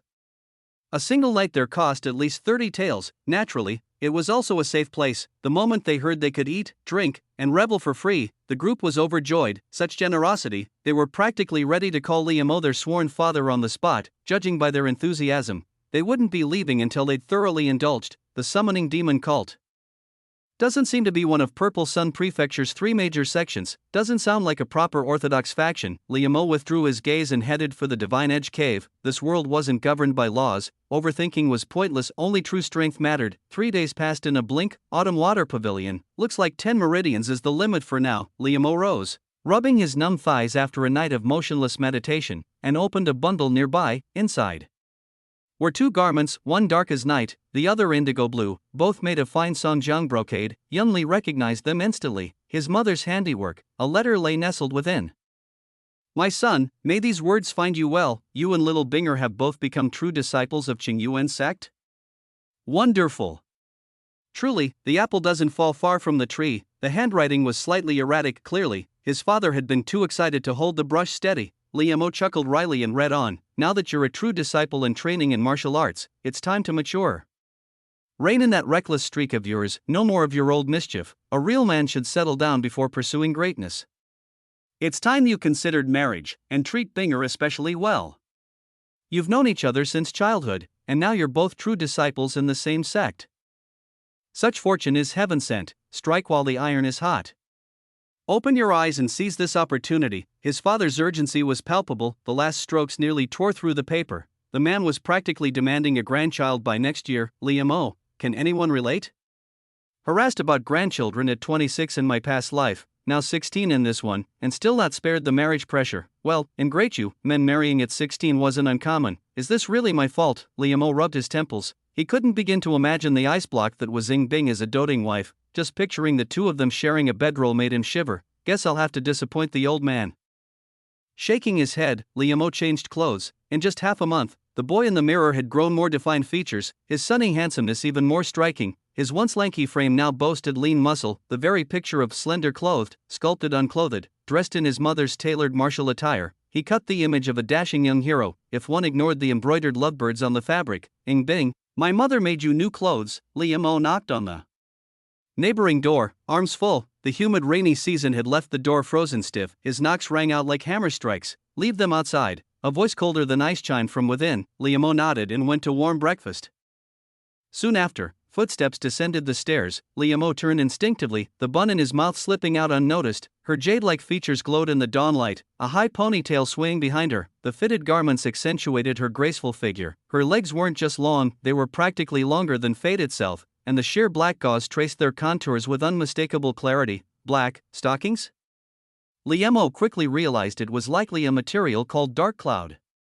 Gauze, lightweight yet durable, resistant to both extreme cold and scorching heat, not to mention exorbitantly expensive. Such protective gear cost far more than weapons. Whoever invented this thing was an absolute genius. I'll wait for you at Moonview Cliff for 1 hour. Try to make it. Ying Bing's words came out of nowhere. Moonview Cliff? Why? Liemo had no idea why she'd suddenly dropped that line. The ice block of a girl clearly had no intention of explaining. Curious, Liemo activated his Heaven's Mandate Divine Eye. Name: Ying Bing, age 16, constitution, lunar phoenix, body of supreme Yin, cultivation realm, 10 meridians of the blood chi stage, fate, crimson, bears emperor's bone, with profound ice as her destiny and autumn waters as her spirit. Possesses the bearing of a celestial phoenix, evaluation, a life fraught with tribulations, yet she always emerges unscathed. Though her wings are still tender, when the winds of change arrive, she will soar above the 9 heavens and 10 earths, a phoenix reigning over all realms. Recent circumstance, participating in a sect trial, intending to visit the legacy grounds of the 9-colored primordial phoenix to obtain one of its 9 spirits, the Aurora soul. To repay a favor, she plans to bring along a certain burden. Chapter 30. The trial begins. The summoner cult reappears. From the carriage, one could already see Rare Beast Peak in the distance. Rare Beast Peak was the final summit of the Qingyuan mountain range and the closest to the wilderness. Ahead, a vast crowd gathered, with inner and outer sect disciples clearly separated. Without exception, they were all new disciples who had yet to participate in the sect's trial. The moment the sect master's carriage came to a stop, it instantly became the center of attention. Is that the sect master's true disciple, Ying Bing? TSK, this junior sister's looks are downright unfair. Keep it down. I heard from Chen Bufan's true disciple that she's already opened 8 meridians in the Qi blood realm. She was even rewarded with a set of black cloud silk in her armor for it. How long has she been here? 8 meridians already? What a monster. Don't tell me someone could win the sect trial in their first year. That would be too terrifyingly talented. Who's that next to her? True disciple Liemo. They entered the sect together. Oh, I know him. True disciple Li is a really good guy. Hearing the chatter, Liemo's lips twitched. Thanks, but I prefer doing good deeds anonymously. No need to hand out nice guy cards. Moonview Cliff seems to be deep in the trial grounds. Scanning the map, Liemo located the place where Ying Bing had agreed to meet him. The deeper one ventured into the trial grounds, the stronger the beasts became. Moonview Cliff was remote, requiring passage through territories of late-stage and even peak 9th-rank beasts. Without some real skill, reaching it would be impossible. 1 hour. Liemo glanced at Ying Bing, who had taken the lead at the front of the crowd, and silently bolstered his own resolve. Don't underestimate this transmigrator's cheat abilities. Suddenly, Liemo noticed a familiar gaze locked onto him. Wang Hu. The boy still wore his usual arrogant expression, but a sickly pallor lingered between his brows, casting a shadow over his entire demeanor. Meeting Liemo's eyes, he slowly drew a finger across his throat in a slashing motion. What's his problem now? Liemo rolled his eyes, but instinctively sensed something off about Wang Hu's condition. With a thought, he activated his Heaven's Eye and scanned him. Name: Wang Hu, age 16, physique, tiger arms, panther waist. Realm: Qi blood realm, 8 meridians, fate, black, evaluation, moderately talented. With diligent training, he might achieve something in the future. However, his narrow-mindedness, vindictiveness, and arrogance make him prone to extreme paths. Recent misfortune, beast seed deeply implanted. Strayed too far down a dark path. His own essence blood can no longer sustain him, forcing him to consume beast blood. Gradually losing sanity, beast seed, Liemo's brow arched slightly. What puzzled him wasn't Wang Hu's fate, but the fact that he had come into contact with the demon summoning cult. Before the sect trial, outer disciples weren't allowed to leave the mountain unless they withdrew from the sect. If Wang Hu had stayed within Qingyuan sect the whole time, where had this beast seed come from? This trial might not be as straightforward as it seems. Liemo pondered for a moment. Well, when the child of destiny is involved, things going smoothly would be the real anomaly. Following the usual tropes, the ice block, Ying Bing, would probably turn the tide at a critical moment, maybe even pull off a desperate counterattack.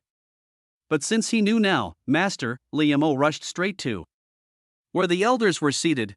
Shang Wu, who had been dozing off, rubbed her sleepy eyes at her disciple's voice. Time to eat. I'll treat you after the trial. There's something important I need to report. Liamo explained his suspicions, though he covered up the heaven's eye with a plausible excuse. The moment the words demon summoning cult left his mouth, Shuijing and Chen Bufan immediately straightened, their expressions turning grave. Even Shangwu's drowsiness vanished. Are you certain it's the demon summoning cult? This is no joking matter. Chen Bufan's voice was low, his brows furrowed with concern. My father served as a county captain and once captured a cultist. The aura feels similar, though I can't be entirely sure. But given the severity, I thought it best to report it. Better a false alarm than negligence. Liamo's reasoning was sound. Liamo is always thorough. Shuijing pondered briefly before nodding. 9 out of 10, that Wang Hu kid has practiced the cult's forbidden art, 100 beasts blood refinement, daring to extend their claws into our Qingyuan sect. Yin Huashen, elder of Rare Beast Peak, shot to his feet, looking ready to drag Wang Hu in for interrogation. Yin Hua, always so hasty. Shuijing stopped him, then gave Liamo an approving glance. We'll handle it. Return to the trial and proceed as normal. Act as if nothing happened. Understood. Liamo complied without hesitation. Old Shui probably had his own plans. In Qingyuan sect, if even the elders couldn't resolve an issue, overthinking it wouldn't help.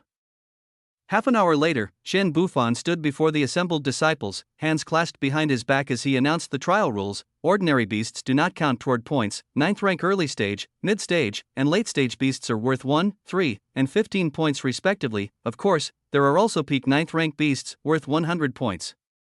But unless you possess strength comparable to the inner breath realm, don't attempt them lightly. Upon slaying a beast, or in emergencies, fire a signal arrow. An inner sect deacon will come to assist. With that, Chen Bufan returned to his seat. The disciples collected their signal arrows and selected weapons before the 1,000-strong crowd marched into the forest.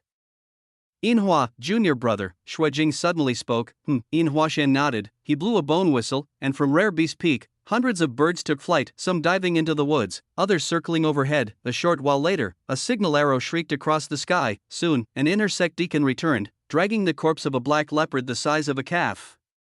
Its eyes were wide as saucers, its ferocity frozen in death. The fatal wound was a single, clean slash to the throat, so precise that not a drop of blood spilled, the wound instantly sealed by frost. Ying Bing, 1 point. Chen Bufan marveled. Many disciples can kill 9th rank beasts, but to do it so flawlessly, without wasting a single ounce of strength, that's rare. Yin Huashuan's eyes gleamed. Even if I suppressed my cultivation to the Qi blood realm, I couldn't match that. Shuijing clicked his tongue in admiration. Littling never had combat experience before, did she? Shangwu's almond eyes sparkled. First time killing a beast, and it was like slaughtering a chicken. Many prodigies, despite their strength, faltered when facing beasts, their prowess reduced to a fraction under pressure. But some thrived in battle, growing stronger the fiercer the fight. Like herself, Shangwu called it the innate brawler constitution. Why hasn't my dear disciple made a move yet? The master propped her chin on one hand, her drowsy eyes half-lidded as she teetered on the edge of sleep once more. Whoosh, another signal arrow pierced the air. Liamo, 1 9th rank early stage beast slain. The strange beast dragged back by the inner sect steward left the elders deep in thought. After staring at it for a long while, Shuijing finally spoke hesitantly. Is this thing a wingfang serpent? To be honest, if old Shui hadn't just used the scales of a wingfang serpent for alchemy, he wouldn't have recognized what this mess even was. The serpent corpse had its head blown apart, fangs shattered, and every bone in its body broken, causing the long serpentine body to crumple into a heap like a soda can crushed underfoot. Too brutal, a complete opposite of Ying Bing. Chen Bufan, resting his hands on his round belly, fell into contemplation. Disciple Shangwu, wasn't Liamo practicing sword techniques? He's also mastered the 6 harmonies fist. Shangwu shrugged, as if to say this wasn't her fault. Yin Huashen picked up a fragment of a fang. The fangs are the toughest part of a wingfang serpent, yet they were shattered along with its body in a single punch. That kid's current level isn't inferior to Ying Bing, and he's also trained in some kind of body forging technique. Shuijing felt his scalp tingle. None of the elders disagreed. With their discerning eyes, they could deduce much from the battle's aftermath. Judging by the outcome of the fight against a 9th-tier early-stage beast, Liamo's performance was no less impressive than Ying Bing's, but the elders opened their mouths, unsure whether to praise him or not. This fighting style was far too reminiscent of a certain someone. The Qingyuan sect already had Shangwu to deal with. Wasn't one enough? If a second one appeared, wouldn't that be disastrous? Old Shui, you fool, why didn't you take Liamo as your disciple back then? My true disciple quota was full. Elder Chen had openings, why didn't he take him? I wanted to, but disciple Shangwu got there first. You fool, is it too late to steer him away from this misguided path? the elders sighed in dismay. Shang Wu abruptly stood up, one hand on her hip, the other clenched into a fist, knuckles cracking ominously. Fine, if you want to poach my disciple, go ahead. Whoever beats me gets my precious apprentice. The hall fell dead silent. Chapter 31, One punch to kill a late-stage 9th-rank mutant beast, and you call yourself a swordsman. At the same time, deep in the mountains, a 9th-tier early-stage magical beast couldn't even scratch my skin. Liam O glanced at his fist. They say to kill a snake, strike 7 inches from its head, but he had deliberately wanted to test the limits of his physical body. The result? Without even using his chi and blood energy, he had shattered that winged serpent with a single punch. Strangely enough, Liam O had never even killed a chicken before, yet when he slew the beast for the first time, he felt no tension or discomfort. His mind was eerily calm, as if he had done this countless times before. Is this another benefit of the Shenpin immortal body? Liam O couldn't help but muse. It seemed that aside from swordplay, he excelled at everything with frightening ease. Shaking the blood off his fist, he took out a map, Moonview Cliff. After confirming his location, he drew his steel blue sword and ventured deeper into the forest. The vast wilderness echoed with scattered shouts. New disciples could be seen battling magical beasts here and there. Liam O didn't linger. Along the way, he encountered several more 9th-tier early-stage beasts, but the outcome was the same as before. Each fell in a single slash, without him even needing to use proper sword techniques. Soon, he arrived at a region marked on the map as Streamstone Forest. Towering, grotesque stone pillars stood like leafless, withered trees, with a river over 10 meters wide flowing between them. This river flows down from Moonview Cliff. All I need to do is follow it upstream. As he pondered, footsteps approached. Looking up, he saw an intersect steward dragging the corpse of a black-horned, scaly sheep-like beast, an old acquaintance. The black-horned ram, though frequently served at Qing Yuan sect's dining halls, this was actually a 9th-tier late-stage beast. Despite being herbivorous, it was notoriously aggressive and possessed immense strength, yet it had been slain in a single stroke. Ying Bing's work, Limo recognized it immediately. A clean slash across the throat, the wound frozen shut, not a single drop of blood spilled. The ram likely hadn't even realized it was dead. Indeed, this is the handiwork of true disciple Ying. The steward nodded. He stood there, watching Limo intently, making no move to leave. At first puzzled, Limo soon understood. He felt it too. The next moment, a massive shadow surged from the water, leaping high into the air, a hulking, jagged-shelled turtle, a 9th-tier late-stage beast, the spine tortoise. Its blood was medicinal, its flesh delectable, and its shell was a prized material. Qing Yuan sect's bathtubs were even crafted from them. Of course, as a 9th-tier late-stage beast, the spine tortoise was also notoriously vicious. Any body of water it claimed would be devoid of other fish. Another 9th-tier late-stage beast, the inner sect steward watched with keen interest. These two true disciples had joined Qing Yuan's sect at the same time, both ascending 100 steps of the heavenly stairway. True disciple Ying had slain the black-horned ram in one strike. Now, he wondered how true disciple Li would fare against the spine tortoise. Admittedly, among 9th-tier late-stage beasts, the spine tortoise was far trickier to kill. If it retracted its limbs into its shell, even a chi and blood realm martial artist could only stare helplessly. Just as he thought this, Liam O moved. His steel blue sword erupted with dozens of gleaming slashes, each carrying restrained chi and blood energy. Impressive swordsmanship. The steward couldn't help but admire it. Even among Qing Yuan sect's historical true disciples, such skill was remarkable. Had he not witnessed Ying Bing's swordplay, he might have been even more astonished. Sensing danger, the spine tortoise let out a low growl and immediately retracted its limbs. Dozens of flaming crane feather-like slashes exploded against its shell, leaving countless tiny fractures. The shell wasn't the only thing damaged. Limo's sword now bore several grain-sized chips. Liamo. This was a standard-issue sect weapon, more than sufficient for slaying 9th-tier beasts, but against this iron-shelled bastard, had he struck any harder, the sword might have shattered before the shell. Gore, the tortoise, now thoroughly cowed, flipped over and scrambled back toward the water. Oh no you don't, Liamo gave chase without hesitation. You wrecked my sword and think you can just leave? True disciple Li, that beast is cunning. Before the steward could finish, Li Mo had already plunged into the river. Bubbles erupted on the surface as the steward's heart pounded. In water, the spine tortoise was 10 times deadlier. Even 9th-tier peak beasts wouldn't dare tangle with it there.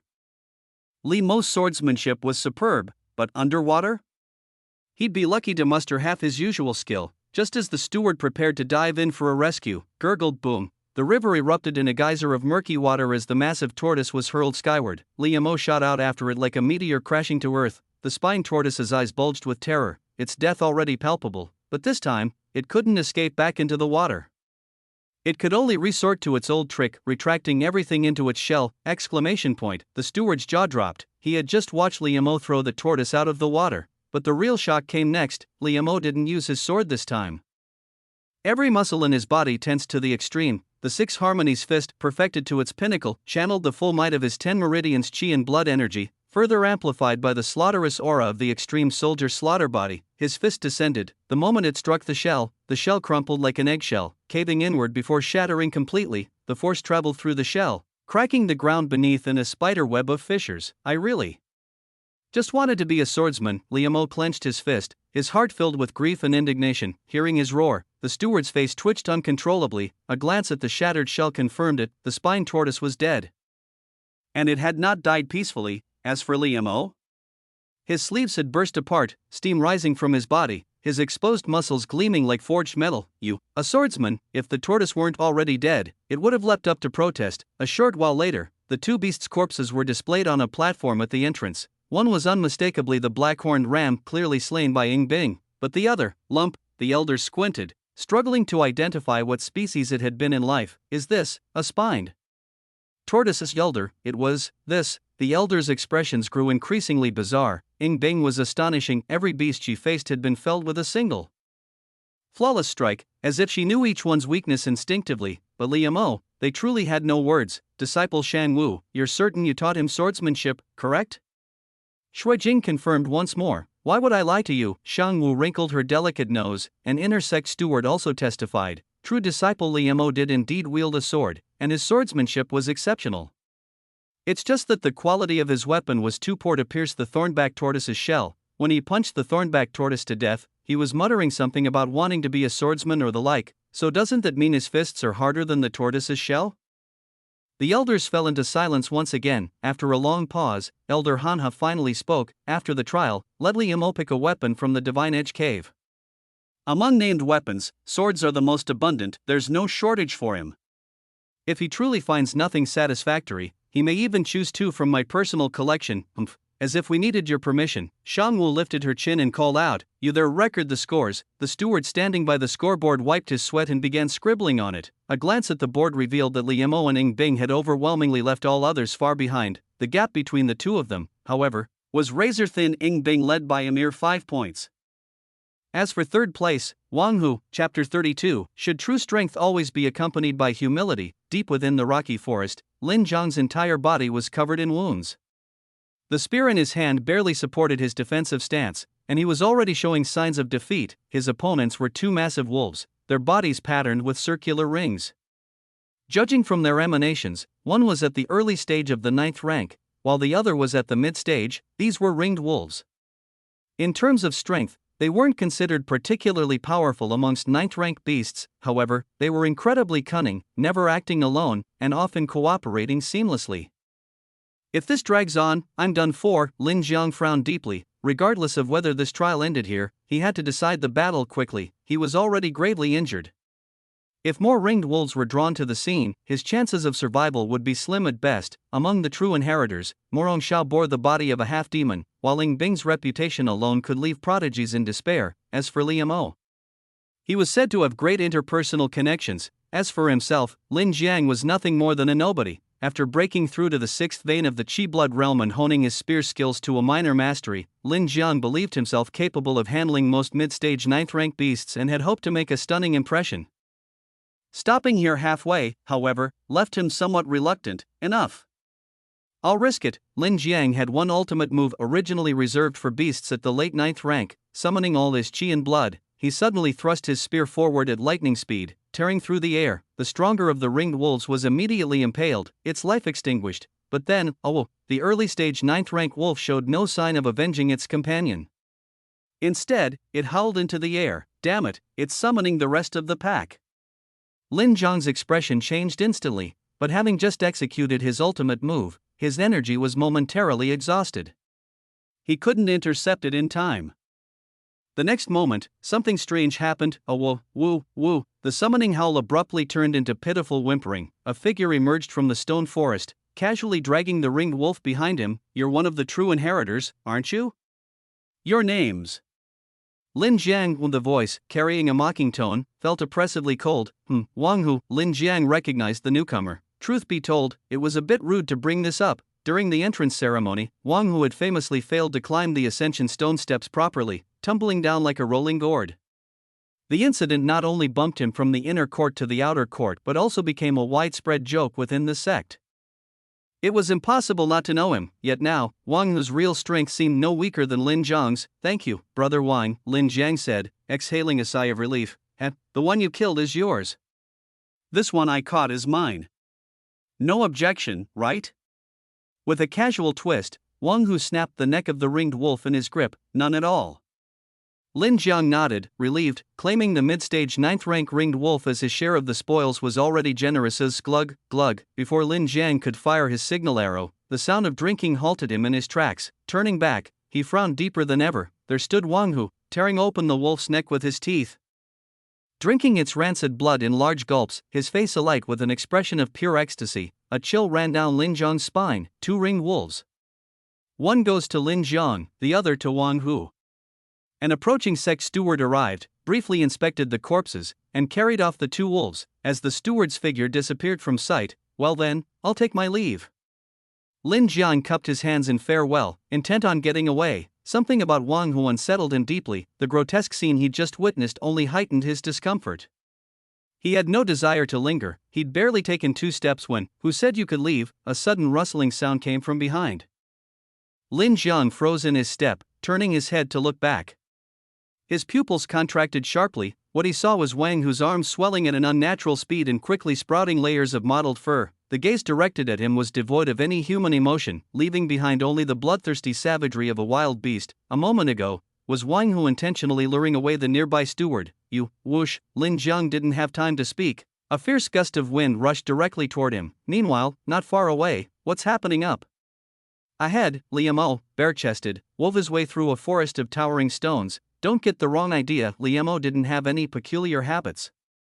He was simply trying to protect his mother's lovingly hand-stitched clothes. Since they were bound to be destroyed in the coming fight, he stored them in his system space to keep them safe. Hearing the sound of intense combat from a distance, he sped up his pace. Then, upon arrival, he caught sight of 2 figures locked in a fierce battle. Lin Jiang was clearly at a disadvantage, forced into a desperate situation. Blood streamed from multiple wounds on his body. If this went on much longer, Lin Jiang wouldn't need to be killed by Wang Hu. He'd likely bleed out first. Is Lin Jiang fighting some kind of wild beast? No, that's not a wild beast. Something felt off to Liamo.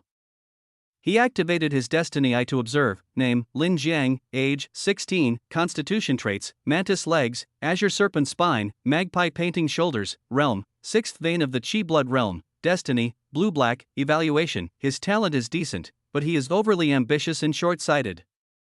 If he can reflect in time, he may yet ascend higher. Recent encounter. After an intense fight and without adequate recovery, he has encountered Wang Hu, whose mind has been devoured by a beast seed. Though he will escape death, he will suffer severe injuries and fail to recover, leading to a downward spiral. That's Wang Hu. Liamo raised an eyebrow slightly. Taking a beast seed turns one into such a horrific state? And Wang Hu is clearly aiming to kill, yet the destiny eye foretells that Lin Jiang will survive. It must be the elders. A realization dawned on Liamo. The elders had likely been covertly monitoring Wang Hu's actions the entire time. For some reason, they chose not to intervene directly, but neither could they allow a core disciple to die senselessly, so they probably intended to save Lin Jiang at the last moment. A rescue by the elders is still a rescue, but if I intervene, I can even add a blue-level investment to my ledger. Wang Hu, you and I bear no grudges. Harming fellow disciples is a severe crime. Stop now, and I will pretend this never happened. Lin Jiang's aura was growing weaker and weaker. He realized he had already lost the advantage and could only hope his words might create hesitation in his opponent. The fiery wolf had no grievance with you either. The strong prey on the weak. You are weaker than me, and so you will become my sustenance. Where is the crime in that? Wang Hu licked the blood off his claws, his piercing gaze growing fiercer. Lin Jiang gritted his teeth so hard they nearly shattered. He knew there was no negotiating with this man. Today, it was either his life or Wang Hu's. Another violent gust surged toward him, summoning every ounce of strength. Lin Jiang prepared to unleash another killing thrust.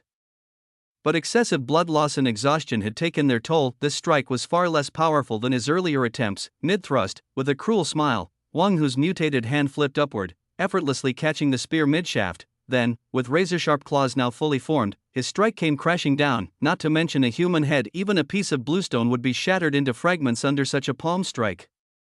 Lin Jiang let out a sigh in his heart. Is this the end of his life? Bang! A loud noise echoed.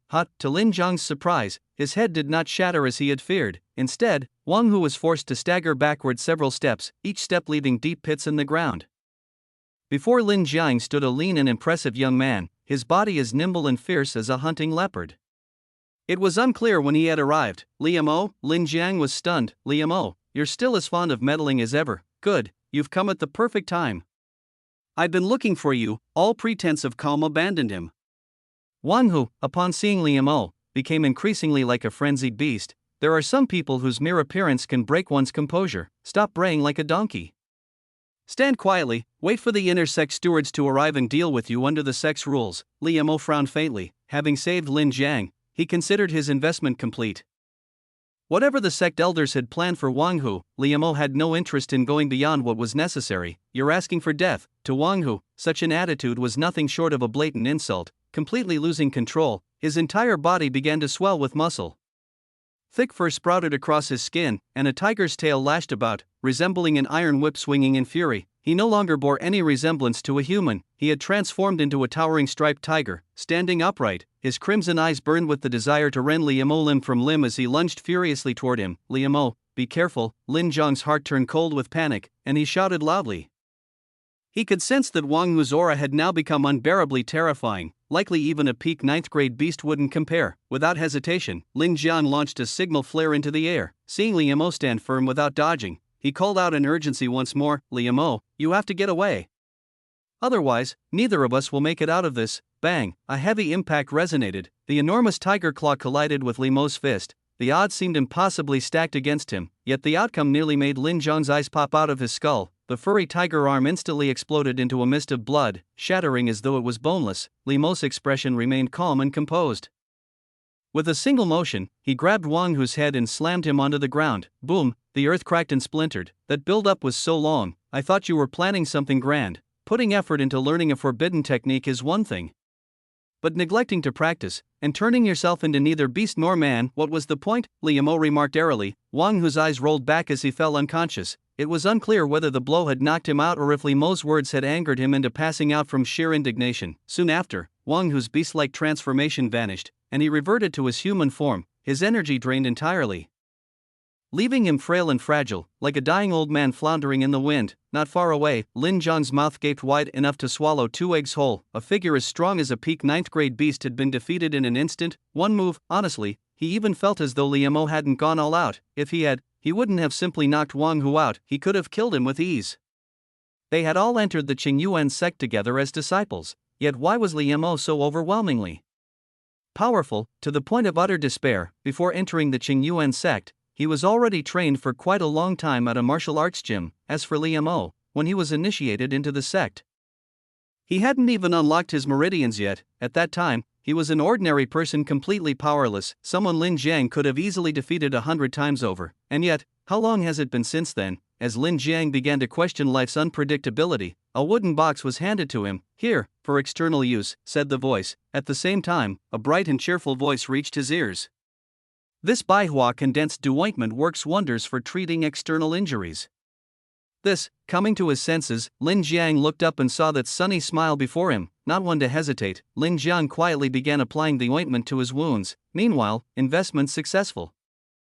Half a bottle of Baihua condensed dew ointment invested, reward generated, 1 martial arts manual for Golden Bell Shield technique.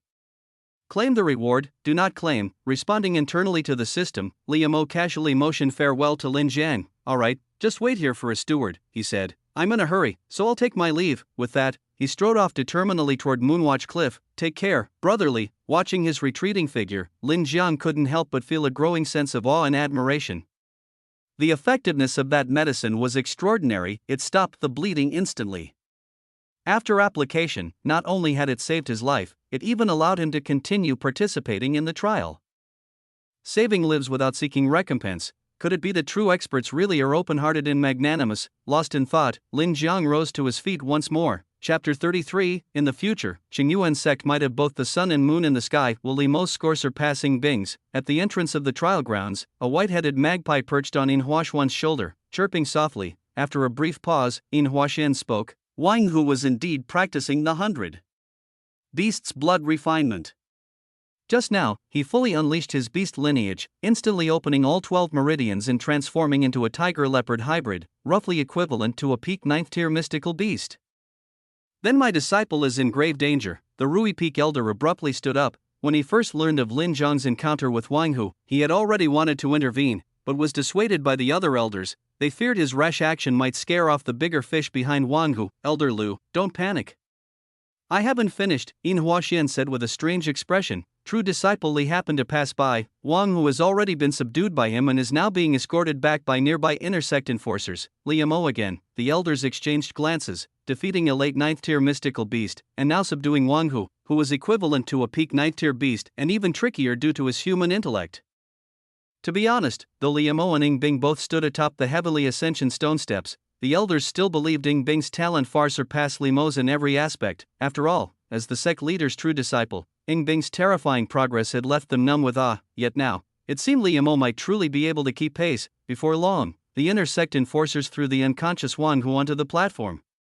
Did Li Mo not return with you? Shui Jing was the first to ask. He worried Li Mo might be injured, but stubbornly continuing the trial. Some wounds, if left untreated, could leave lasting damage. Elder Shui, according to true disciple Lin, true disciple Li was unharmed.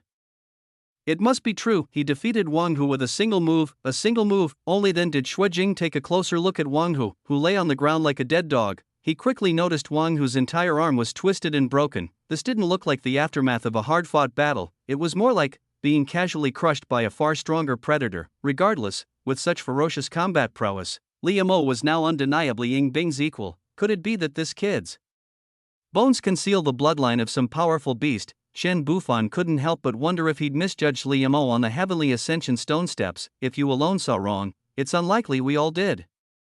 He must have achieved great completion in body refinement. Hani shook his head. Great completion in body refinement within half a month of joining the sect. It seemed his earlier speculation had been correct. Old man, you're slipping. Shang Wu grinned, her almond-shaped eyes curving like crescents. Hani recalled their bet, and his face darkened instantly. He had to admit, Morong Sha was outstanding, but compared to Li Mo, the gap was too vast to even measure a competition. At this rate, it was uncertain whether Morong Sha could even withstand a single punch from Li Mo now, and Li Mo would only grow stronger, likely at an even faster pace, with these two.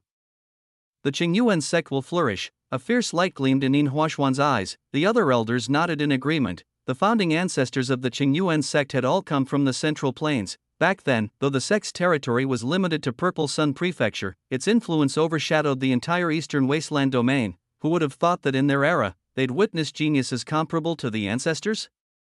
And two of them at once they matured, the Qingyuan sect might truly see two suns sharing the sky. Shui Jing chuckled.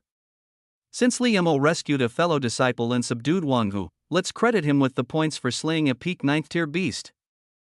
Any objections? None. Even if they gave Li Mo extra points, it would be justified. Thus, the scoreboard updated. Ying Bing, 119 points, Li Mo, 116 points. Not long ago, Ying Bing had also slain a peak 9th tier beast, so the gap between them remained a mere 3 points. The future is still long. For now, we still have enemies lurking in the shadows. Shui Jing's voice drew everyone's attention back. The mastermind behind Wang Hu never showed themselves. These demon summoning cultists are truly vigilant, or perhaps Wang Hu is just a disposable pawn. Humph. I see we turn the land upside down. They can't hide forever. Unwise. Such a move would exhaust our resources and alert them. With no guarantee of success, after much debate, the elders remained divided. In the end, they decided to send Wang Hu to Rui Peak for interrogation. They would wait for the sect leader to emerge from seclusion before making a final decision. Since the enemy hadn't intervened even when Wang Hu was captured, it was unlikely they'd cause further trouble during this trial. Better to let the sect trial conclude peacefully first. Just then, another enforcer returned, dragging two mystical beasts, a blazing ring wolf king and a lion bear, both late 9th tier beasts. Before he even approached, the elders recognized this had to be the work of true disciple Li again. With this addition, Li Mo's score jumped to 146, instantly overtaking Ying Bing for first place. "My precious disciple is number 1 now," Shang Wu hummed, snatching the enforcer's brush and boldly updating Li Mo's score before hanging the board at the top. She crossed her arms and lifted her chin. Who dares say I can't teach disciples now? The elders, they'd been fools to doubt her. Meanwhile, at the edge of the Stone Creek forest, senior brother, save me, an outer sect disciple, lay pinned under a ferocious lion bear, powerless to resist, his pleading gaze locked onto a figure standing atop a stone pillar. That person, though not an enforcer, wore the robes of a true disciple. The outer disciple never imagined the senior brother he'd summoned with a signal arrow would just stand there, coldly watching like it was a show, without the slightest intention to help. Even worse, his eyes held only mockery and indifference. It was Yin Huacheng, who had volunteered to oversee the Moonview Cliff sector. Yin Huacheng was in a foul mood. Fu Tu had failed to deliver on his promise. The disciples who left the sect hadn't returned home but were instead indulging in a pleasure house within Purple Sun Prefecture. Now, he'd just learned Wang Hu was dead, meaning he'd have no cultivation materials for the foreseeable future, and the one responsible for both setbacks was the same person. Liamo, veins bulged on Yin Huacheng's forehead, his pupils flickering between slitted and human. Just then, a crow landed on his shoulder, cawing in a low, raspy voice, telling me not to stir trouble. Yin Huacheng's aura grew increasingly terrifying. By now, the outer disciple had gone still. The lion bear, mid-feast, suddenly turned at the noise, but the moment it met Yin Huacheng's gaze, its ferocity vanished, replaced by sheer terror as it crouched low. Thud, Yin Huacheng's hand pierced its chest, ripping out its still-beating heart. He devoured it in savage bites. "I planned to let you grow a little longer, but since you ruined my materials, you'll pay with your own flesh." He donned a black robe, and his figure vanished into the shadows. Chapter 34, Qingyuan, The Leap of Faith, Moonview Cliff. Along the way, Liemo didn't spend much effort hunting exotic beasts. No matter how generous the sex rewards were, they couldn't compare to the inheritance hidden within the ice block. Just listen, 9-colored primordial phoenix. Such a high-tier opportunity would have been beyond his reach in this lifetime if he hadn't clung to Ying Bing's jade-like legs. So worth it. Lost in thought, Liemo had already ascended Moonview Cliff. Looking down from here, he saw a sheer drop of 10,000 feet, with mist swirling below, obscuring any sight of the bottom. Not even a single bird could be seen. Qingyuan, this was the origin of the entire Qingyuan sect.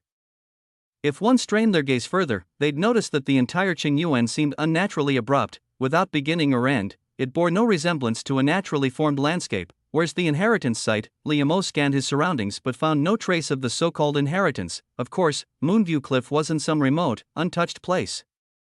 Rumor had it that couples from Rare Beast Peak often came here for secret rendezvous, and the sect had no shortage of legends about this spot. If it were so easily discovered, it would have been public knowledge long ago. But how had Ying Bing found it? Did she, like him in the Divine Edge cave when he sensed the hammer, feel a calling from the opportunity here? Wait. It can't be that I have to jump off Moonview Cliff into Qingyuan, right? How deep is this thing? Liemo stepped to the edge and peered down. Suddenly, his vision blurred, an overwhelming sword intent, as if a divine punishment from the heavens, slashed through his consciousness. It felt like a strike capable of cleaving through any obstacle in this world, relentless until its target was utterly annihilated. At that moment, Liemo realized his body, tempered by the extreme soldier's forging technique, was as fragile as any mortal flesh. Qingyuan was carved out by a single sword strike. A terrifying thought took root in his mind, a strike from untold ages ago. Yet its residual intent lingered even now, a single sword's radiance chilling 19 provinces, no longer just a poetic phrase in the face of this sword intent. What kind of supreme expert could wield such power? In the future, Ying Bing might reach such heights, or even surpass them. Liemo recalled the evaluation of Ying Bing from the heavenly fate Divine Eye, destined to become a supreme powerhouse across the 9 heavens and 10 earths. At least in the Qi blood realm, he wasn't too far behind her. With that, Yunli sighed. Why aren't I cut out for swordsmanship? Next time, I'll try again with a better sword. A chilly wind swept across Moonview Cliff. Ying Bing tidied her slightly disheveled hair, her gaze distant. The Lingxiao sword path is indeed vast and majestic, its aura spanning mountains and rivers. The master who now wields this path should still be guarding the sword mausoleum. No, even at her peak, the one who had delivered that strike would have been worthy of her respect. Later, that master passed the Lingxiao sword path to a deposed princess of the Great Yu dynasty. Ironically, Ying Bing had known the woman who inherited this path, the one who would later become the world's foremost swordswoman, back when they were both insignificant. In her past life, Ying Bing had been mistaken for having blocked meridians, delaying her entry into Qingyuan sect. During that time, she and the future swordswoman had relied on each other, weathering hardships together. That was Ying Bing's first time learning the sword. Long should have also been exiled to the eastern wasteland by now, but she wouldn't recognize me anymore. A faint smile touched Ying Bing's lips. Just then, she reached the summit of Moonview Cliff. Her eyes landed on Liam, standing at the cliff's edge, his clothes stained with beast blood. She had expected him to still be in the Stone Creek forest by now. After all, he might have encountered peak 9th grade exotic beasts there, even with 12 open meridians in the Chi blood realm and mastery in swordplay. He shouldn't have handled them effortlessly, considering the difficulty of the path for someone at his level. She had deliberately given him an extra hour, yet he had arrived before her. Took you long enough, Liam grinned, unsurprised. Seems Ying Bing had an easy trip, her hair wasn't even messed up. Meanwhile, his clothes were torn. Well, that was his own doing. Rest and recover. I'll wait, Ying Bing said softly, a realization dawning. Liam must have avoided all battles with beasts along the way, rushing straight here without engaging. Recover? Liam blinked, then chuckled. I'm not hurt. This is all beast blood. See, he stepped closer. 2 weaker beasts blocked my path. And I was in a hurry, so I didn't hold back. Ying Bing's brows furrowed slightly. To his surprise, she actually reached out and pressed a finger against his chest. Indeed, it was beast blood. Had he really encountered no obstacles except for 2 early 9th grade beasts near Moonview Cliff, his luck was unusually good, but this also meant he'd forfeited the trial's rewards. Ying Bing cared little for the sex rewards, yet Liam, without knowing why she'd summoned him, had chosen to abandon everything to come. When she looked up, she met his bright, untroubled smile. No resentment, no impatience, just pure satisfaction at having fulfilled their arrangement, as if he trusted her completely.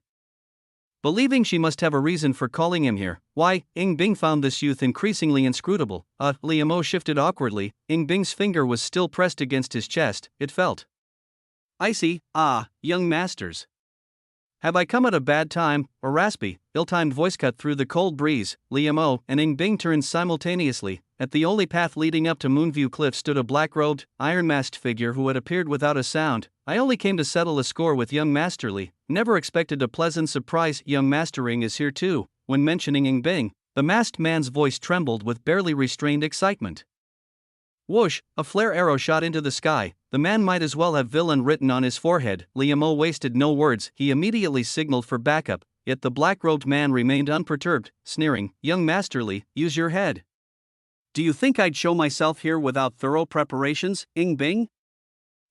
Ying Bing. I'd hate for you to die alongside him. If you just, ding ding, 2 crisp chimes. Liam shook the harmony bell expressionlessly. Liam, instantly, the masked man's voice cracked. If his mask weren't in the way, one would see his face drain of color, sweat beading. He knew exactly who that bell would summon. You're dead. A bestial roar echoed from the depths of Qingyuan, but before the man could act, a sword gleam flashed, cold, ruthless, and decisive, its intent pierced to the bone. Ying Bing had thrown her sword. The masked man was confident he could withstand this strike, yet it had to be admitted Ying Bing's strength far exceeded his expectations. She couldn't even be described as a mere genius. Taking the blow head-on, even as a divine observation realm cultivator, he would still be injured. The air froze for an instant. In the end, the black-robed man chose to halt his steps and sidestep the attack. However, at that very moment, Ying Bing didn't spare the black-robed man a glance. Instead, her eyes locked onto Liam. Jump. Liam seemed to realize what she intended to do. Ying Bing suddenly felt she understood this young man even less. This was the unfathomable Qingyuan sect. Why wasn't he afraid, not even the slightest bit, or was it because of his trust in her? Alright, Ying Bing had never been one to hesitate. Since Liam agreed, $2 then if she couldn't fathom his thoughts. $2 he gripped his hand without hesitation and stepped into the void. The icy wind instantly turned biting, everything around them blurred rapidly, all their senses grew dull. On Moonview Cliff, the black-robed man lunged forward, his robes tearing apart from the force. Staring down from above, he watched, dumbstruck, as the figures of the boy and girl, hands tightly clasped, vanished into the sea of clouds. Nothing remained in his eyes but disbelief. Chapter 35, Embrace in the Abyss. Jumping into the abyss, they didn't hesitate for even a second. Ian Huaching's mind went blank, his pupils shrinking to pinpricks. He had seen many people's wretched states before death, but he had never seen anyone charge headlong toward their demise without hesitation. No one knew how deep the Qing abyss truly was, and it was filled with an oppressive aura strong enough to suppress one's qi, blood, inner breath, physical form, and even the connection between inner and outer worlds. Even a sect master who had reached the external scenery realm wouldn't dare descend unprepared. Two Chi blood realm cultivators? A certain death, madman, you two are even crazier than me. Yin Huacheng punched the ground, regret surging in his heart. The reason he had dodged that sword earlier was fear of injury, and injury could expose his true intentions. But even that would have been better than this, losing the prey and the bait alike. This meant not only had he failed to obtain high-quality cultivation materials, but he had also committed the grave crime of scheming against a true disciple. The Elder's will arrive soon. Yin Huacheng forcibly suppressed his churning emotions. He quickly stripped off his black robes and mask, tossing them into the Qing abyss before changing into the attire of a true disciple. Once done, he prepared to send a message to the elders, but before he could act, boom, a fiery meteor crashed just 3 zhang away from the cliff's edge, the impact sending dust and debris flying, creating the illusion that the entire Moonview cliff trembled. As the dust settled, $2 woman in fiery red palace robes stood with her sleeves fluttering, her dark hair dancing like strokes of wind. Where is my disciple? Her voice, devoid of its usual drunken laziness, sounded almost unfamiliar. Gulp, Yin Huacheng's throat dried under the scorching heat of her aura. His carefully prepared excuses dying before they could leave his lips. Disciple just arrived as well. Shangwu, let's discuss this calmly. Other elders landed on the mountaintop. First, we must clarify what happened. Yin Huaxian gave his son a deep look, bolstered. Yin Huacheng finally spoke. Moonview Cliff is under my supervision. When I heard the signal arrow, I rushed here immediately, but by the time I arrived, the cliff was already empty. As silence fell, everyone's expressions darkened instantly. There was only one path up Moonview Cliff. If Liamo and Ying Bing hadn't been seen on the way up, and they weren't on the cliff now, then only one possibility remained. Their gazes drifted toward the Qing abyss, hearts sinking like stones. This sword belongs to Ying Bing. She must have encountered an enemy she couldn't handle, forcing her to strike with everything she had. Shui Jing stepped forward, his face grim as he held up a frost-covered blade still radiating cold. Those two were no ordinary Qi blood realm cultivators. Together, they could at least hold their own against an inner breath cultivator long enough for us to arrive. Whoever attacked them was at the observation divine realm. Chen Bufan's words hung in the air. No one had expected that the demonic cultivator behind Wang Hu would target the true disciples. Thud. Suddenly, Yin Huacheng coughed up blood and was sent flying. Just before he could crash into a tree, an invisible force dissipated the momentum, leaving him stumbling in circles before barely regaining his footing. Yin Huaxian steadied his son, frowning. Shangwu, none of us wanted this. Casualties happen every year during trials. Overseeing such a vast area makes it impossible to be everywhere at once. Must we blame the overseers for every mishap? Shangwu's narrowed eyes flashed with fire. She didn't strike again, only coldly stating, "Pray I never discover your involvement in this." Yin Huacheng paled as if facing death itself. Shangwu, Yin Huaxian roared, "I sympathize with your grief. But do not make baseless accusations." Shangwu ignored his fury. "Enough.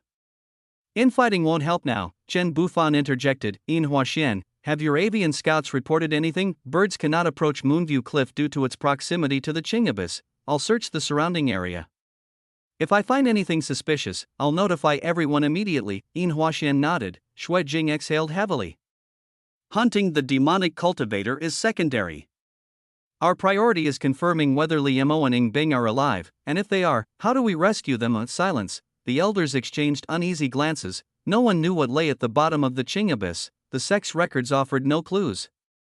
Many of Qing abyss sect's experts suspected hidden treasures below, explaining the perpetual oppressive aura. Countless had attempted to explore, but most either vanished or retreated halfway. Jumping down meant likely never being seen again, alive or dead. Then, tink, a faint chime. Shangwu's almond-shaped eyes lit up as she raised her wrist. The soulbound bell. Liamo was still alive. Stop her. Shangwu, don't rush in.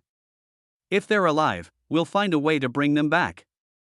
Shangwu prepared to leap into the abyss. The elders scrambled to restrain her. Chaos erupted. Only Yin Huacheng and Yin Huaxian exchanged a glance, their faces betraying shock. Yin Huacheng opened his mouth to speak, but his father's warning glare silenced him. Return to Rare Beast Peak. Yes, Master must know I'm alive now. Liamo clutched the soulbound bell tightly. Falling through the clouds for so long distorted one's sense of time and space. One thing was certain, they had fallen deep. The oppressive aura grew heavier, dulling most senses until even the howling wind seemed distant. Only the icy coolness of the small hand in his grasp kept him grounded. Blurrily, he glanced at its owner. Her half-lidded eyes remained as serene and detached as ever. Was she confident, or simply unafraid of death? From this height, anyone but a chosen one would be reduced to paste. Not even scraps would remain. Even with something to cushion the fall, we'd likely be knocked unconscious or worse. The hidden legacy site couldn't be explored without Ying Bing. If it were easily accessible, it wouldn't have remained undiscovered for so long. So, the ice block couldn't be harmed. Driven by impulse, Liam pulled her closer. Soft jade met his chest. The steady rhythm of her heartbeat pulsed against him through her delicate frame. Ying Bing? She didn't resist, only watched curiously as the boy gradually twisted to position himself beneath her. He's trying to cushion my fall. Even her tranquil mind wavered at the absurdity. From this height, what difference would a human cushion make? Never before had she been this close to a man. In her previous life, no man dared to come within 3 meters of her. Ying Bing gently bit her lip. Moving recklessly might alter the direction of her fall. In the end, she didn't push the young man away. Chapter 36. Transcending the netherworld, the inheritance site of the 9-colored primordial phoenix. It was impossible to tell how much time had passed. The intense sensation of weightlessness finally faded, yet there was still no solid ground beneath their feet. They hadn't landed on Earth. Liam regained consciousness at last. He suddenly realized that behind them was a swirling mass of clouds shimmering with 7-colored radiance. It was this strange, luminous mist that had shielded them from even the slightest harm, and these rays of light were all seeping out from the narrow gap of a stone gate not far away. Thank you. You can let go now. A cool, composed voice sounded beside his ear. Liam was momentarily dazed. That flawlessly beautiful face was so close to his that he could even feel the warmth of her breath. Because he had held her so tightly, even through their clothes, he could sense the steady pulse of her icy cold heart. As everyone knows, $2 hen people fall into water or plummet from great heights. They instinctively cling to anything within reach. Young Liam felt a little awkward. It seemed he had worried unnecessarily and done something superfluous. Clearing his throat, Liam released her and stood up, pretending to survey their surroundings. Where is this? I've never heard of a place like this beneath the Qing Abyss. You asked me to come to Moonview Cliff. Was it to bring me here? Ying Bing nodded, offering no further explanation. How did you know about this place? Liam asked casually. When people feel awkward, they tend to ramble. Ying Bing lowered her eyes and replied indifferently, I've been here in my dreams. If she considered the events of her past life as nothing more than a dream, then this statement wasn't entirely wrong. After her rebirth, many things had changed, but fortunately, the call of this place had never faded for her. Others could leap from Moonview Cliff 100 times and still never reach this hidden inheritance within the Qing Abyss. Even if they did, they would never make it past the entrance, doomed to perish trapped within the radiant mist. Let's go. Ying Bing instinctively reached for her waist but found nothing there. Use mine. As soon as the words left her lips, $2 plain. Unremarkable steel sword appeared in her hand, its blade nicked here and there with tiny, rice-sized chips. So, his journey to Moonview Cliff hadn't been as effortless as he'd claimed, suppressing her thoughts. Ying Bing gave a slight nod and strode forward, sword in hand. Liam followed closely beside her, vigilant of their surroundings. If this was an inheritance site, then perhaps there were still trials lying in wait. No sooner had the thought crossed his mind than, a bone-chilling wind swept past, stirring a deep, primal dread in the depths of their souls. Come down, join me. Why are you still alive? Opportunity, a peerless opportunity. Take me in with you. Layer upon layer of murmurs and whispers drifted through the wind. Be careful, don't stray too far from me. Ying Bing's clear, cold voice reached him. What are these things? Liam used the glow of the radiant bridge to scan their surroundings. Dark, swirling mists coiled around them, occasionally revealing glimpses of twisted, agonized faces. In the past, Ying Bing would have dismissed the question outright, but today, she actually took the time to explain. Once a martial artist reaches the observation divine realm, they can temper their spirit by observing mountains, rivers, the sun and moon, rare flora and fauna, and even the wonders of the world. By the time they reach the peak of this realm, their spirit can even leave their body to manipulate objects. Thus, if a martial artist of the observation divine realm or higher dies with lingering regrets, a wisp of their spirit may persist, transforming into a shadow wraith. Shadow wraiths cannot endure sunlight, which is why so many have gathered here. Liam understood now. It stood to reason that many had been tempted to explore the depths of the Qing Abyss, and many had tried. Some of them had surely been formidable experts, yet clearly, they had all failed. Their lingering regrets remained here forever, watching over the inheritance of the 9-colored phoenix, which they could never enter again. Shadow wraiths, the icy wind carried the wraiths toward them from all directions. Just then, Ying Bing struck. Clang. This was the first time Liam had seen Ying Bing fight in earnest. Sword light erupted, blossoming into 100 dazzling arcs. Each stroke landed precisely on a shadow wraith, sending them reeling back. Perfected blossom-seeking sword art, and yet, despite being a technique that could force even an inner breath realm expert to retreat, the attacks barely phased the wraiths. They were merely knocked back into the mist, only to regroup and return moments later, move faster. Shadow wraiths are impervious to ordinary weapons. Before Ying Bing could finish, $2 sudden warmth radiated from behind her. From the pouch at Li Mo's chest, a feather-shaped glow emerged, fire sparrow plume. Pure yang energy, the natural bane of all incorrupted entities. Li Mo threw a casual punch, his fist was sheathed in a feint. Fiery aura, the shadow wraith before him clearly lacked full sentience, and thus, it had no idea what was coming. SSSS, like snow meeting boiling oil, $2 wraith's inky form began dissolving almost instantly. It instinctively tried to retreat, but Li Mo's fist pierced straight through it. Poof, the wraith vanished. That pouch carries a trace of phoenix energy, it must be from a bird with true phoenix lineage? Ying Bing's tense posture relaxed slightly. With this, she wouldn't need to worry about protecting him, but why had Li Mo suddenly frozen in place? Young Li Mo was stunned, because just then, his system had delivered a notification. Congratulations, host. Successful investment, assisting Xiaorong in resolving their regrets and finding peace. Investment reward, 1 year of martial insight. Li Mo, ! Killing shadow wraiths counted as an investment return. No wonder it was said that guiding lost souls to rest was a virtuous deed. With that realization, $2 IMO turned his gaze toward the seething shadows in the mist, his eyes alight with anticipation.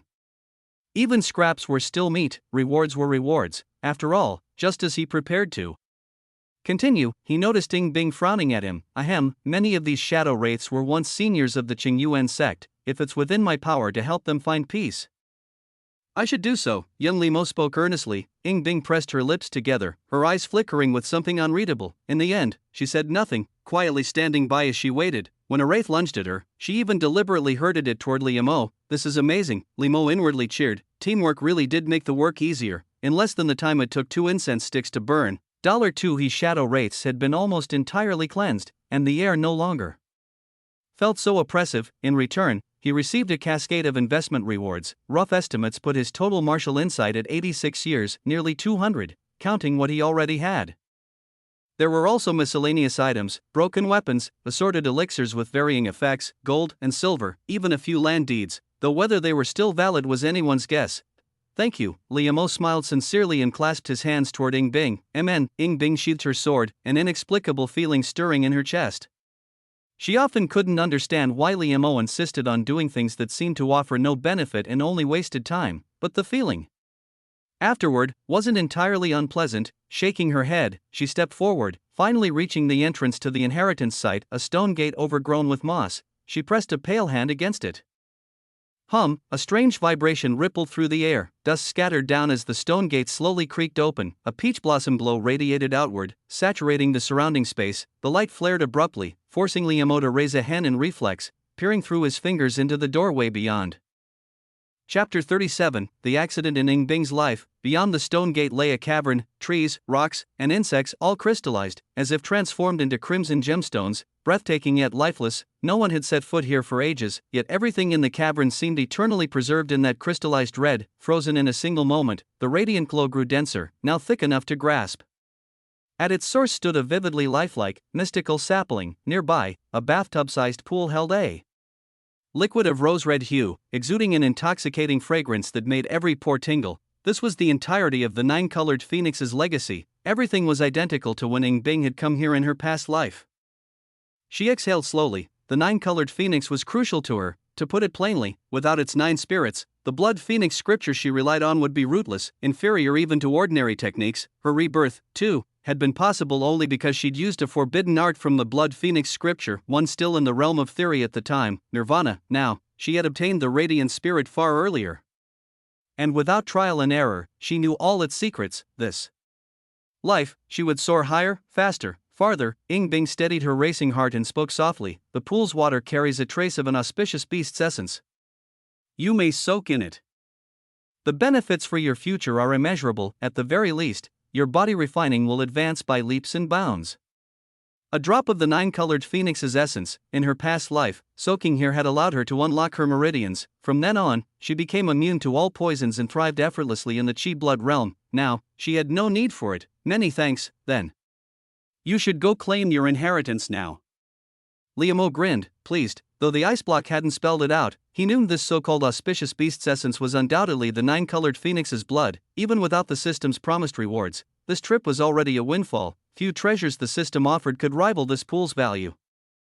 For all her frosty exterior, the ice block still had his back. He didn't hesitate, stepping into the pool. An overwhelming surge of vitality instantly seeped through every pore, like tiny fish darting through his meridians. The sensation was euphoric, as if his very soul were being cleansed. With this, my debt is repaid. Ying Bing had expected to feel unburdened once the debt was settled, yet inexplicably, a hollow ache lingered in her chest. Still, Li Mo's progress was already a monumental shift in fate. In time, he might even carve out a place for himself in the eastern wasteland. Suppressing her emotions, she lowered her gaze to the sapling, though barely taller than a person. It exuded an aura of grandeur. Its branches were bare, lifeless, or so it seemed. Ying Bing bit her fingertip. Blood dripped into the soil, seeping into the roots. A miracle unfolded. First drop, withered bark pulsed with renewed vitality. Second drop, tender buds sprouted along the trunk. Third drop, buds stretched into branches, rapidly growing. Fourth drop, leaves unfurled, and atop the canopy, a tiny bud emerged. By the ninth drop, the bud bloomed at last, a crystalline cry. Clear as shattered jade, radiant spirit. Her eyes fixed on the blossom, where a palm-sized phoenix perched. The bird was exquisitely lifelike, its eyes shimmering with intelligence. Were it not for the truth, one might mistake it for a living creature. She reached out, expecting it to hop onto her palm, but the phoenix suddenly flapped its wings and darted away. Ying Bing? Her heart lurched as she spun around, tracking its flight toward Li Mo. The bird alighted on the young man's shoulder, chirping and nuzzling as if greeting an old friend. The radiant spirit, nurtured by her own blood, had chosen Li Mo. She stared, disbelief warring with denial. Her Moonfrost Phoenix constitution had awakened the spirit, proving her affinity with the nine-colored phoenix. She was the rightful heir. This was indisputable, across both lifetimes. So why? Li Mo, how could the radiant spirit abandon her for him? Was it the aura of the true phoenix in that pouch he carried? Huh? Where'd this bird come from? Li Mo had been blissfully soaking when a dazzling little creature started hopping on his chest. He turned to asking Bing if it was dangerous, only to find her expression unreadably complex. His stomach dropped. First time he'd seen the ice block look like this. Is this your inheritance? Li Mo ventured. Ying Bing's voice was eerily calm. Yes. Li Mo. The cavern fell into sudden silence, with only the sound of their breathing audible. The atmosphere grew awkward for a moment. This ice block, you're not actually thinking of killing me to take the treasure, are you? Li Mo stood up from the pool, testing the waters with his words. We're practically brothers, childhood friends. Ying Bing's emotions were indescribable at first, but the nervous look on the young man's face inexplicably struck her as comical. She arched her delicate brows. Why not? Hearing this, Li Mo actually relaxed. You're bluffing. You're not that kind of person. Ying Bing lifted her gaze to him, silent. Indeed, if this boy hadn't trusted her completely, he wouldn't have jumped down after her. Li Mo suddenly asked, this is important to you, isn't it? Yes, Ying Bing nodded, unable to stop herself from slipping into memories. The 9 souls of the 9-colored primordial phoenix had helped her through countless trials. What had once seemed like mere fortune had later become an inseparable part of her destiny, and among them, the radiant soul had stayed with her the longest. Yet now, this part of her life had chosen someone else. The Phoenix Heavenly Empress's heart was tangled with emotions beyond words. Then this must be something extraordinary. Li Mo examined the lively little bird hopping in his palm. Quite a pretty little thing. Ying Bing's brows remained furrowed for a long time before finally easing. But since it chose you, it belongs to you now. Huh? Li Mo blinked. After going through so much trouble. Aren't you resentful? I am. But it chose you. Ying Bing regained her composure. Besides, without it, I'm still me. Such arrogance. Li Mo had to admit he was a tiny bit impressed. He'd wanted to tease the ice block, but instead, he ended up being the one awestruck. No wonder she was the chosen one. Chuckling to himself, Li Mo blocked the little phoenix bird as it tried to nuzzle against him. The bird looked aggrieved, its expression almost human in its confusion. Go. Go where you belong, stay with her, and you'll still see me often enough. With a gentle toss, he sent the little phoenix flying back to Ying Bing. Ying Bing looked up, her jade-like face finally lost its usual calm. She stared at the boy, her eyes filled with surprise, even bewilderment. It was as if she was seeing him for the first time. It could change your fate. Give you a chance to stand at the pinnacle of the 9 heavens and 10 earths. If you regret this now, it's not too late. I know. Li Mo's smile was genuine. The more precious the treasure, the greater the return on his investment. A legacy valuable enough to alter Ying Bing's destiny. What kind of reward would the system give him for this? TSK. But it's rare to see you care about something That's not easy. Ying Bing's serene eyes lingered on him, unmoving. The boy's smile was as bright as ever, no reluctance. No hesitation, even a hint of anticipation. Having lived 2 lives, she had witnessed too much. In the face of fortune, spouses schemed against each other, fathers and sons turned on one another, brothers shed blood. She had grown accustomed to it all. It was precisely because she had never fully trusted anyone again that she had come this far. But today, an exception seemed to have appeared. Being sentimental doesn't suit you. Hurry up and accept the legacy. The unreadable emotions in Ying Bing's eyes shifted several times before finally softening faintly. All right. The little phoenix bird flew into her brow, transforming into a rose-gold mark. A myriad of auspicious lights erupted in an instant. The radiant glow shot out from the cave entrance, blooming into an indescribable spectacle of brilliance. Outside, dusk had begun to fall, but the clear abyss suddenly brightened, as if transformed into a river of stars woven from light. The clear cry of a phoenix echoed endlessly, resounding across the heavens. It could be heard clearly not just in the Clear Abyss sect or the Purple Sun Prefecture, but throughout the entire eastern wasteland. Atop the Moonview Cliff, the elders stood. Frozen, their shock plain to see. The Clear Abyss has changed. Notify the sect master at once. Chapter 38. The ice block surrounded by stars. Liam, I'm really not envious at all, at this moment. The Qingyuan sect had undoubtedly become the most dazzling presence in Purple Sun Prefecture, its radiant glow nearly eclipsing the brilliance of the moon in the sky. In Purple Sun Prefecture City, within an elegantly adorned room, an elderly man dressed in luxurious robes rested his feet in the laps of 2 young maids for warmth. Suddenly, the color of the window curtains shifted. He slowly rose to his feet and asked, "Why is there such a dazzling radiance outside, Prefecture Lord?" "It comes from the direction of the Qingyuan sect." Qingyuan, the old man fell into contemplation, his expression shifting several times. "Prepare a letter. Invite Elderine Hua of the Rare Beast Peak for a discussion at our residence." Yes, the steward acknowledged the order but hesitated, as if wanting to say more.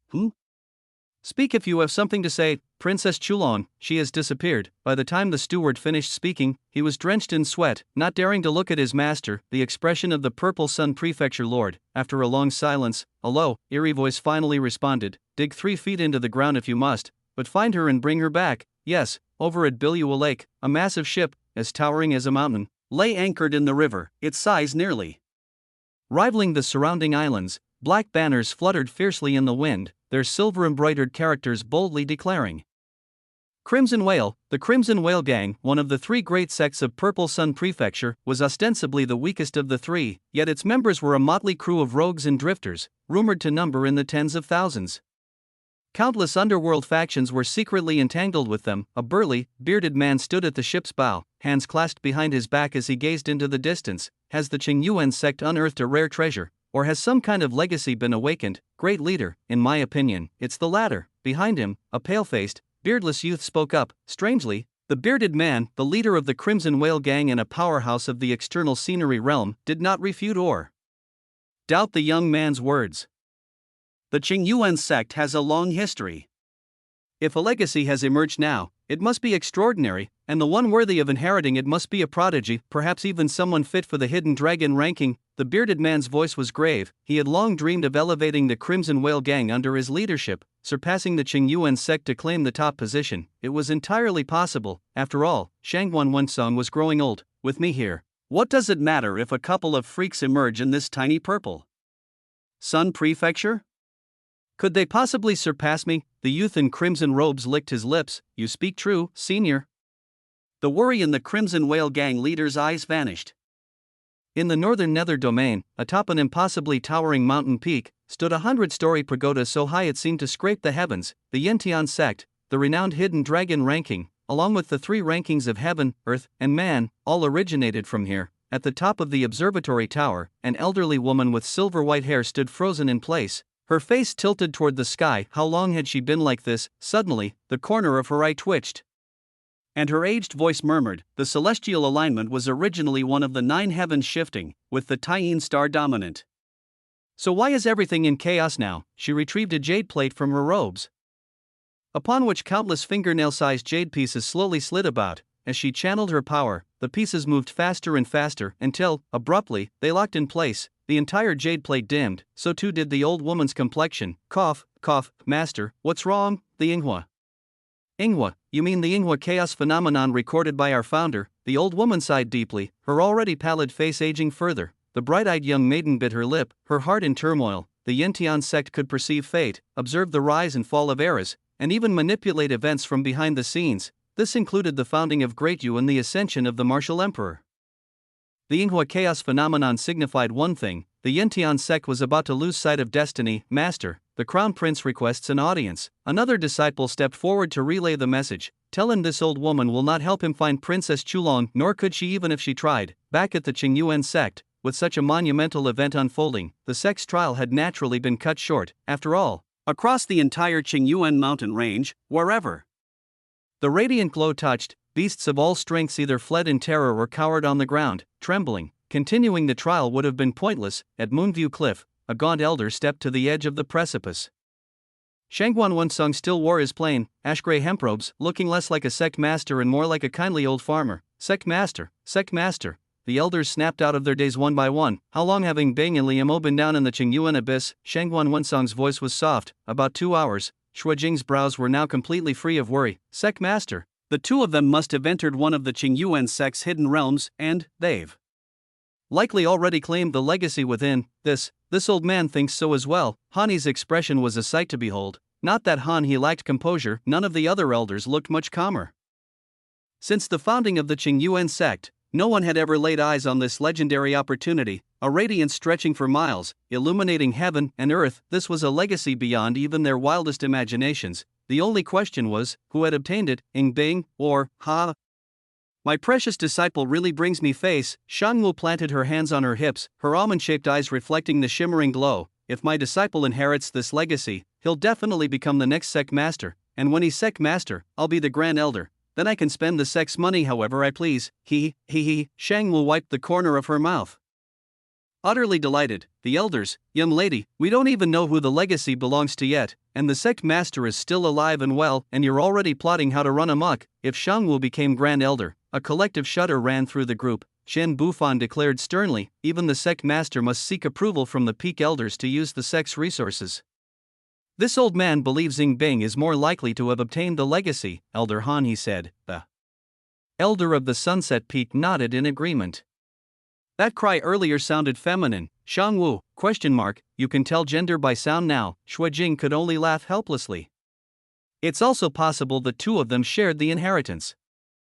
Finally, the radiance filled the entire Qingyuan abyss. The young man and woman stepped back onto Moonview Cliff. Liamo wore a bright, satisfied grin. Ying Bing's forehead faintly shimmered, adding a touch of divinity to her already breathtaking beauty. But Liamo's smile was simply too radiant. For a moment, no one could tell who had truly obtained the legacy. So?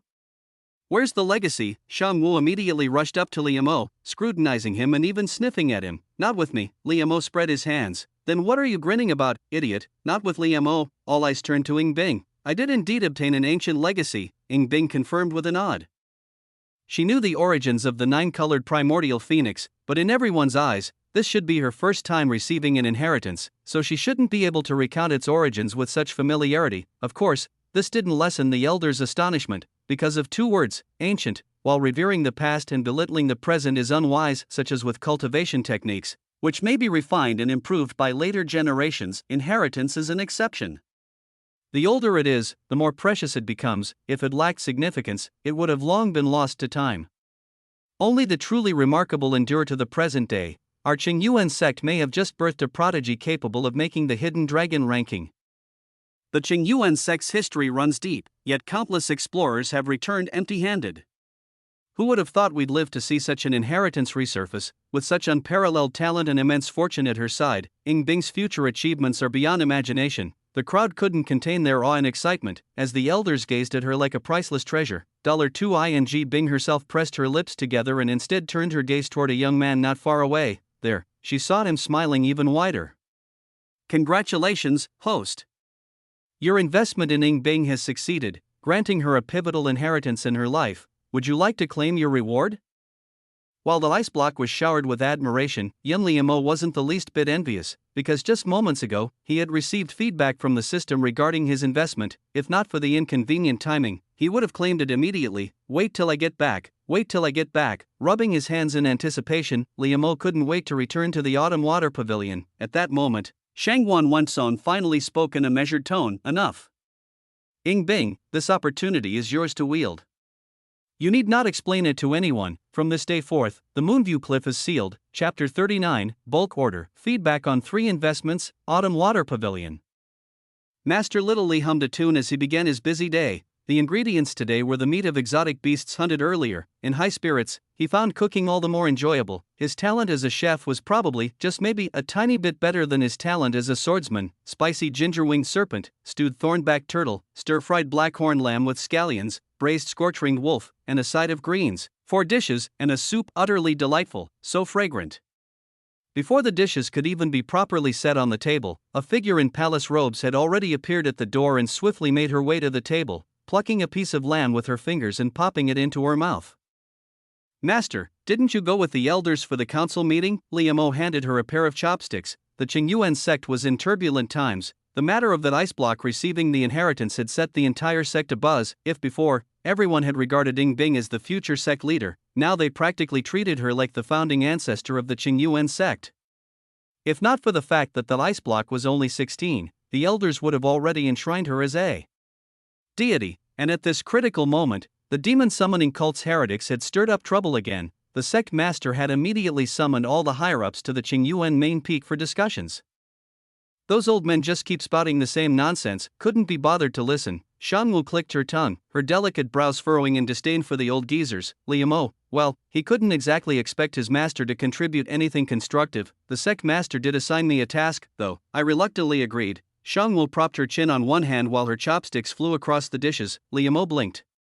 "The revered master actually obeys the sect master's orders. He told me to move into the Autumn Water Pavilion so I can guide you better." Shangwu tilted her head, adding with a light snort, "If it weren't for little Bing being here, I wouldn't have bothered." Liamo smiled wryly. He could guess the sect master's intentions. Rather than guiding him, this was more about protecting Ying Bing. His master might be unreliable, but she was undeniably formidable in a fight, so much so that she could even pluck a few strands from the sect master's beard if provoked. With a troublemaker like her standing guard, the security of Autumn Water Pavilion skyrocketed.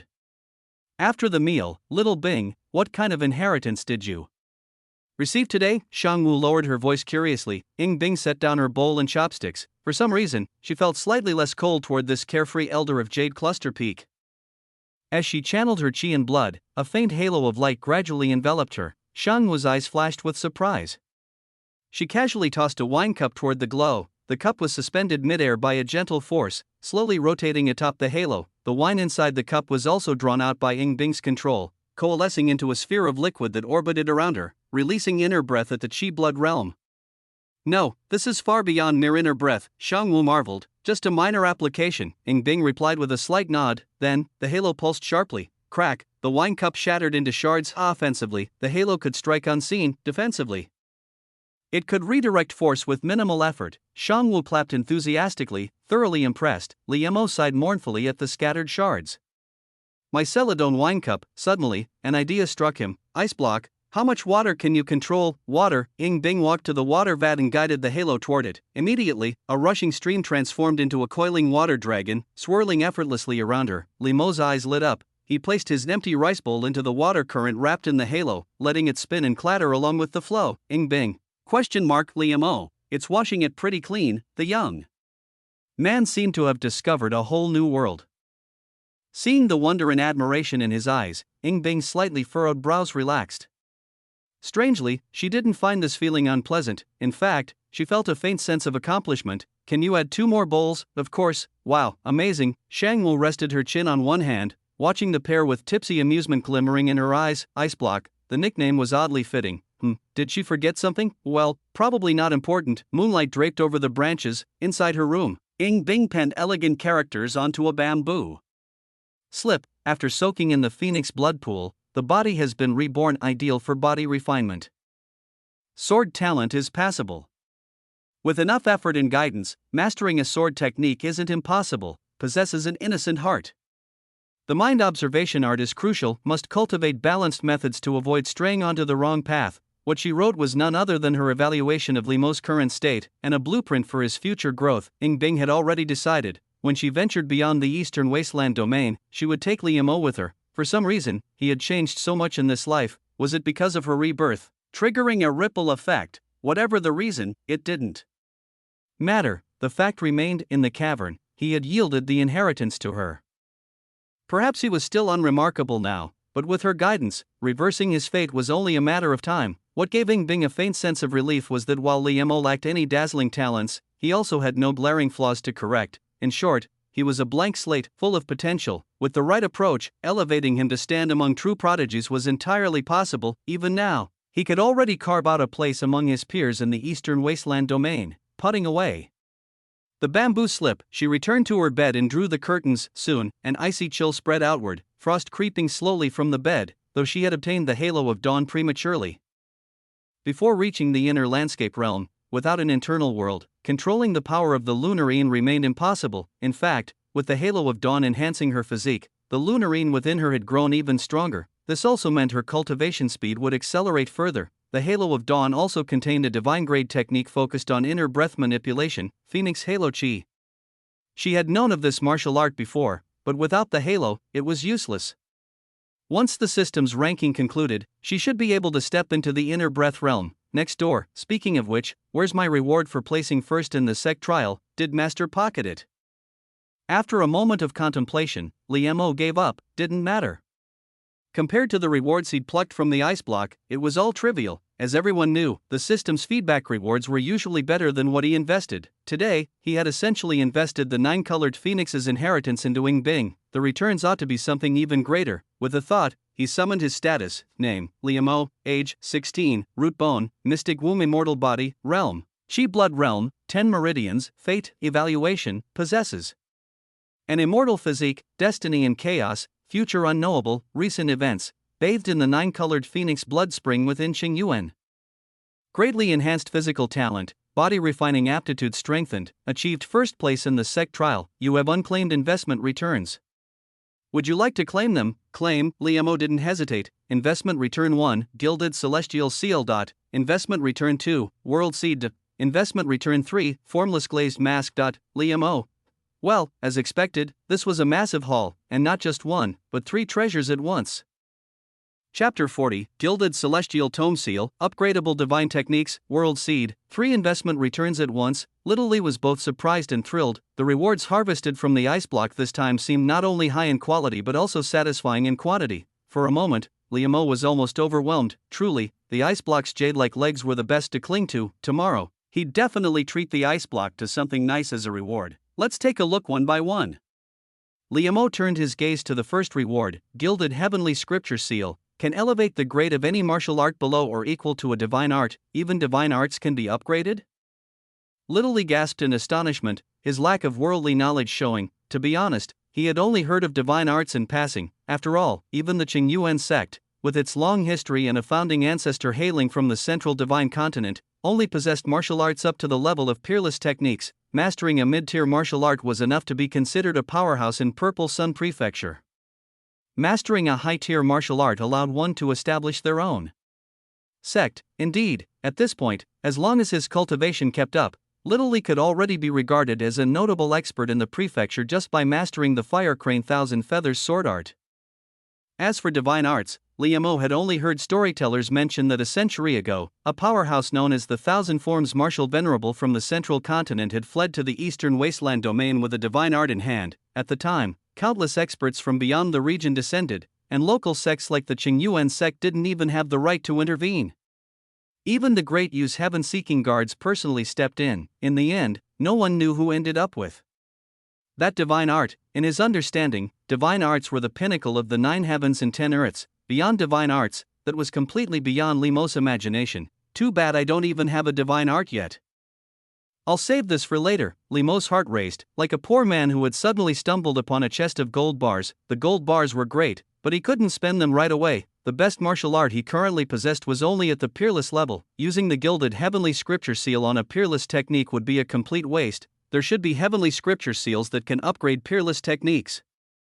Then I could first elevate a peerless technique to a divine art, and besides, just a divine art, the ice block might drop one for me any day now. Little Lee had always been good at keeping his cool, having read so many novels in his past life.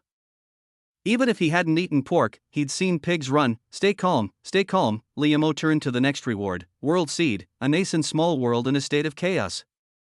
It will grow and develop alongside its host's strength. with the potential to evolve into a true great world in the future. A great world, those 3 words alone spoke volumes about its value. This time, Liam was genuinely stunned. Wait, wasn't he just starting out in martial arts? Now the future benchmark was leaning toward the realm of Pango, splitting heaven and earth. The world seed would grow stronger as he did.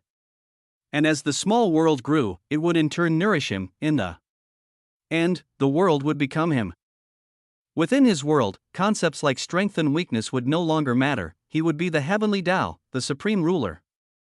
A single thought from him could overturn the heavens, shift the stars. The vast 9 heavens and 10 earths must have started from a world seed too. Did it expand naturally, or did it grow by attaching itself to someone? Liam's thoughts wandered, drawing connections. Well, that wasn't something he could explore for now. In his perception, his small world wasn't even a sprout yet. Claim. The moment the thought crossed Liam's mind, the surroundings rippled like water. In a daze, he saw countless colors surging, rearranging, transforming, a surreal kaleidoscope.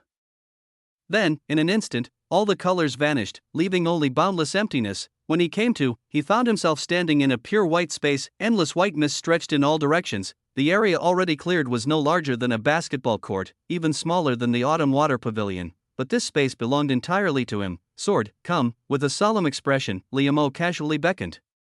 A divine sword materialized out of nowhere, its aura sharp and imposing, clad in white. He looked every bit the peerless swordsman. Suddenly, he shouted, "Sword opens the heavenly gate." In an instant, boundless sword energy surged forth, sweeping through heaven and earth.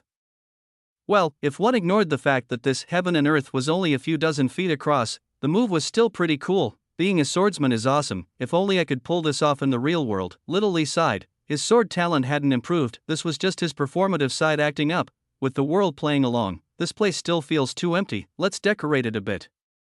Liam felt inspired to spruce up his private space. 10 minutes later, Little Lee had exhausted all the imagery he'd absorbed from novels to transform the place. The barren ground now boasted pavilions and towers, all crystalline and translucent, understated yet brimming with sophistication.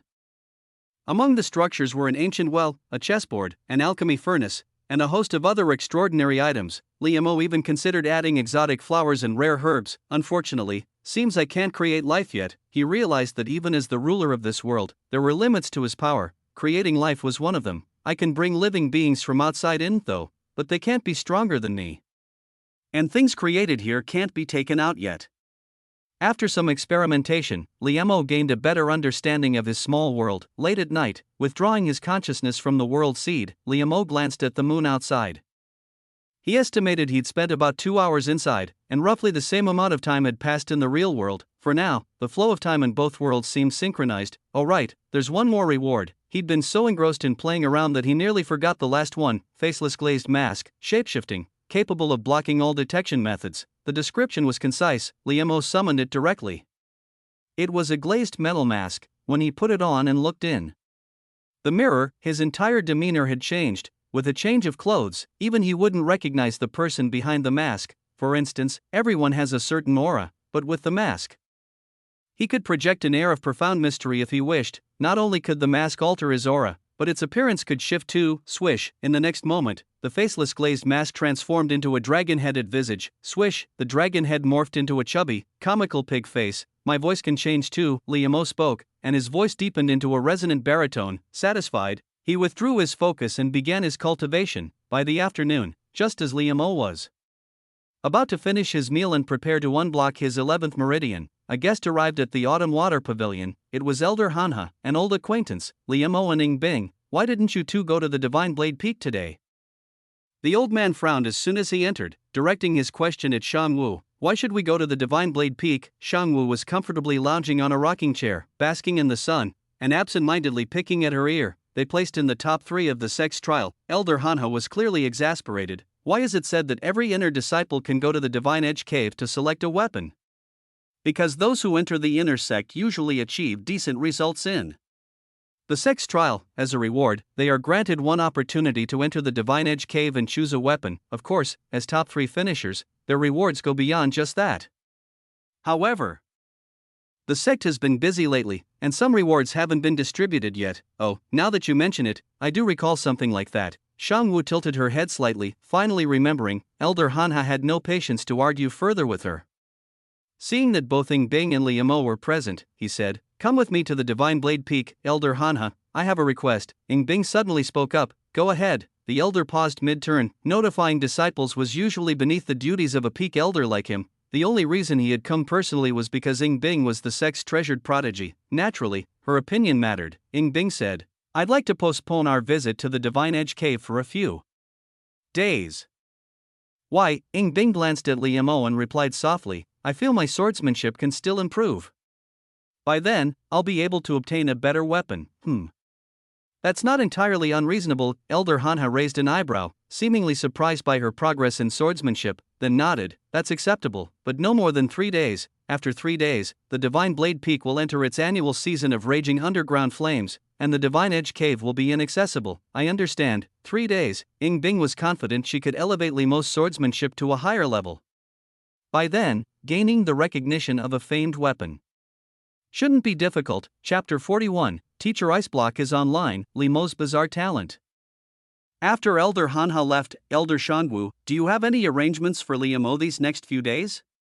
Ying Bing asked. Shangwu slightly narrowed her almond-shaped eyes, thinking for a moment before replying, aside from cooking, there's nothing particularly pressing. Then may I trouble you to lend him to me for 3 days? I'd like him to train with me in swordsmanship for that time.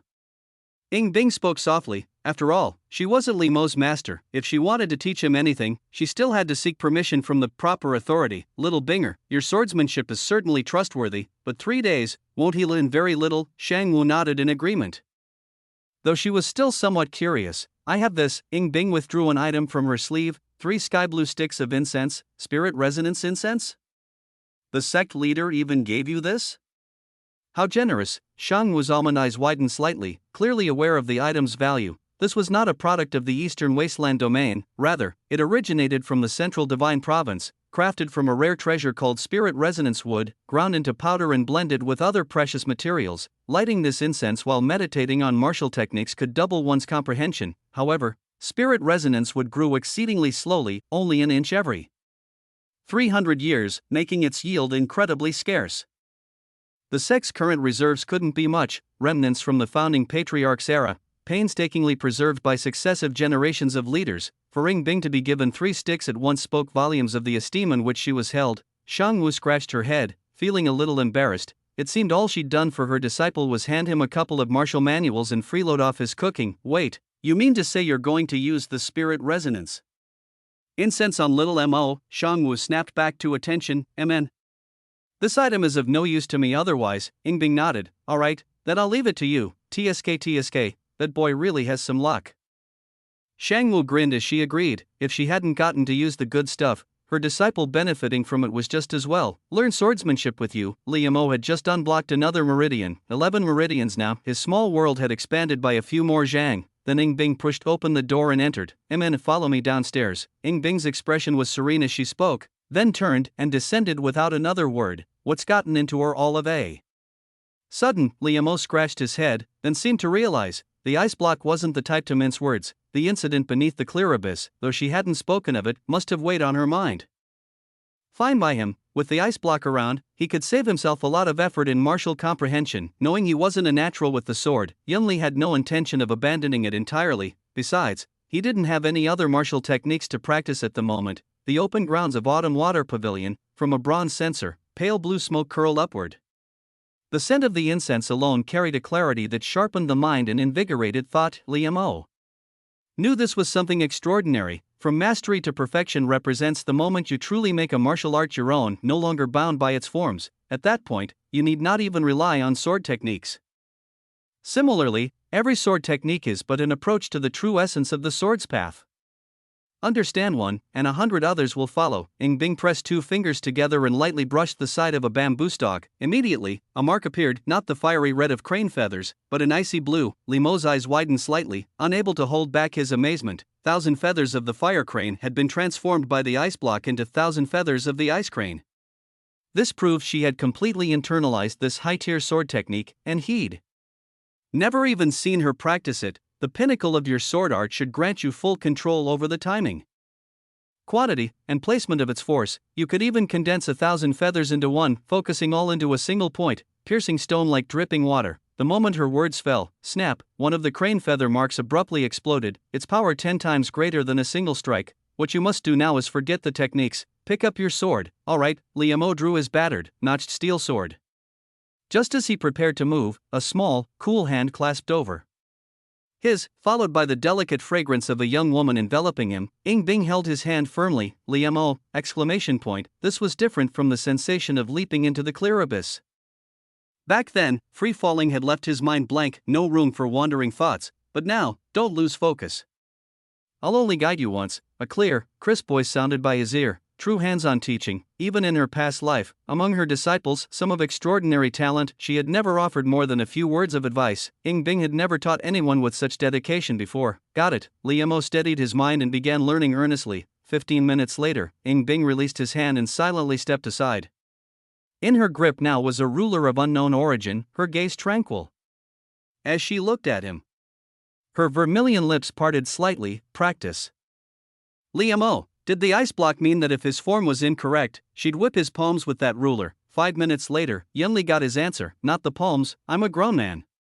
Since when do people get spanked on the butt? Liam clutched his backside in protest. It didn't hurt, but the humiliation. Pht, ha ha. Shang Wu laughed until she nearly toppled off her reclining chair, tears streaming from her eyes. Ying Bing remained unmoved, lowering her gaze as she said, forget the sword forms.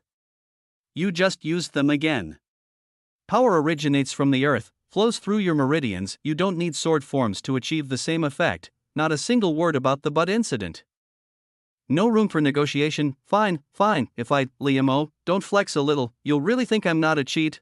Martial insights, activate. 5 years of martial insights successfully injected. Year 1, under Ying Bing's guidance, you gained enlightenment and began striving to grasp the essence of swordplay, letting go of the forms. Year 5, through relentless practice, you've forgotten nearly half the sword forms, no longer constrained by the first 3 stances.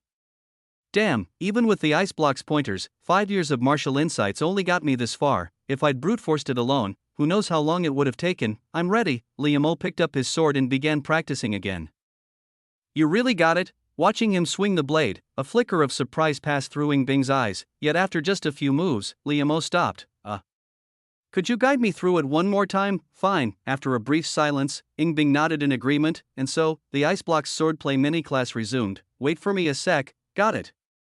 Now guide me through it again. This scene repeated over and over. Ying Bing felt an indescribable strangeness. It was as if Liam was both brilliant and dense. During instruction, he was clumsy, often needing corrections, even making mistakes she considered embarrassingly basic. But when left alone to ponder for a while, it was like an epiphany. All those flaws and errors vanished. Then, moments later, he'd ask her to teach him the next part. What she didn't know was this: little Li was just saving up on martial insights. 3 days later, on this night, the ice block, who had just broken through to the 12 meridians, dreamed again. She dreamed of the time when she ruled the Kasha Palace, before ascending as the Phoenix Heavenly Empress. Back then, the conflict between the orthodox and demonic factions of the Central Plains was raging. The imperial court watched from the sidelines, fanning the flames, eager to see the sects weaken each other. The Kasha Palace walked the line between righteousness and evil, rarely interfering in martial affairs, yet it gathered nearly half the realm's most powerful female cultivators.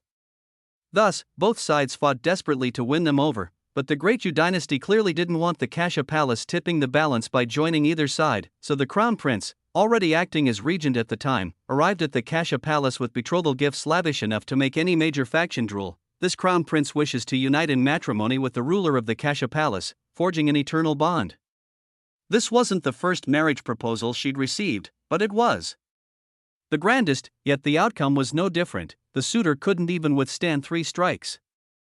I have no interest in the weak. People kept disturbing her, it was endlessly irritating. Truthfully, she had zero interest in power struggles or bloodshed. Beyond securing her place at the pinnacle of martial arts, nothing else mattered to her. So that must have been what she said back then, but as rumors spread, it morphed into, the ruler of the Kasha Palace prefers men stronger than her. This tale persisted even after she became the Phoenix Heavenly Empress, though by then, no one dared challenge her anymore. Lately, I've been dreaming often, without reaching the observation spirit realm. I still can't control my own mind. Ying Bing rose, brushing frost from her shoulders. Beyond the window, the sound of swordplay drifted in. She pushed open the shutter. Under the sunlight, a young man danced with his blade. The sword's shadow sometimes fragmented into hundreds, sometimes merged into one, fluid, effortless, like an immortal crane stretching its wings. Ying Bing watched quietly, the faintest smile curling at her lips, one she didn't even notice herself. she supposed she wasn't a bad teacher. Of course, Li Mo's talent played a part too. Strangely enough, $2 with guidance, he progressed by leaps and bounds. Without it, he seemed utterly ordinary, but all in all, $2 despite the stumbles, he'd actually mastered this superior sword art to perfection. Ying Bing had initially thought reaching completion would be impressive enough. This far exceeded expectations. In half a month, when the system ranked the Eastern Wasteland domain's geniuses, she might actually see his name somewhere in the middle tiers. Chapter 42, Selecting Warriors at Shinfeng Cave, battling the Qishao sword once more. Outside the carriage window, the picturesque scenery of the Qingyuan mountain range receded into the distance. I can finally call myself a swordsman. Now, from mastery to perfection, 80 years, little Li's initial excitement at his achievement waned slightly as he began calculating whether the cost had been too high. All in all, he had spent over a century's worth of martial insights on his swordsmanship. If not for the fact that the ice block had taught him personally, the cost would have been even greater. It felt a bit like spending 2 months' salary on a high-end gaming PC in his past life, only to leave it gathering dust with no time to play. Well, perhaps not that extreme. A perfected sword technique was undoubtedly far more powerful than just punching his way through. My reserves of martial insights should still be sufficient for now. With 110 years left, I won't be left scrambling if I acquire new martial techniques. After a brief mental tally, Li Mo dismissed the thought. When you enter the Divine Edge Cave, take a look at that Qishao sword. Ying Bing took a sip of tea. Alright, Li Mo readily agreed. Truth be told, he had already planned to try wielding Qishao, not out of some petty grudge like seeking revenge after being bested by a sword in some 30 years east of the river, 30 years west dramatic fashion. Qishao's fiery nature complemented his lotus-born flame heart technique, amplifying its power, making it an ideal match for him. The boost might not be as noticeable in the Qi blood realm, but once he reached the inner breath realm, the difference would be undeniable. By now, the rhythmic clanging of metalwork could be heard outside the window. Stepping out of the carriage, he saw a bustling crowd gathered before the entrance of the Divine Edge Cave. The moment Ying Bing descended, the murmurs in the area quieted, replaced by odd gazes. The sheer presence of the ice block. She wasn't just the sect leader's personal disciple, she was the future of the entire Qingyuan sect. Even among her peers, and across the sect's long history, her brilliance stood unmatched. Brother Li, Junior Li, two voices called out simultaneously from the crowd, their owners then exchanging surprised glances. Morong Xiao and Xiao Qin acknowledged each other with a slight nod. They had crossed paths during the sect trials, where both had performed admirably. Brother Li, you actually took first place, impressive as always, Morong Xiao praised. I was shocked when I heard the news. Xiao Qin's aura had grown noticeably stronger. Having passed the trials, he had reclaimed his place as an inner disciple. What astonished him was that Junior Li's aura now surpassed even his own, and here he was, having rebuilt his cultivation from scratch with a master's guidance. Junior Li's progress was nothing short of astounding. What kind of weapon is Junior Li planning to claim today? My swordsmanship has seen some recent breakthroughs. Junior Li should have no trouble acquiring a famed weapon. Brother Xiao clearly underestimates Brother Li. After some brief pleasantries, the two shared updates on their recent endeavors. Morong Xiao had achieved a breakthrough in body refinement, meeting Elder Han's expectations and earning the right to learn the Divine Peak's forging techniques. Meanwhile, Xiao Qin had not only returned to the inner sect but also caught the attention of an elder, who might take him on as a personal disciple. Everyone's future looked bright. Seeing the people he had invested in thriving, little Li couldn't help but feel a swell of pride. Clang, clang, clang. Suddenly, the sound of a gong echoed from the entrance of the Divine Edge Cave. The inner sect deacon overseeing the cave stepped forward. The time has come. Every year, the Divine Edge Cave would briefly calm before erupting with even greater intensity. Disciples who hadn't yet reached higher realms typically used this window to enter and select their weapons. The crowd instinctively parted to make way. Ying Bing lowered her gaze and walked into the cave, yet she stopped midway through the first level, raising a slender, pale hand. Just as confusion spread among the onlookers, zing! A chorus of sword cries rang out. As over a dozen gleaming white streaks shot through the air, hovering before Ying Bing for her to choose, every single one was a famed sword. How to put it? Watching this, Li Mo felt like someone with a natural affinity for cats walking into a cat cafe. He wasn't particularly surprised, but the same couldn't be said for everyone else. Gasps and exclamations erupted instantly. Famed weapons. All of them famed weapons. What that not only did they acknowledge her, but they flew out from the third level just to offer themselves. I thought famed weapons had their own pride and barely even glanced at ordinary people. Why are they swarming her today? This is terrifying. Wait, look. What's that? Amid the uproar, 2 more streaks, one blue, one white streaked across the cave, the other famed swords hastily made way, one radiated scorching heat, the other an icy chill. To Liamo, both were old acquaintances, Shishao. Tianchuan, the crowd felt as if their breath had been stolen. This was something they wouldn't even dare dream of. Even disciples of the Divine Peak couldn't help but grimace. Many had trained for years yet had only heard rumors of these two profound weapons, swords forged by the sect's founding ancestor. They had never even seen them before. How did they recognize them? Among the profound weapons housed in the Divine Peak, only 2 were swords. Tianchuan, Ying Bing reached out and grasped the white sword, its blade like a frost serpent. The familiar sensation returned. The Skyfrost sword trembled lightly, radiating unmistakable joy, without sparing another glance at the other weapons. Ying Bing cradled the sword and strode out. Passing by Liamo, she gave a slight nod, a small gesture of encouragement. Liamo, that was over way too fast. When he looked again, the Scarlet Mist sword had vanished. Well, it seemed he'd have to take the conventional route and undergo the Scarlet Mist sword's trial. Brotherly, I believe you'll also obtain a profound weapon, Murong Xiao said, patting his shoulder. Xiao Qin agreed with a nod. Let's go, then. Liamo smiled and stepped forward. Right, at the bottom of the Divine Edge Cave, a hammer was still calling to him. The same pull he'd felt earlier still lingered. Now, if he could only take one weapon. Hammer or sword? Liamo hesitated for exactly 3 1/3 seconds before choosing the hammer. No question about it, the thing was the father of all profound weapons. Of course, even if he wanted it and could lift it, Elder Hanha might not approve. That hammer was the lifeblood of the Divine Peak. Let's check it out first, he mused. As Liamo pondered, the trio descended to the 3rd level of the Divine Edge Cave. My master said judging a weapon's quality depends on its material, forging technique, and tempering control. Morong Xiao recited, applying Shualai's blacksmithing knowledge as he examined the blades. Xiao Qin's gaze swept over the array of famed weapons. Then, the voice of the Thousand Forms Martial Venerable echoed in his mind. That girl Ying Bing truly has great fortune clinging to her. Just as I said, Master, are you referring to her gaining a profound weapons recognition? Xiao Qin asked casually. For a profound weapon to become her blade is its own blessing. The Thousand Forms Martial Venerable chuckled at his disciple's limited perspective. What I speak of is the inheritance she obtained. Inheritance? You mean the radiant phenomenon a few days ago? Xiao Qin's curiosity was piqued. Days earlier, a spectacle of multicolored light had stretched across the sky, sparking endless speculation within the sect. One theory was that Ying Bing, the sect leader's true disciple, had acquired an immensely powerful legacy. Now, it seemed that was indeed the case. His master's words had never been wrong before. I once read of it in an ancient avian text, the aged voice confirmed. So the inheritance is incredibly powerful, more than just powerful. A trace of nostalgia tinged the Thousand Forms Martial Venerable's tone. The 9-colored primordial phoenix has 9 souls, each holding boundless mysteries. Obtaining even one allows one to dominate the heavens and earth. If all are gathered, combined with that girl's 10 extremities body, she may even ascend to the legendary realm. Legendary realm? Xiao Qin frowned. Baffled, then shook his head. I still think junior brother Liamo is no less remarkable. His future achievements won't fall short of junior sister Ying Bing's, you stubborn brat. How about a wager? The Thousand Forms Martial Venerable laughed dryly. His disciple was excellent in all ways except one, his obstinacy. Perseverance was vital in martial arts, but excessive rigidity led to narrow-mindedness. Fine, master. What's the bet? If your junior brotherly can withstand 10 moves from that girl in the sex grand competition, I lose.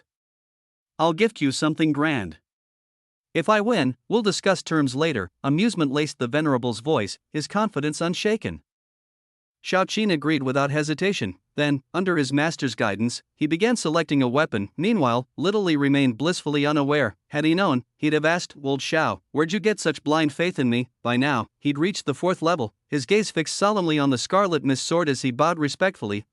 Just like before, the sword vibrated faintly, though far less intensely than when it had flown to Ying Bing's side, as if Liamo simply wasn't as enticing. At 30 years east of the river, 30 years west, Liamo muttered under his breath, a competitive fire igniting in his eyes. Today, he'd conquer it without fail.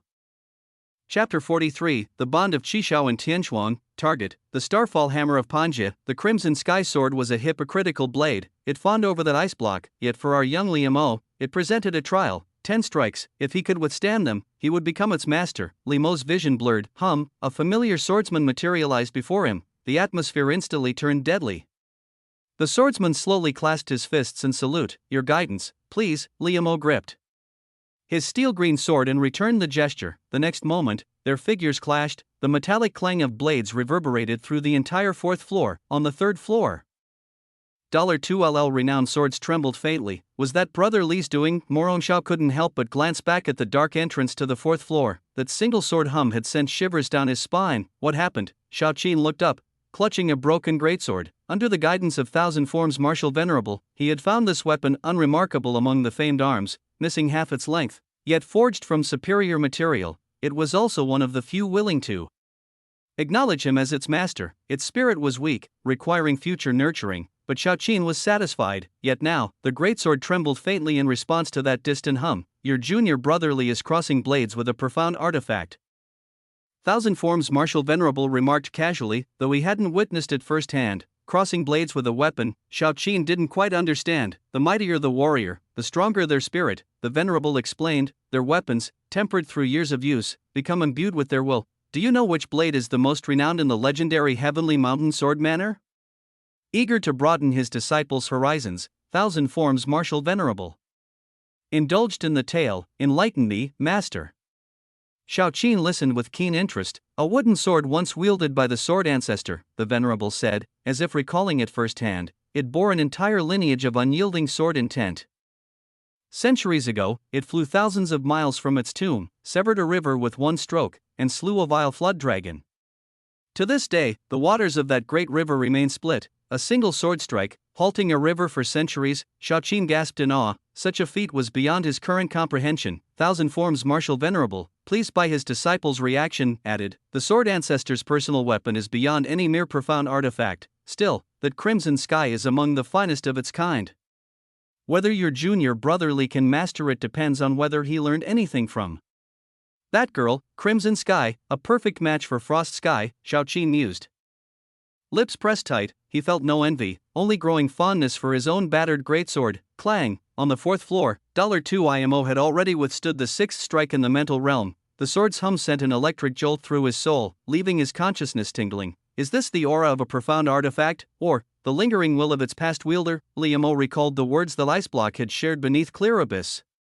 If lingering obsessions could manifest as spectral beings, then a swordsman forged from sheer will didn't seem far-fetched. The sword's hum seems to temper the spirit, he realized. At first, the effect was faint, but with each strike, the refining sensation grew clearer. Come on, Liamo steadied his breath and focused entirely on the duel. 7th strike, 8th strike, 9th strike, these three were flawless, perfected swordplay. After 9 exchanges, his spirit felt invigorated, his mind sharper. Without the ice block's guidance, relying solely on his own martial insights, he might have faltered here. It wasn't surprising.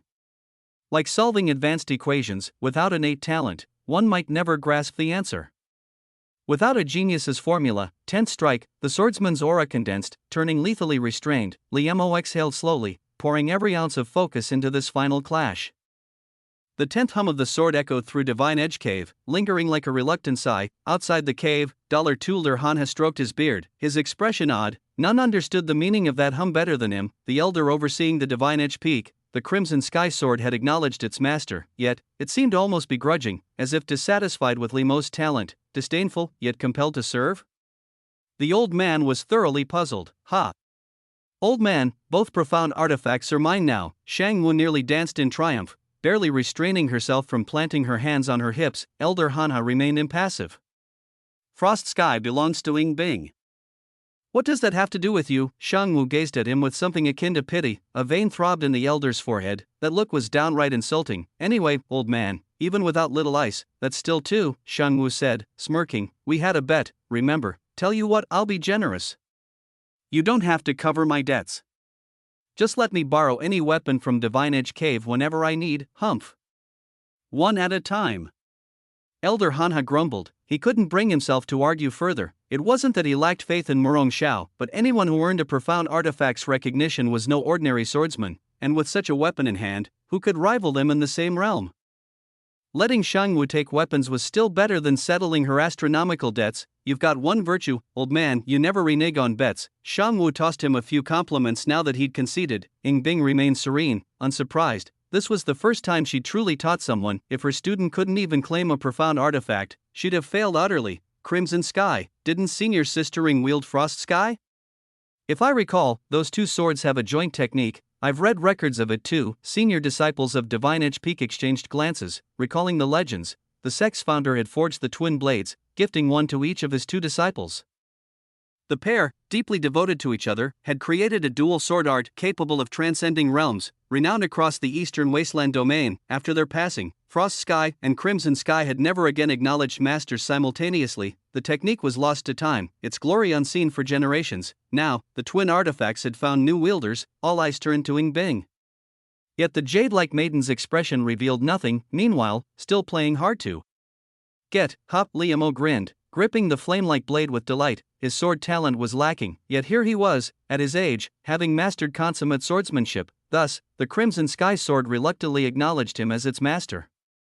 But whether it was reluctant or not didn't matter. As long as it worked, that was enough. Young Limo didn't care if the melon was sweet or not, as long as it quenched his thirst. It served its purpose. I've got sword techniques, and now I've got a divine sword. If I'm not a swordsman, then who is? Limo grinned in delight. At this moment, $2 his gaze turned toward the end of the fourth layer of the Divine Edge cave, where the entrance flickered with intertwined flames and icy light. The call from that direction grew ever stronger. The matter of looking cool was already settled. Now, it was time to focus on what could truly make him stronger: the Pango's fallen star hammer.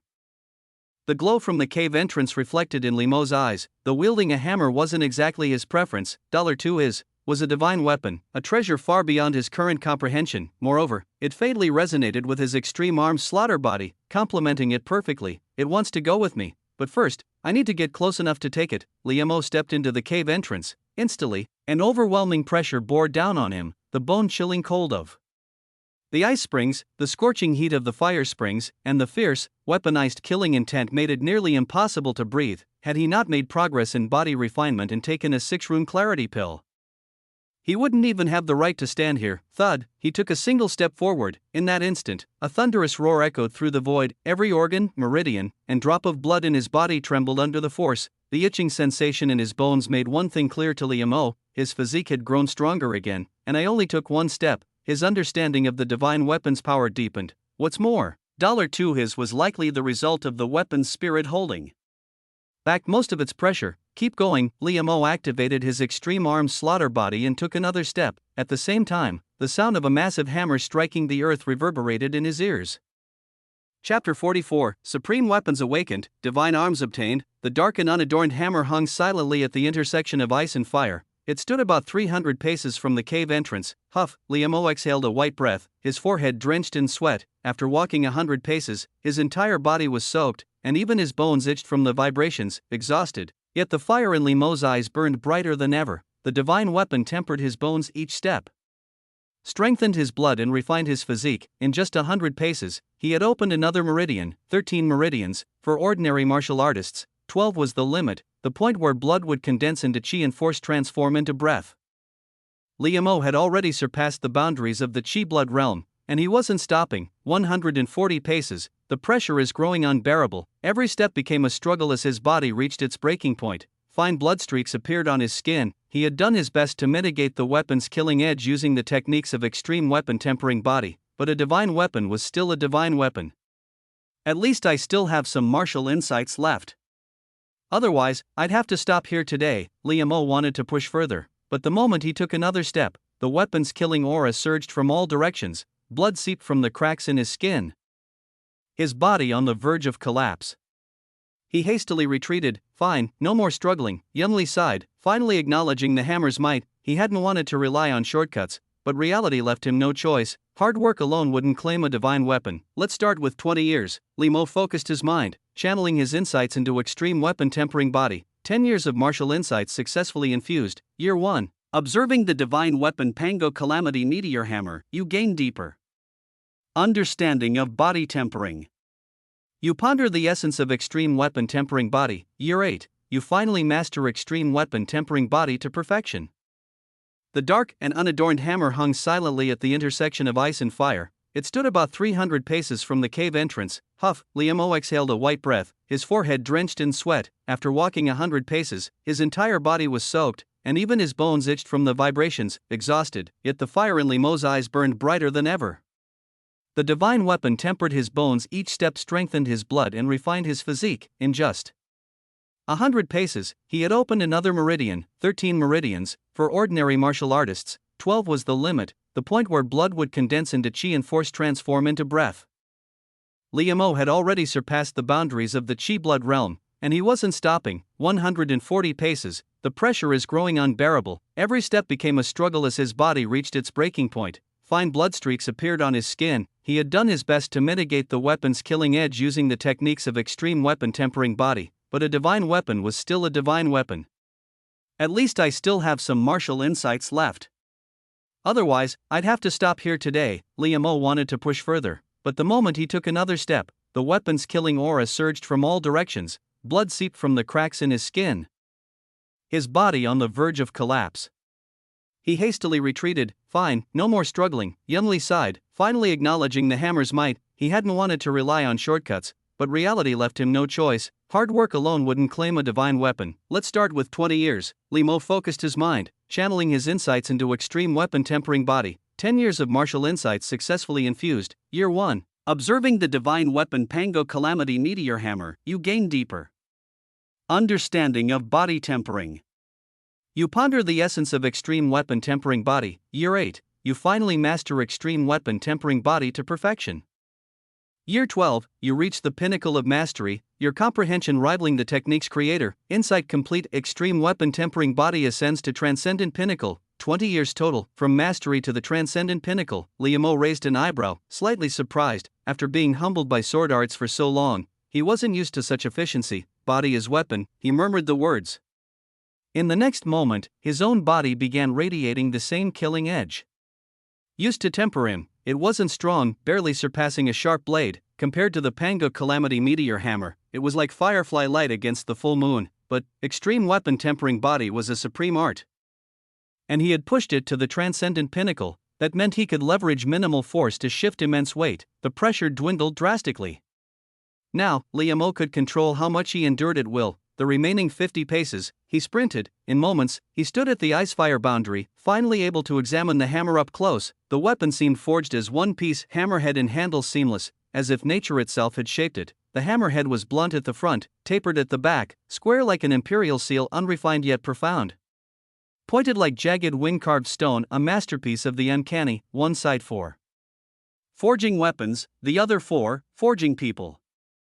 Liu dismissed the dangerous thought. I don't know why you called to me, but since you've chosen me, today I take you with me. He reached out, gripping the handle. Boom, his mind erupted as if the cosmos had birthed anew, a meteor crashing into his consciousness. Liu's thoughts blanked.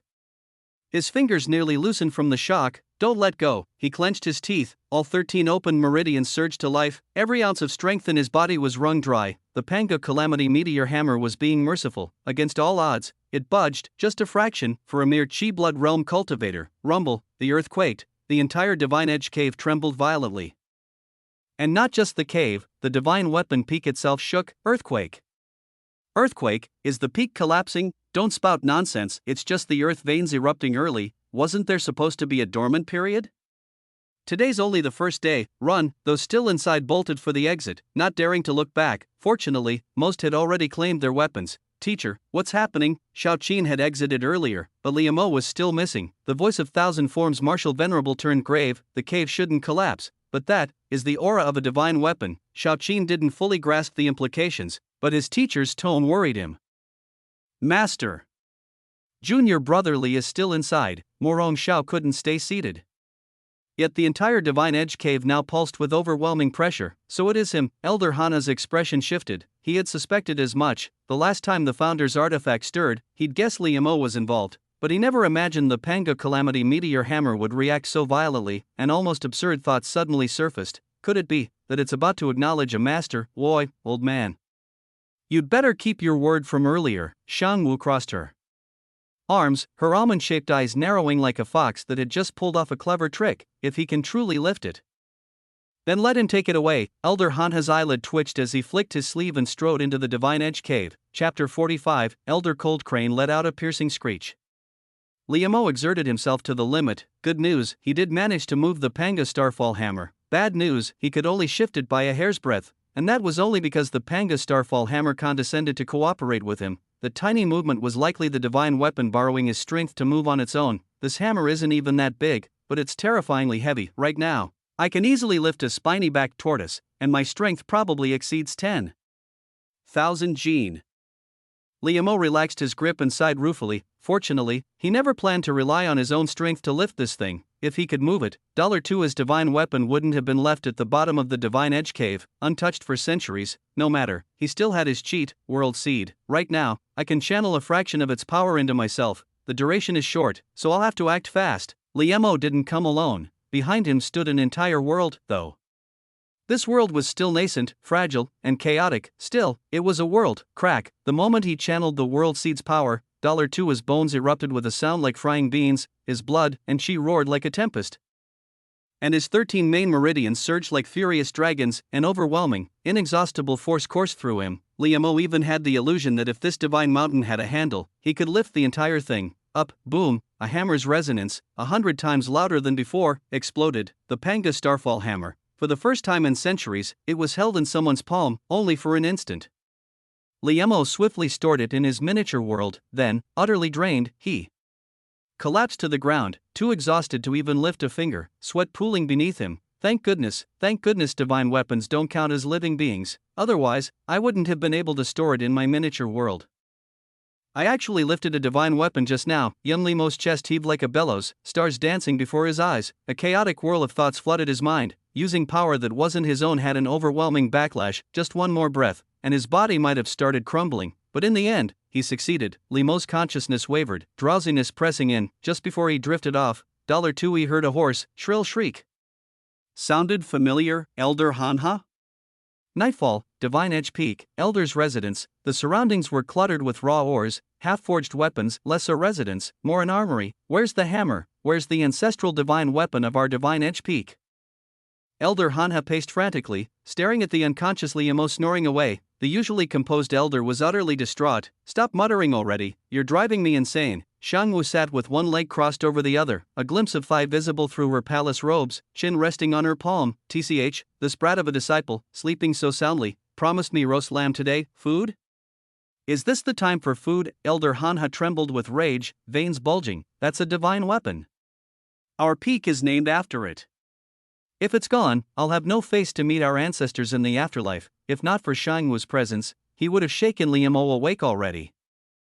It was just gathering dust anyway, since no one could use it. Shangwu narrowed her eyes, annoyed, and lower your voice. You think I'm deaf, Elder Hanha? What sins did I commit in my past life to be cursed with this master-disciple pair? Hot. Just then, $2 who had been asleep for most of the day, yawned and stirred, blinking groggily. $2 first thing he saw was Elder Hanha's wrinkled face inches from his own, eyes bloodshot. Liam nearly punched him in reflex. Elder Hanha, what are you doing so close? Scared me half to death. I scared you? You nearly scared my soul out of my body. Elder Hanha laughed bitterly, demanding, speak. Where's the hammer?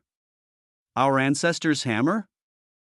Ahem, Shangwu clenched her fist, clearing her throat pointedly, a reminder to watch his tone when speaking to her disciple. Elder Hanha wanted to curse. What, you steal my peak's treasure, and I have to be polite about it? But he knew losing his temper wouldn't help. Suppressing his fury, he forced a gentler tone. True disciple-ly, when you went to the Divine Edge cave steps, did you see a hammer? He gestured with his hands. About this big. I did, Liam nodded. Cooperatively, where is it now? Elder Hanha's voice sharpened. Gone. Liam spread his hands. Gone. Elder Hanha's vision darkened. Liam nodded again. When I reached the cave's bottom, I saw the hammer you mentioned. Curious, I touched it, and then it vanished. Seems like it got stored in my spatial treasure. Liam omitted some details. $2 Eplessing miniature world with spatial treasure. Indeed, this world had storage artifacts, collectively called spatial treasures. For example, Shangwu's wine gourd was one such item. Of course, they weren't as common as in some stories involving the profound mysteries of spatial laws. $2 NLY supreme experts could forge them from rare materials. Thus, spatial treasures were exceedingly rare. Apart from Shangwu, none of the peak elders owned one. Only the Qingyuan sect's leader possessed one. Disciple, your inheritance is quite impressive. Shangwu's almond-shaped eyes gleamed. Spatial treasure. Elder Hanha stood frozen. His confusion only grew. How did Liam even approach the Panga Starfall hammer? How did he store it? No spatial treasure could store something its owner couldn't lift. Case closed. Then, Shangwu rubbed her chin, reasoning, the hammer must have acknowledged him as its master. Divine weapons, maybe they're weightless to their owners but immovable to others. Right, Liam? It sounded plausible, but the Panga Starfall hammer didn't have that trait. Suddenly, Liamo noticed Shang Wu subtly winking at him. Understanding dawned. Yeah, it didn't feel heavy to me at all. Can you take it out now? As you can see, Liamo smiled wryly, shaking his head. Storing it drained me completely. I nearly blacked out. I won't be able to retrieve it anytime soon, Shang Wu said with a playful smile. So, my disciple needs proper rest. If his spirit is harmed, who knows, he might never be able to retrieve it again. The master and disciple played off each other perfectly. Recognizing a master, Elder Hanha's vague suspicion was confirmed, yet he couldn't help feeling his Dao heart tremble slightly. The divine weapon of their divine edge peak, untouched since the founding ancestors' time, had been claimed by someone from another peak. And by a mere blood chi realm cultivator. No less, his emotions were a tangled mess, but there was nothing he could do. The founding ancestor had indeed left no records about this, and Shang Wu's explanation did sound plausible. After all, the hammer was no longer at the bottom of the cave. Her reasoning was just coherent enough to pass. Plausible or not, who could verify the truth? It all came down to her word alone. After a moment of thought, Elder Hana spoke again. In that case, until he retrieves the divine weapon, he shall remain on Divine Edge Peak. Chapter 46, Li, with modest family wealth, M.O., the enigma of an ice chunk. As Hani's voice faded, Shang Wu immediately responded with a hostile expression. Keep him here? Old man, are you trying to steal my disciple? Who wants your disciple? I'm keeping the ancestral divine weapon. Han He retorted with unusual firmness. Even if this matter were brought before the sect leader, he was in the right, and besides, Shang Wu's concerns weren't entirely unfounded. If a disciple of the Divine Edge Cave gained the recognition of the Pango Calamity Meteor Hammer, they would undoubtedly become the next cave master. Elder Hanhi, you're not planning to keep me here forging weapons. Are you? Liamo vaguely sensed the underlying intention. That wouldn't do. Staying here every day, how could he continue to, how could he cling to the ice block's jade-like legs? If the true disciple Li stays here, the Divine Edge Cave will cover all your expenses from now on. The next moment, Hani's deep, solemn voice rang out, dripping with temptation. Clearly, he was prepared to make a hefty investment. Elder, what are you saying? My master is unyielding and principled. How could she abandon her disciple for mere material gains? Right, master. Master, Liamo spoke righteously, only to turn and see his master's previously fierce demeanor vanish. Her beautiful eyes glazed over. As if calculating the carefree life of unlimited fine wine and delicacies, he strongly suspected she could already hear the clinking of silver coins. Youngly, seems he underestimated his master's poverty and money-grubbing tendencies. Liamo lowered his voice. Master, when has the Autumn Water Pavilion ever lacked fine food and wine for you? If I stay at the Divine Edge Cave, who'll cook for you in the future? The Divine Edge Cave's weapons were in high demand, and they indeed made mountains of gold daily, but it still couldn't compare to his ability to create wealth out of thin air. Moreover, he never feared being eaten into poverty. Instead, his investments only made him richer.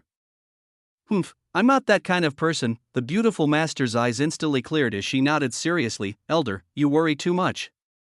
This disciple has modest means. Liamo clasped his hands respectfully toward Hanhi. How much could you possibly have? Thud, two massive chunks of gleaming metal crashed onto the ground. Instantly, the room's temperature dropped slightly, as if the metals were absorbing heat. Hanhi's amused expression froze, replaced by deep contemplation. Iron essence, 1 ounce refined from 10,000 pounds of iron.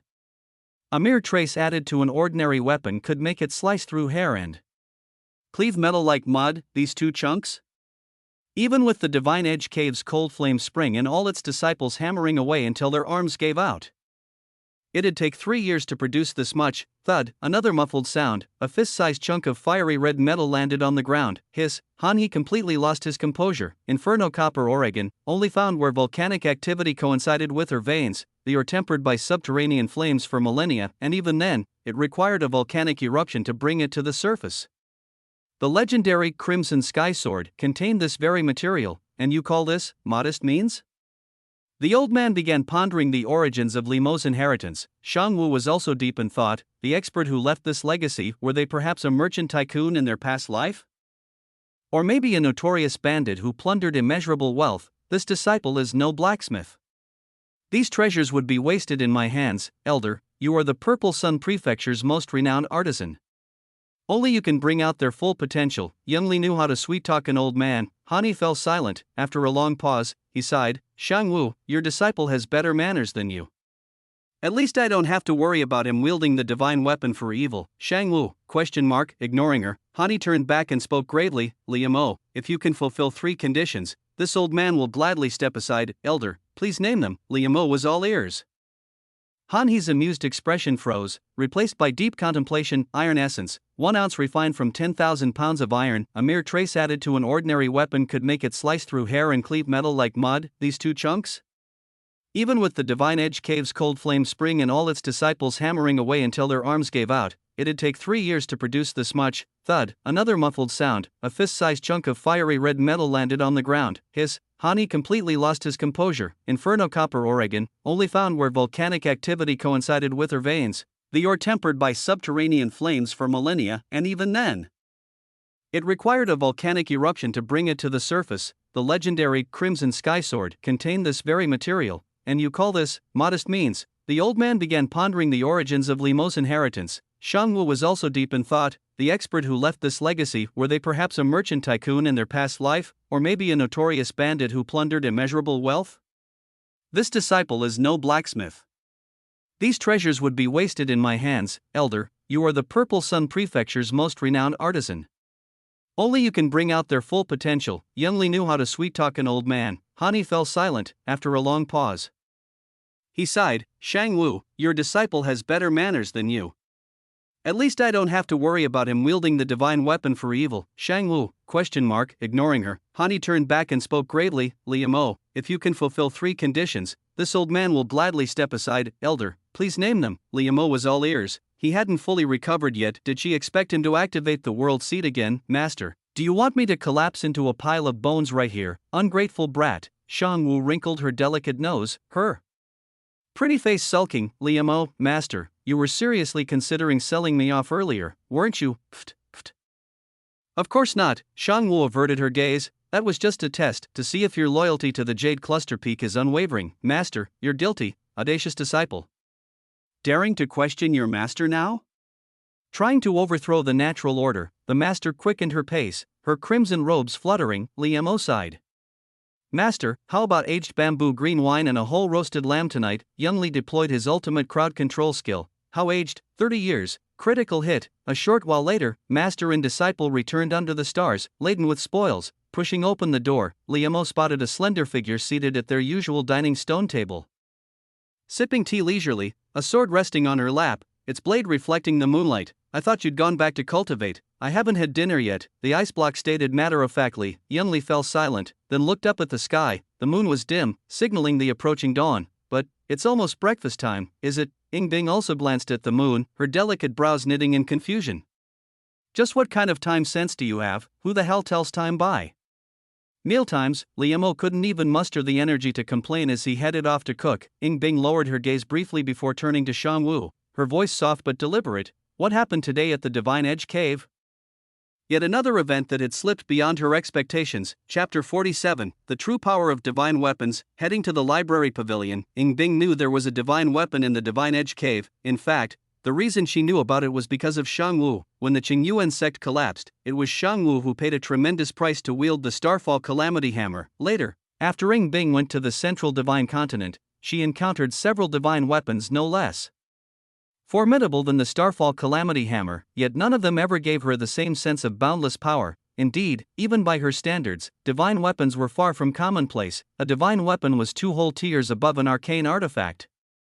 It represented the pinnacle of forging, the absolute limit of human craftsmanship. Beyond that, only the heaven-defying, destiny-born Dao weapons existed. Take, for example, the imperial seal of mountains and rivers, wielded by successive emperors of the Great Yu dynasty. That said, she recalled that in her past life, the Starfall Calamity Hammer had no master. Shang Wu had barely managed to activate it once before both vanished without a trace, like a fleeting blossom. When she first took charge of the Lunar Palace, she had inquired about it, but all she got were vague, unverifiable rumors. Elder Shang Wu. There was no response from the other side. When Ying Bing finally looked up, she realized Shang Wu had somehow dozed off in a rocking chair, even letting out soft, rhythmic snores. Not long after, roast lamb, coming right up, Liam O emerged with the prepared lamb. He placed it on the grill and began lighting the fire. The flames cast a warm glow on the young man's face, a reflection that also flickered in Ying Bing's cool, distant eyes. Could it be that he had something to do with it? Back then, Even the nine-colored phoenix's spirit seemed particularly drawn to him. "Give me a hand." A brush was suddenly thrust into her grasp by the young man. Ying Bing tilted her head slightly in confusion. Liamo then brought over an earthen jar, from which a rich, spicy aroma wafted. Ying Bing understood. He wanted her to baste the lamb with the sauce. "This is my specially brewed soul sauce." Even happy sheep would be left speechless after one bite. "It's all yours now." As he spoke, Liamo began slowly rotating the grill, and so, the Phoenix Heavenly Empress narrowed her eyes, a faint ripple of emotion passing through them. In the end, she dipped the brush into the so-called soul sauce and embarked on her first ever culinary endeavor. Soon enough, Yumli handed over the task of rotating the grill to her as well. Before long, the lamb sizzled, its juices dripping. Watching Ying Bing meticulously apply the sauce with an almost serious expression, Liamo couldn't help but chuckle inwardly. The ice block actually looked a bit more human when cooking. Less frosty, more alive. Maybe I can automate the ice block's feeding in the future. But that thought didn't last long. "What's that smell?" While preparing side dishes, Liamo caught a whiff of something burning. He turned around to find the lamb in a tragic state, half charred, half raw, yet Ying Bing continued rotating it, utterly oblivious to the disaster unfolding. "Liamo," he shot her a helpless, exasperated look. "Seriously, sis? It's burnt to a crisp, and you're still roasting the charred side." Meeting his gaze, Ying Bing returned it with serene indifference.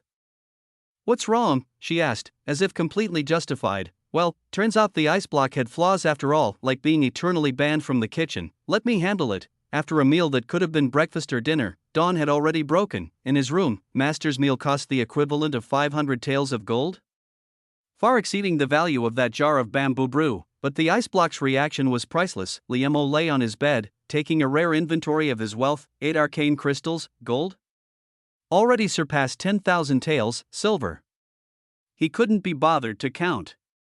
There was too much, both in coin and notes, making it mind-numbingly tedious. Then there were the assorted treasures: 6 mark elixirs, rare ores, exotic herbs, you name it. Toxin cleansing pill neutralizes 100 poisons. Wind and rain summoning talisman causes 3 days of heavy rain. Probably useless for now. Ancient pine-patterned ring looks elegant and imposing. Good for boosting one's aura. After half an hour, Liamo finally sorted through his miscellaneous items. Then he entered the seat of the world. The space had changed slightly since his last visit. It seemed a few meters larger. Before the chessboard in the clearing, the Starfall Calamity hammer hung inverted in silence. Not far from it, the Crimson Sky Sword cowered in a corner.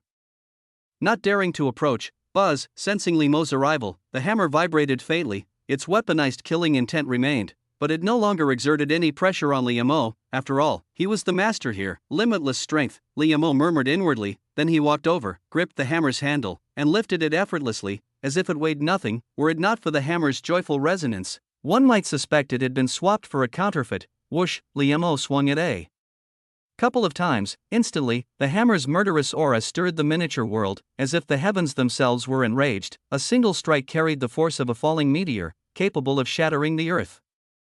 In that moment, he felt like a deity who could rend the skies with a mere gesture. In Liamo's current understanding, Elder Han, he was among the strongest he knew, yet he had a hunch, even the faintest ripple from this hammer's power would be beyond what Han could withstand. Now this is a true divine weapon, this must be its real power. Liamo exhaled deeply, the Starfall Calamity hammer buzzed excitedly, thrilled to finally be unleashed to its full potential. "Want out."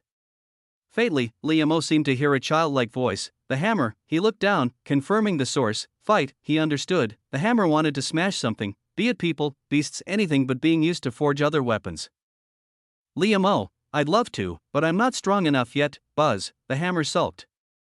Its nascent sentience couldn't grasp complex reasoning. Why was its master sometimes strong, sometimes weak? Why could he wield its full power yet refuse to take it out for fun when the time is right? "I'll let you shine," Liamo reassured it softly. After calming the divine weapon, he pondered seriously. "Now that I have a hammer, shouldn't I find a hammer technique to match?" Having tasted the hammer's might, Liamo felt a growing desire.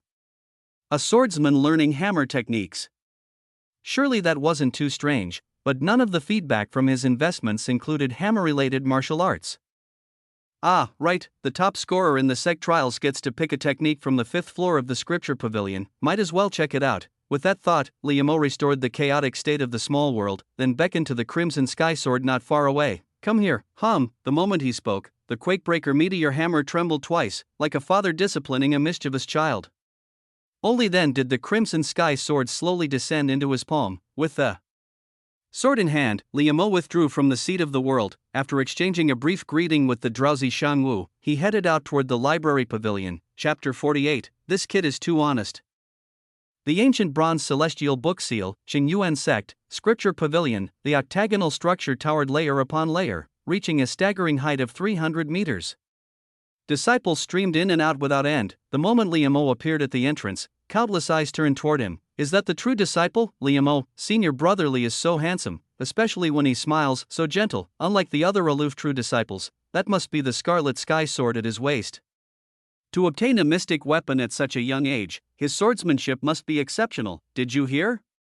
The Divine Edge Cave's earth veins erupted prematurely yesterday. Now Elder Hanha has sealed everything below the 3rd level. It'll be much harder for disciples to obtain mystic weapons in the future. Even many elders don't possess mystic artifacts.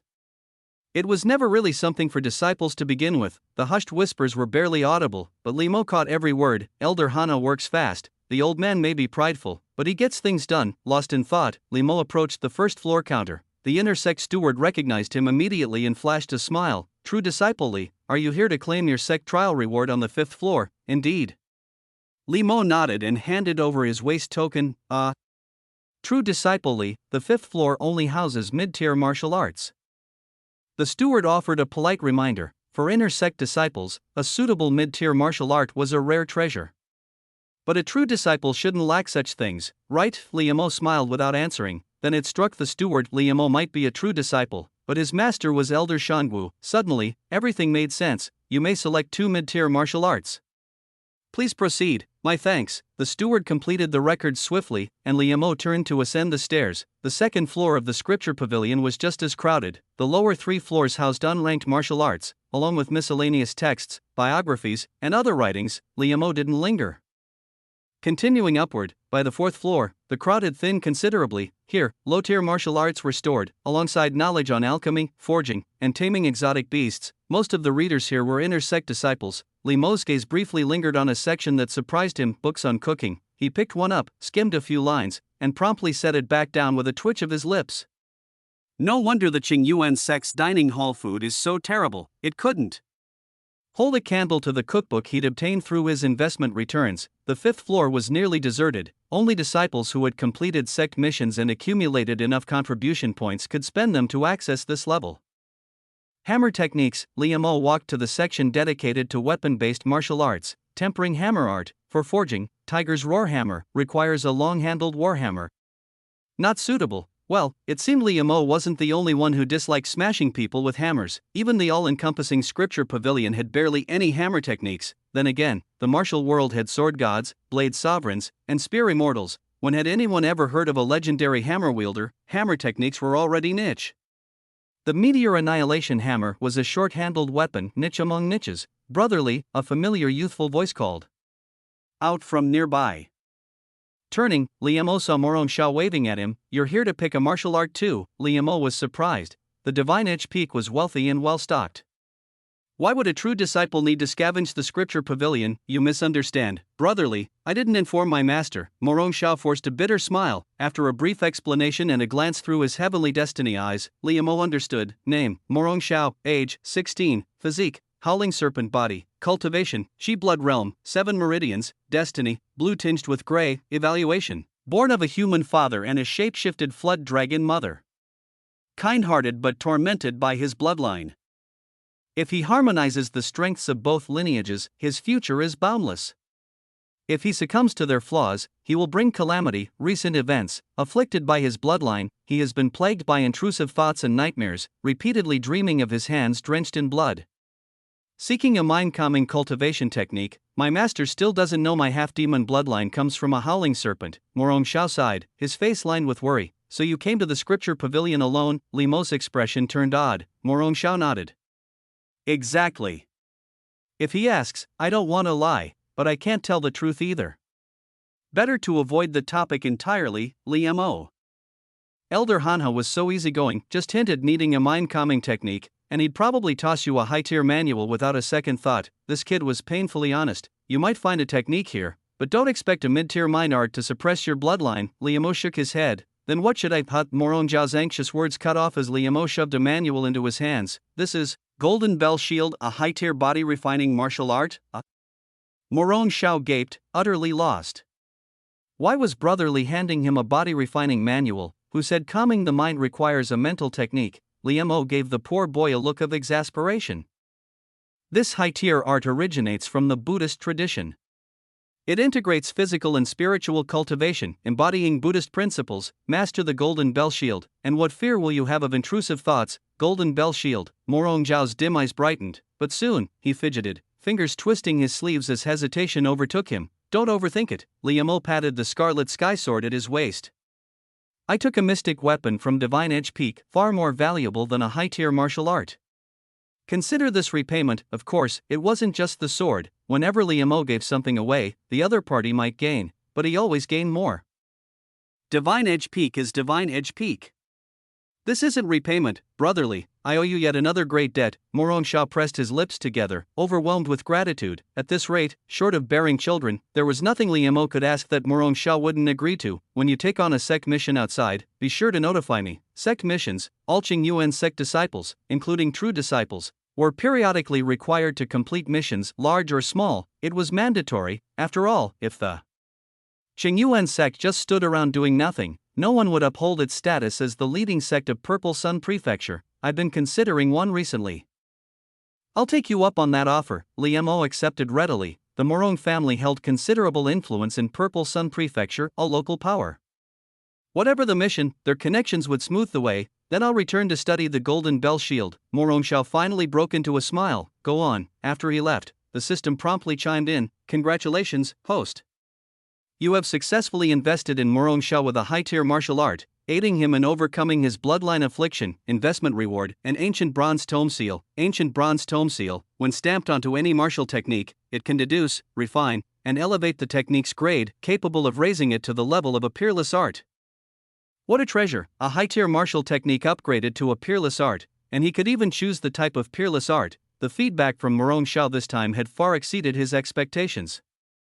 Chapter 49, 12 Strikes to Calm the Storm. Ying Bing's terrifying progress. Last time, investing in Morong's 6-rune Serenity Pill was comparable in value to a superior martial art, but this time, the reward is the ancient bronze tome seal. A permanent solution is better than a temporary fix, isn't it? Liu Mo rubbed the small bronze seal in his palm thoughtfully. He resumed his search on the 5th floor.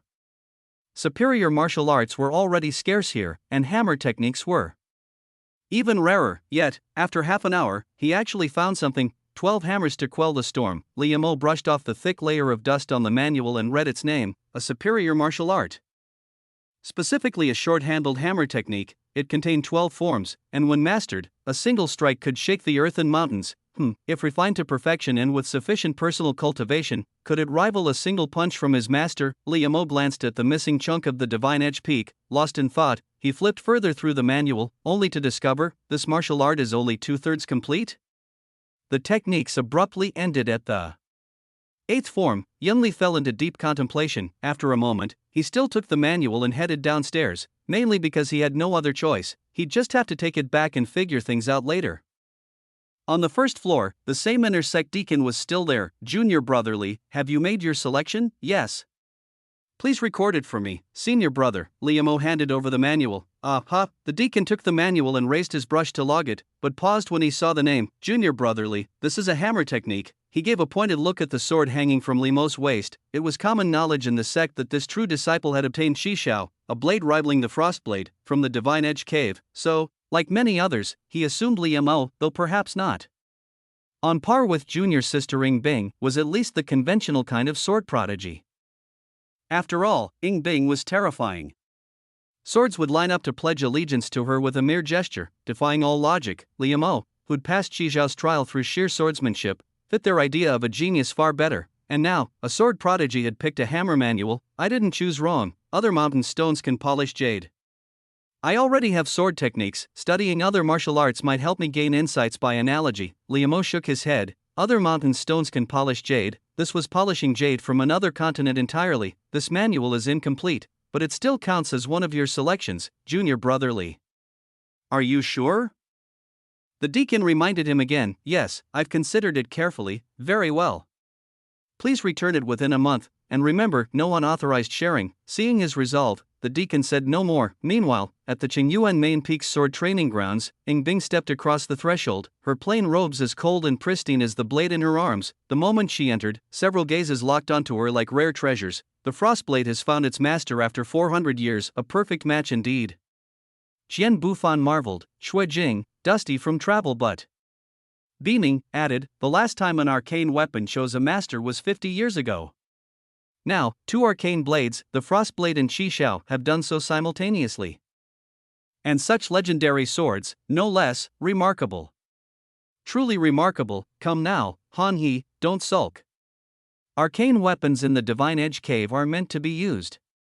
Besides, a treasured sword deserves a hero. They've found worthy masters. Elder Han He had been silent since entering. The others assumed his conflicted expression stemmed from reluctance to part with the weapons. You've all sung enough praises. This old man isn't one for flattery, so I'll spare the platitudes. Han He shot Shui Jing a glare. The Divine Edge and Divine Edge Peak had literally been carved away. Enough. Let us old folks witness for ourselves just what kind of talent could make arcane weapons vie for their allegiance. Shangguan Wensong's gentle voice broke in. Very well, Ying Bing nodded. A flash of sword light flooded the hall. A wind from nowhere sent pear blossoms swirling down around the training grounds. The onlookers instinctively narrowed their eyes. Petals, stirred by the sword's movements, began drifting, sometimes scattering, sometimes converging. When dispersed, they were deceptively beautiful, hiding lethal intent. When gathered, their chill grew oppressive, radiating dominance. Crack, suddenly, every petal shattered into ice. She's already grasped a sliver of sword intent, indeed. Even the creator of the flowing petals sword style would pale in comparison. This old man barely recognizes the technique anymore. The sword art isn't strong, she is. The group exchanged glances, dazed as if waking from a dream. Now they understood why the Frostblade had so eagerly submitted itself. Intent. This wasn't something one could learn from a manual. Even among observing Divinity Realm experts, few ever glimpsed its mysteries. Yet here she was, at the Blood Qi realm, with insights surpassing most in higher realms. Was this what true genius looked like? The elders were at a loss for words. Ying Bing sheathed her blade and stood silently. Little Bing, Limo's swordsmanship, you guided him, didn't you? Shui Jing asked slowly, still collecting himself. Yes, she nodded. I see, even with some foundation. Passing an arcane weapons trial at this stage would have been near impossible otherwise, but this also means Liamo has decent potential in the sword path. The elders nodded sagely. Only Han He wore a complicated expression, sighing deeply. In the way of the sword, even if I pride myself on broad knowledge and historical study, I doubt I could find anyone in records who matched your talent. Even Shangguan Wensong, the stern Qingyuan sect leader, couldn't help but marvel. There is. Ying Bing answered without hesitation. Oh, higher peaks exist beyond every mountain. Her voice was soft. The sword was her most comfortable weapon, but not her strongest suit. Besides, the true monster of the sword path. Her mind flashed again to that undisputed name. Little Bing, how many meridians have you opened now? Any changes in the icy energy within your bloodline? Shui Jing suddenly asked. 12. The icy energy remains unchanged. 12 meridians? Shui Jing's teacup slipped silently, soaking his pants. The training grounds fell deathly silent. Then Ying Bing added, almost 13. The elders, already petrified, nearly crumbled on the spot. It wasn't just her absurd progress. Every cultivator knew the Blood Qi realm's limit was 12 primary meridians, and she'd just mentioned a 13th. Did that mean her ceiling in this realm was even more monstrous? Little Bing, how many meridians do you think you can ultimately unlock? 24. Her tone was flat, even braced for the impossible. The sound of collective gasps filled the hall. Every so-called prodigy they'd known was utterly eclipsed. At the same time, not far from the autumn water pavilion, before a cascading waterfall, Liamo ceased his cultivation. Through his senses, the meridians strengthened by the extreme soldier's body tempering technique resembled coiled flood dragons, each embedded with seed-like nodes of vital energy, pulsating with immense power. This session allowed me to unblock 2 meridians in one go. Liamo exhaled a turbid breath. He could feel that the exhaustion from forcibly wielding the indomitable meteor hammer last time had completely healed. In fact, it seemed like breaking through his limits had brought unexpected gains. Coupled with the divine weapon's miraculous body-refining effects, $2E had advanced 2 steps in a single leap. Don't grow complacent. My progress in the vital energy realm hasn't even reached the halfway point yet. After a brief moment of satisfaction, the young cultivator Liamo steadied his resolve, guarding against arrogance. Then, he retrieved the manual 12 Hammers to Calm the Storm from his robes. Chapter 50, 7 Decisions Shaped the World, the Pinnacle of Supreme Skills. The Ice Blocks Request. Let's try the Celestial Seal first. Liam took out the Celestial Seal and stamped it onto the page. No reaction, the tiny characters showed no signs of flowing into it. Clearly, the Celestial Seal couldn't repair the incomplete martial art. Maybe I should try learning the first 8 moves first. Liam felt a headache coming on. If he had a choice, he wouldn't bother with an incomplete manual. If all else failed, he'd have to wait until he left the mountain for a sect mission and check the merchant houses. It'd be ideal if he could buy a suitable martial art outright. If not, he could offer a hefty reward for them to track one down. For now, anything that could be solved with money wasn't a problem for young Liam. Half an hour later, he had already memorized the essence of 12 Hammers of Calming Storms. Though he was reluctant to admit it, he seemed to pick up hammer techniques far faster than swordsmanship. Incomplete manuals should still allow the infusion of martial insights. Liam gave it a quick try. 1 year of insight successfully infused. First year, despite the incomplete manual, your astonishing talent for hammer techniques allowed you to persist. You mastered the basics in a month, achieved proficiency in 3, and reached minor mastery in 6. By the end of the year, a sudden epiphany pushed you straight to major mastery. Liam, wait, seriously? Major mastery in a year, with an incomplete manual, is this really unfamiliar? Way too unfamiliar. Good news, he'd finally discovered a talent beyond just being handsome. Bad news, this talent, guess passion and talent really are two different things. Anything but a hammer would have been fine. Liam's mood was complicated. Would he actually reach the pinnacle of hammer techniques with just an incomplete manual? 5 years of martial insights successfully infused. First year, you perfected 12 Hammers of Calming Storms, but without the remaining sections, you hit a bottleneck, stuck at perfection with no further progress. Second year, you began deep contemplation, pondering the true essence of the hammer techniques and attempting to deduce the missing parts. Third year, against all odds, you found a faint path forward, creating the 9th and 10th moves through sheer intuition. Fourth year, the manual now felt like a puzzle missing just one piece. You effortlessly devised the 11th and 12th moves, completing 12 Hammers of Calming Storms. Compared to the original, your version might even surpass it. Fifth year, your 12 Hammers of Calming Storms reached the pinnacle. Liam held his forehead, questioning reality. At first, because endless hammer techniques were flooding his mind. Second, his talent in this area was even more terrifying than he'd imagined. 5 years, an incomplete manual, and he'd not only completed it but pushed it to the pinnacle. Compared to his sluggish progress in swordsmanship, this was like riding a rocket. Is it just my natural talent for hammers, or did becoming the master of the indomitable Starfall hammer enhance this ability? Divine weapons seemed to be more than just powerful tools. Sensing the indomitable Starfall hammer within his world seed, Liam decided not to dwell on it. He couldn't even wield the weapon yet. No point overthinking. First, let's complete 12 Hammers of Calming Storms. Liam walked over to a relatively flat boulder. He spread out paper and began writing swiftly. Soon, a complete high-tier martial art took shape on the page. He pressed the ancient bronze celestial seal onto it, and the tiny characters immediately rearranged themselves, flowing into perfect order. Finally, even the name of the martial art transformed. 7 Hammers to Steady the Heavens. A brand new supreme martial art was born. 7 Hammers to Steady the Heavens could be considered the ultimate evolution of 12 Hammers of Calming Storms.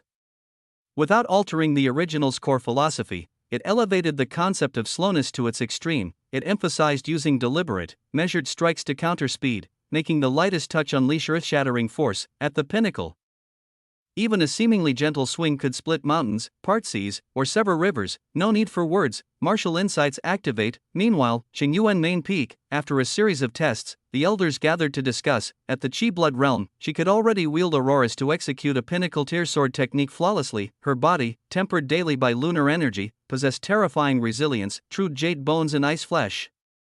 Her soul was also unusually robust for reasons unknown. Ying Bing's combat prowess is easily on par with the inner breath and jade marrow realms. If not for her pure lineage, I'd suspect she was the descendant of some mighty divine beast in human form. Indeed, born with 24 meridians, and she's only halfway through the Qi Blood Realm. The elders, having lived for decades, found themselves at a loss for words. The shockwaves in their hearts refused to settle. However, what they didn't know was that this wasn't even Ying Bing's full potential. She could still tap into a sliver of lunar power. She possessed the enigmatic Aurora soul. Her combat instincts were peerless, unmatched in history, and she carried the wisdom of the Phoenix Empress from a past life. the elders hadn't noticed, and Ying Bing saw no reason to mention it. Her display today wasn't for show, she couldn't care less about others' opinions. I wish to descend the mountain and visit Xiang Prefecture City, Ying Bing spoke softly, her voice cool as frost. The elders fell silent. May we ask why you're going? Shangwan Wan Song inquired. A sect mission. Some missions can be completed within the sect. You don't like contribution points either. There must be another reason. Yes, the elders pressed gently. Though Ying Bing had trained for only a short time, her strength was undeniable. At inner breath realm levels, a trip to Xiang Prefecture City shouldn't be risky, but better safe than sorry. Ying Bing remained silent, tacitly acknowledging their guess. Shui Jing smiled. If it's important, why not discuss it with us? We've lived long enough to have some influence in Xiang Prefecture. If it's minor, perhaps entrust it to someone you trust? It'd avoid unnecessary complications. I don't. Ying Bing's lips parted, about to say she had no one she trusted, no close companions at all, but then, inexplicably, a certain sunny-faced youth flashed through her mind. Him. He might be trustworthy enough. After a pause, she nodded. Understood. Elsewhere, Achu, on his way back from the waterfall to Autumn Water Pavilion, Liamo sneezed. Strange, with a physique that could crush boulders like overripe fruit. How could he possibly catch a chill? Guess he still needed more training. Too bad he couldn't temper his body while meditating on the indomitable starfall hammer inside his world seed, and he couldn't take it out either. Body refinement would have to wait. 7 determinations of heaven and earth. I actually reached perfection realm in just 20 years. What a pity. This hammer technique wasn't originally meant for the blood-chi realm anyway. Right now, I can only perfectly execute the first determination, Liamo muttered to himself, calculating just how much force a single swing of his hammer could deliver. Well, at the very least, it should be enough to crush someone at the inner breath realm, right? The awkward part was, aside from a divine weapon he couldn't even properly wield, he didn't have a single decent hammer at his disposal. Thud, no. Sooner had he stepped into the Autumn Water Pavilion than the sect master's carriage arrived at the entrance. The ice block Ying Bing stepped down, her sharp gaze locking onto him. What's the matter? I need your help with something.